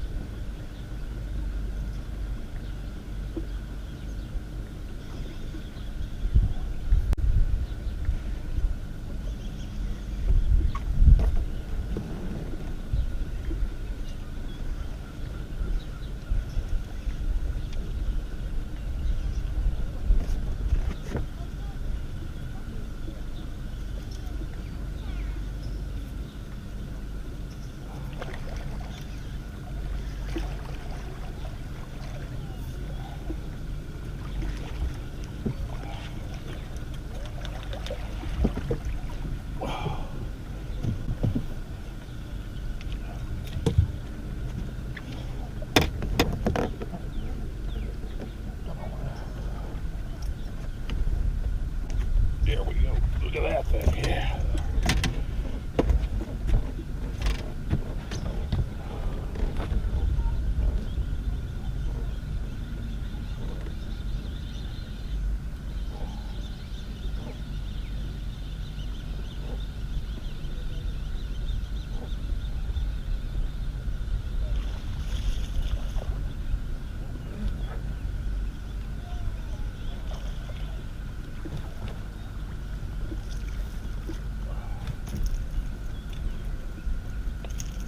Not what we're after. Doubled up with a catfish and a white bass.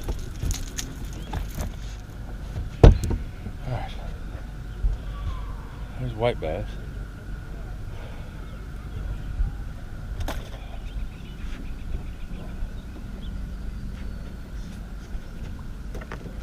Just under the slot. Let's see. Good little eater.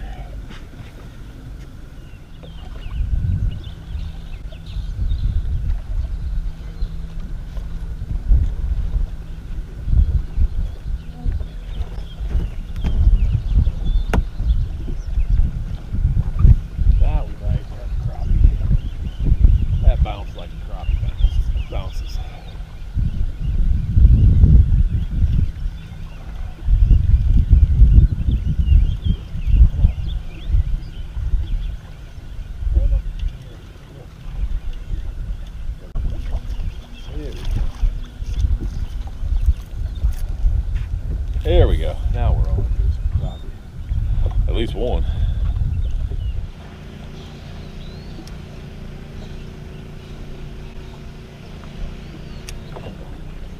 There we go.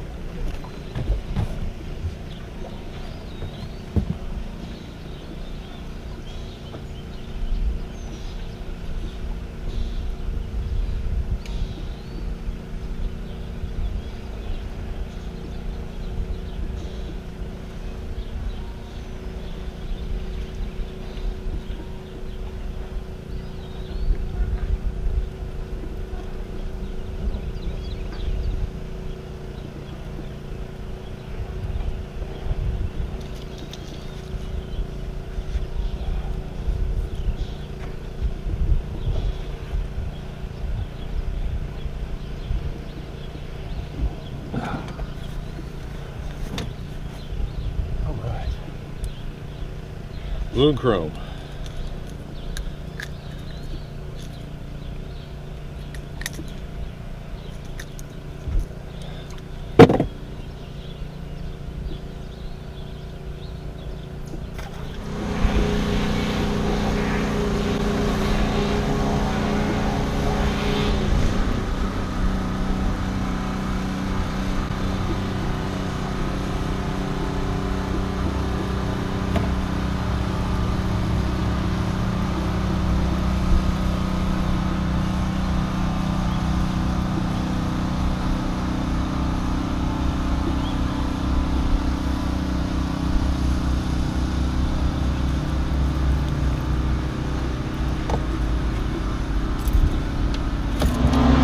Alright guys, that's it. That's a wrap for this morning. We'll come out tomorrow. I'll probably just make one video for the whole weekend. Alright, Memorial Day weekend, day number 2, Sunday. Rain this morning, storm pretty bad, so I'm not getting out until it's 8:50 right now. So I'm gonna pull crankbaits for maybe an hour and a half or so. Things are gonna get crazy and we're already on. Here we go. Yeah, I'm gonna pull for about an hour and a half and see what we can come up with.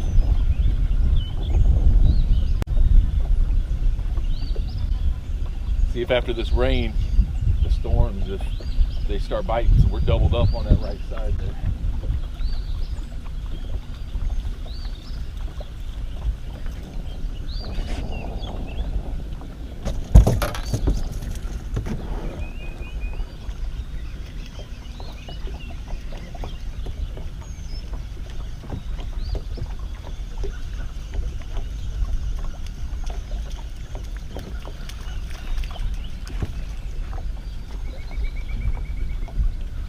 Old Faithfuls, chrome and pink splatterback. Chrome and blue and pink splatterback. So we'll see. Hoping this rain chases everybody away for a little bit at least.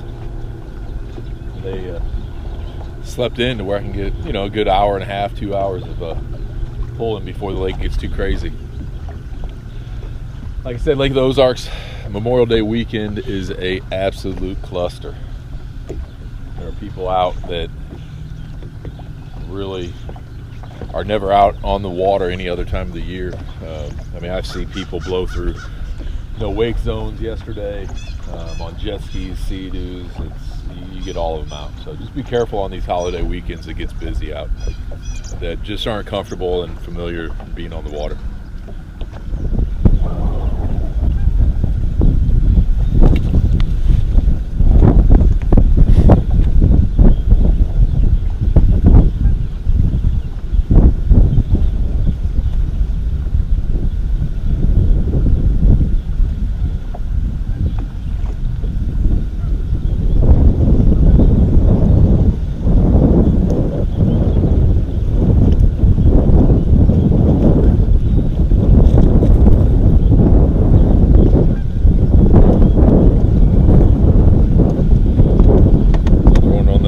Splatterback.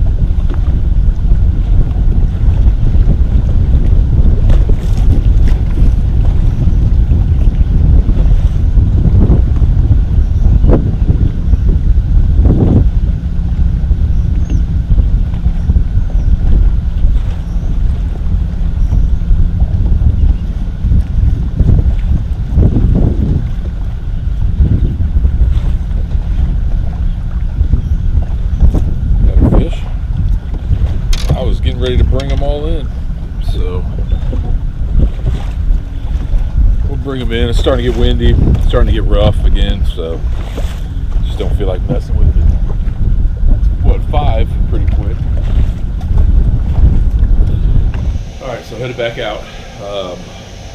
Just had some storms move through, so the lake has died down. A lot of people have got off the water, I think, hopefully for the evening. So we're gonna go out. It's 6:15 now, so we'll pull some crankbaits for a couple hours until dark and see what we can stumble on. So hopefully with that weather moving through, hopefully it fires something up. So we'll see.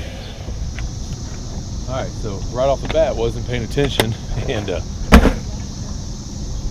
missed that one, but I mean, they come off, so I'm not gonna, you don't, that's the thing about trolling. I mean, you hook one, they're pretty much on, or if you're gonna lose it, it's nothing that you do.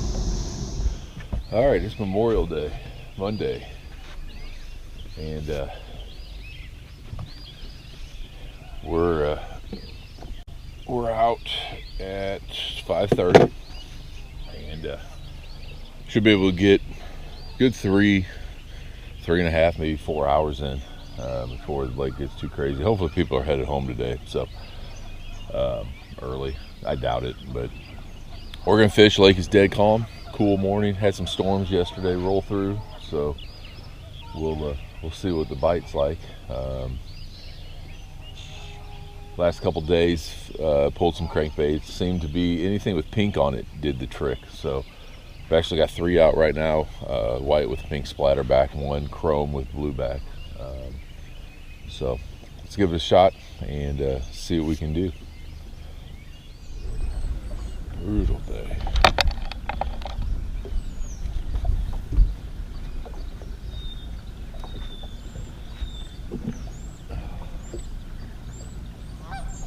I've been 20, so I've been out for 2 hours.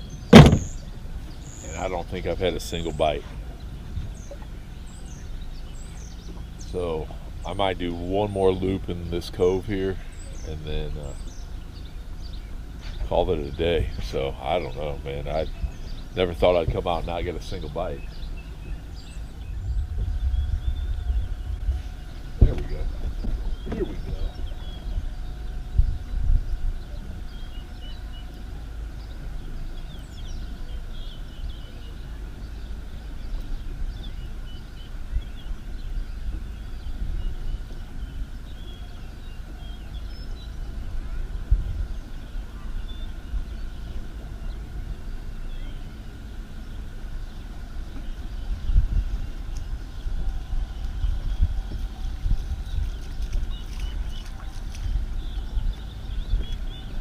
Good little fish on hot pink, solid pink right there.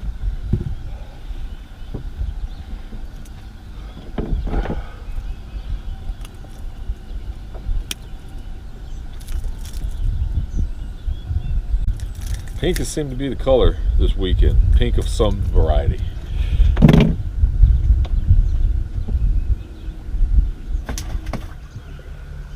All right, so I just wrapped up the weekend fishing, and man, today, it's Memorial Day. It was brutal, slow. I fished, got out at 5:30, it's 8:30 now, and I caught 1 fish.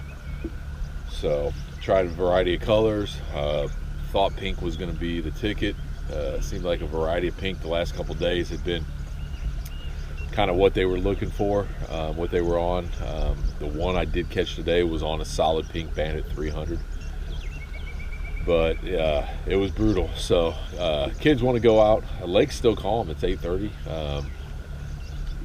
Lake's still calm. I could keep fishing. Kids want to go out here in a bit and tube and ski and, you know, play on the water a little bit. So I'm gonna go back, get cleaned up, get the boat ready, take them out. But been a good Memorial Day weekend so far. They caught some fish, caught some catfish, and a little slower though. Definitely a little slower than the last couple weeks. So we'll keep pushing at it and see what we can come up with in the next couple weeks. So I wanted to talk a little bit about my setup here, my trolling setup that I run. I've been asked a couple times, specifically what rod holders I'm using, rods and that. So I use the Millennium Spider Lock rod holders, and I love these rod holders because I can easily remove them. I can put plates wherever I want on the boat and move them up front for spider rigging. Have a couple different setups in back for pulling crankbaits, which I like. I have multiple plates on the back deck of the boat.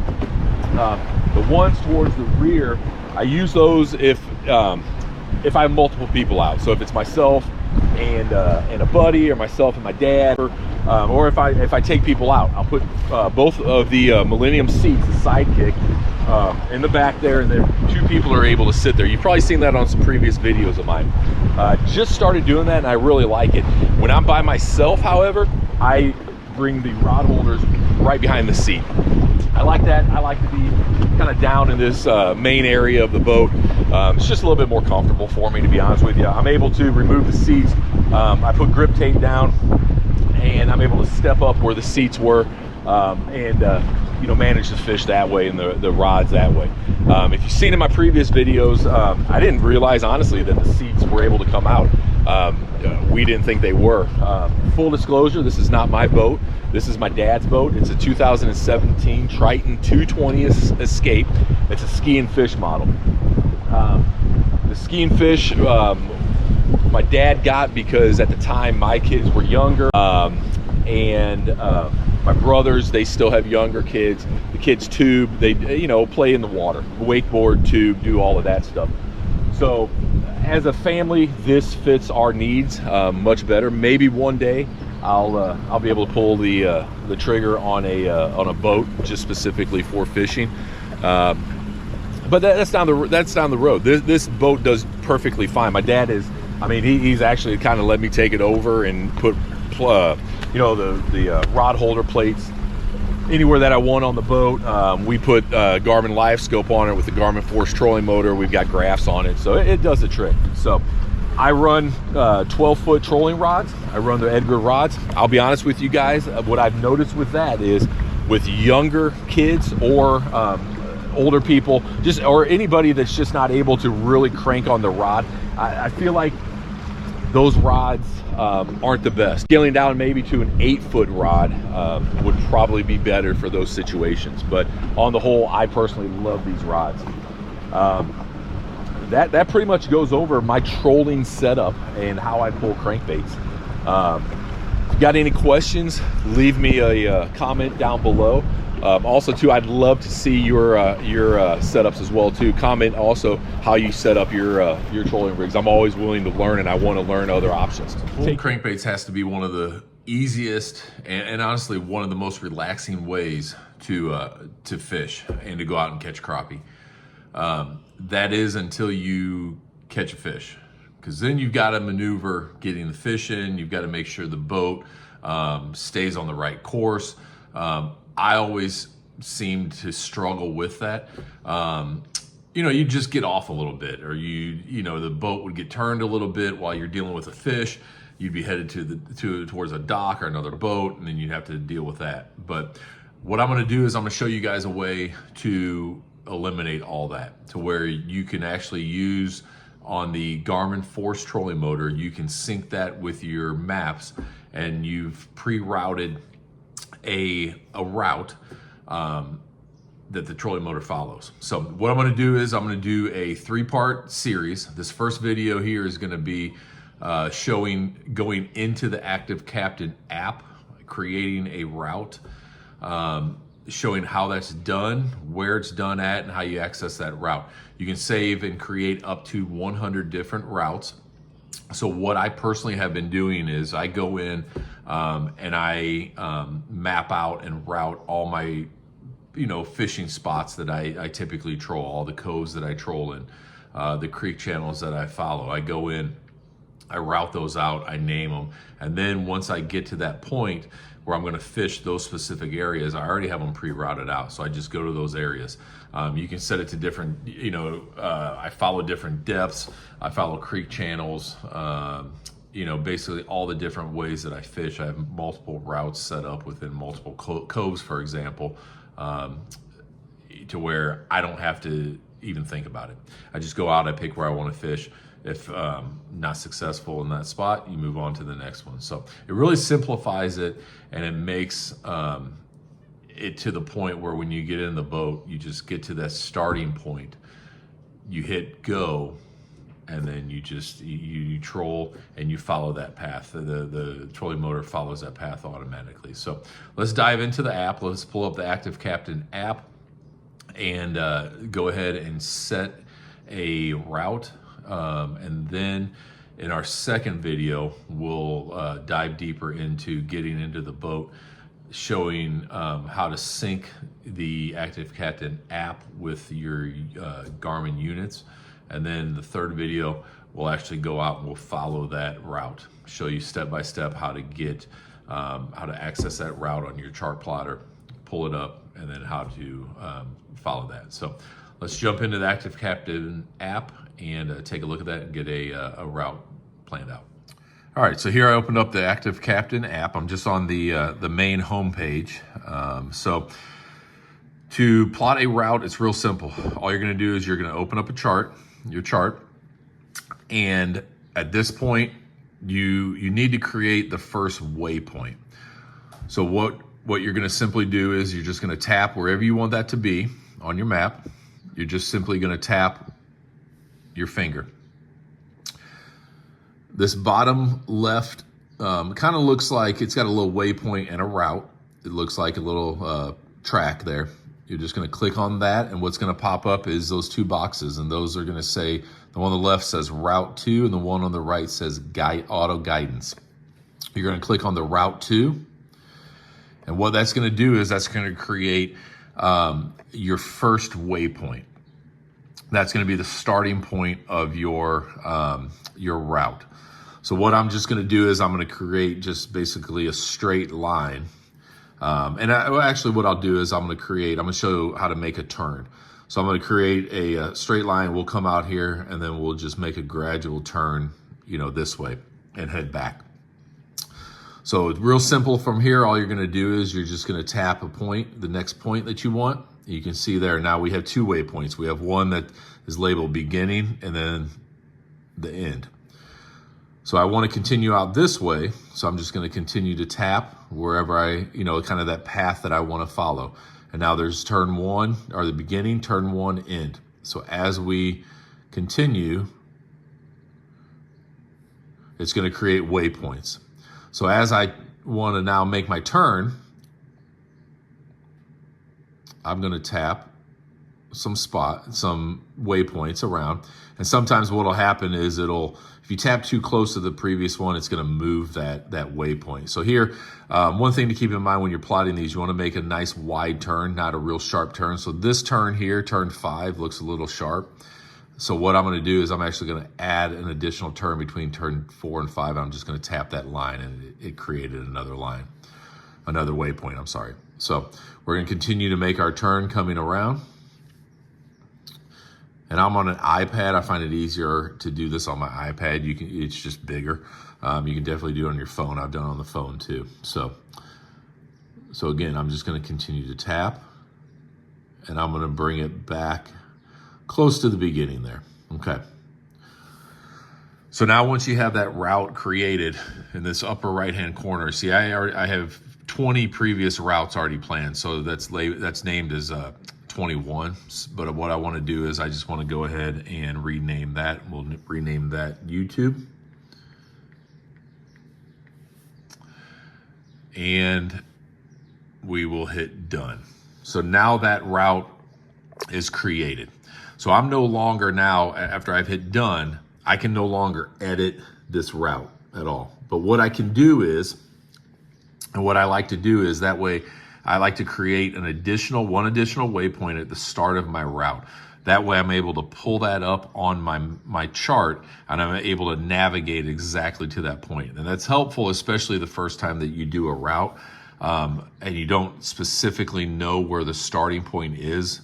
Because what you have to do is you actually have to get within 100 yards of that beginning or any of these waypoints in order for your trolling motor to pick up that point and to go to it and then navigate from it. So now what I like to do is I just go in and I literally tap it and I just create a waypoint like you would a normal waypoint. So I have it set up as the green diamond. That green diamond on my chart, I know that those are the starts of my my waypoints. So it's literally that simple. So now you can see I've got the green diamond where that's going to pull it up when I don't have my route planned out, but I know I want to go to it. So I can even go in, and what we can do is we can go in and we can name that waypoint whatever we name the route. So we're going to name that YouTube, so that everything kind of syncs together. Okay, so now we have a waypoint named YouTube and we have a route named YouTube. So how do we access our routes? The menu is up here on the right, upper right-hand corner. It's the 3 lines. So what you want to do is you just want to tap that, and then you're going to go to user data. You're going to click on user data. And once you get into user data, you have your waypoints, your routes, and your tracks. So your waypoints, I'm able to go into my waypoints, and I'm able, just like you would any other route, I'm able to pull that waypoint. Let's see if I can find it. There it is right there, YouTube. And I'm able to pull that, and if I need to, I can navigate to that just like normal, follow the route. But what we want to do is we actually want to pull up our route. So there's our YouTube route. And from the app, what you're able to do is you're able to view on chart, or you're able to edit. So I can go back in now at this point and I can edit, and I'm able to say I want to bump turn 3. If I look at that, I'm like, I did that, but I don't like that turn. I want to straighten this out a little bit. You just press and hold on that, and you're able to drag that over and straighten that out a little bit. And then when you're done, simply hit done. All right, so that should cover everything that you need to know to get a route plotted out on your Active Captain app. So make sure to hit that like and subscribe button and hit the notification button, because like I said, what we're gonna do is I'm going to create 2 additional videos. The next video in this series, I'm gonna jump in the boat and I'm gonna show, if you don't already have your units synced up, how to get your Active Captain app synced with your unit in the boat. So if you already have your network hooked up and everything, it's real simple. Once you take your iPad, your iPhone into the boat and get it close to your unit, it's going to automatically sync up just like it would any other time with any other waypoint or anything like that. So but we're going to show how to go into the Active Captain app actually, and then onto the unit, and how to sync it up if that is not already the case for you. So, and then in the third video, we're actually going to go out on the water. We're going to get to the starting point of that route that we labeled YouTube, and we're going to follow it all the way around and show you that all you have to do is just manage your speed, and everything else is taken care of for you, and that the boat actually follows the route that you had pre-plotted out. So like I said, super simple. What I do is I set it up well ahead of time before I ever even go out. If I think I want to try out a different area, I'll do that ahead of time, because it's one of those things where it's just one less thing to have to think about when you're in the boat. Sure, you've got to keep your eye out, especially the first time that you go out. You have to watch out for docks, no wake buoys, things like that. What I've noticed is if somebody will extend out a dock, you may, if you're following close to docks, say in, like, a lot of times I'll run in 30 to 40 foot of water.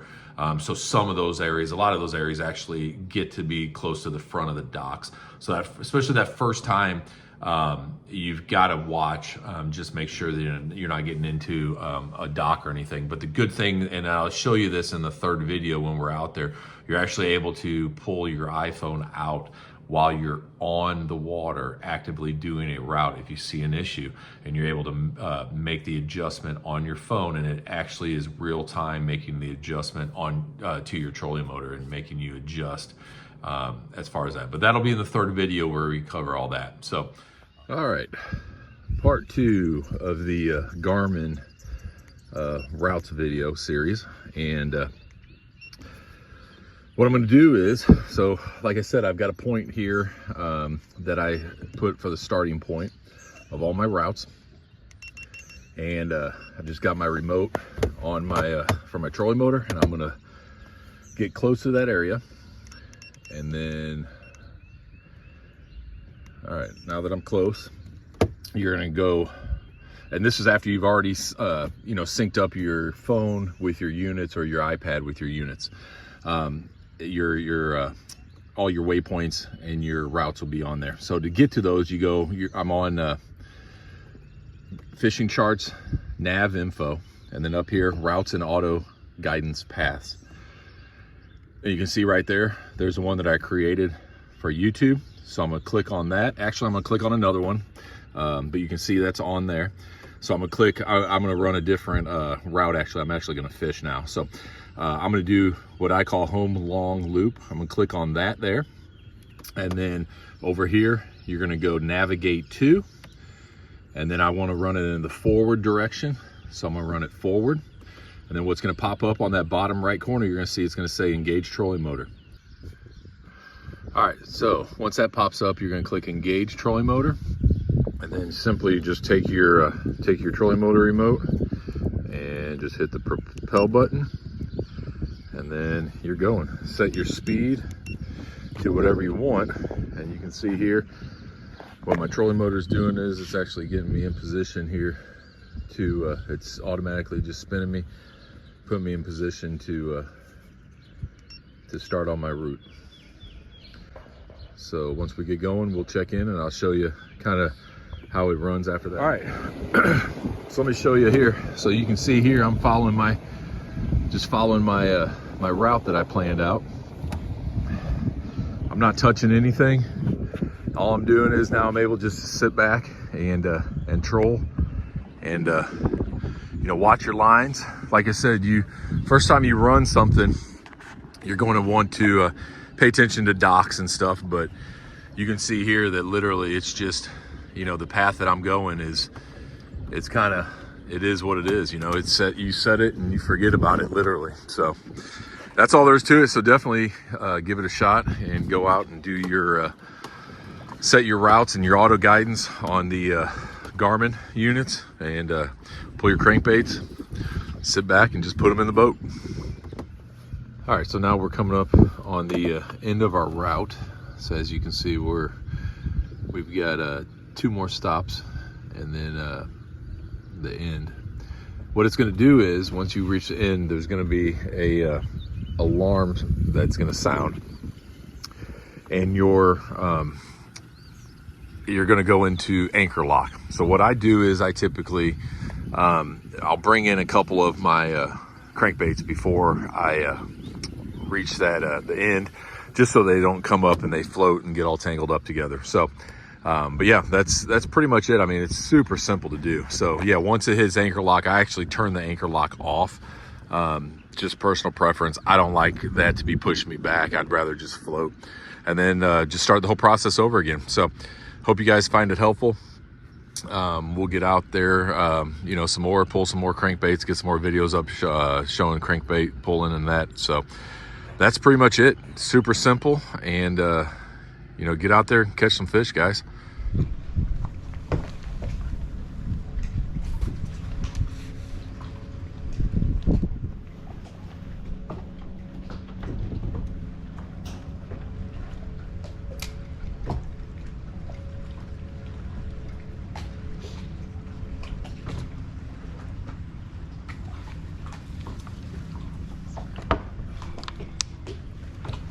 First bite of the day,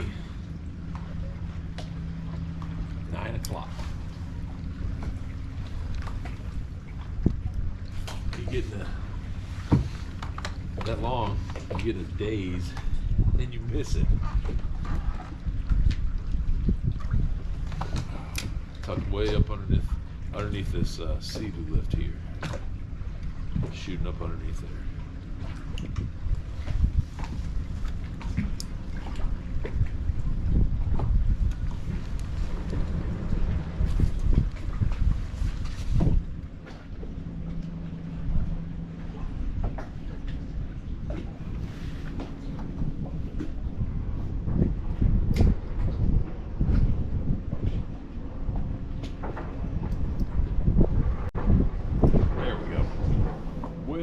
up underneath there. That feels like a thing there. Oh boy. Oh yeah. Oh yeah. That's worth the wait right there. Look at that hog. Look at that hog. 3 hours. I'll wait 3 hours for that bad boy. Look at that. Look at that. Look at that. That's a freaking hog right there.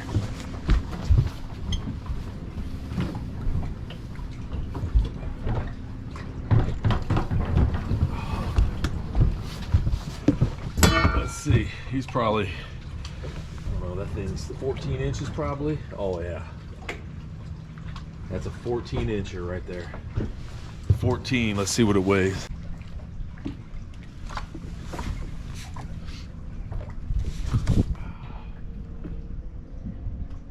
1 pound, 7 ounces. That's a good one there. That's a good one.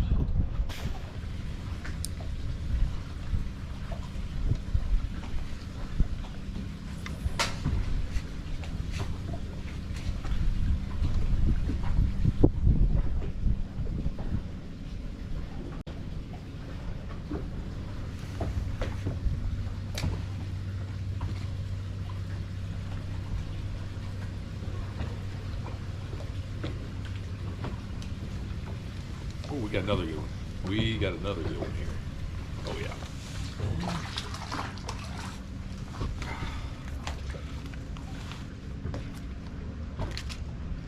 It's a good one. He's a keeper, not as good.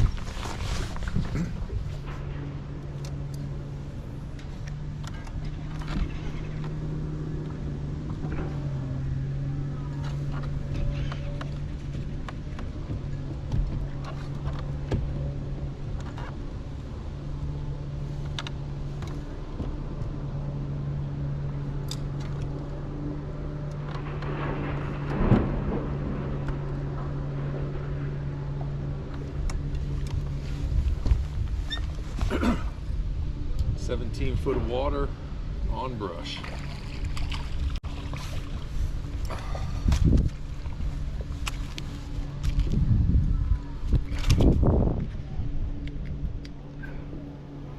Good little fish. All right, so figures. 4th fish of the day and battery died. So not catching many. That's a decent fish though.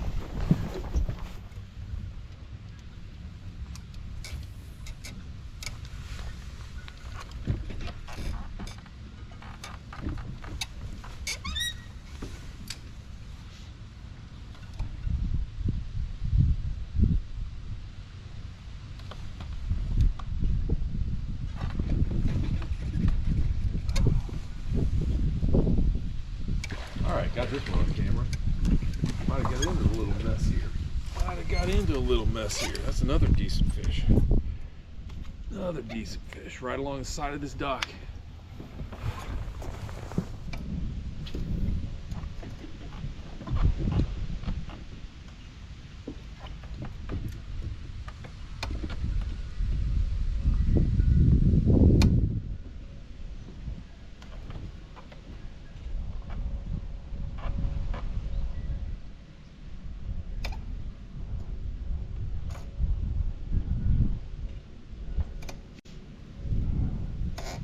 About right in the same spot.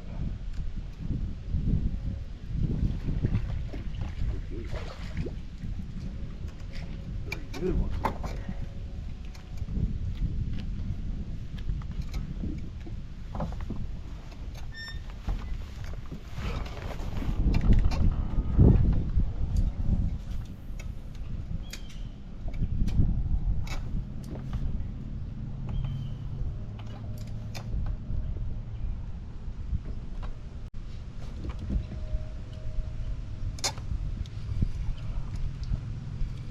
Played with it 3 times, or 2 times, and on the 3rd time he hammered it. He wouldn't get it that time. That's another good one. That's another good one. We on to something here. We got quality fish.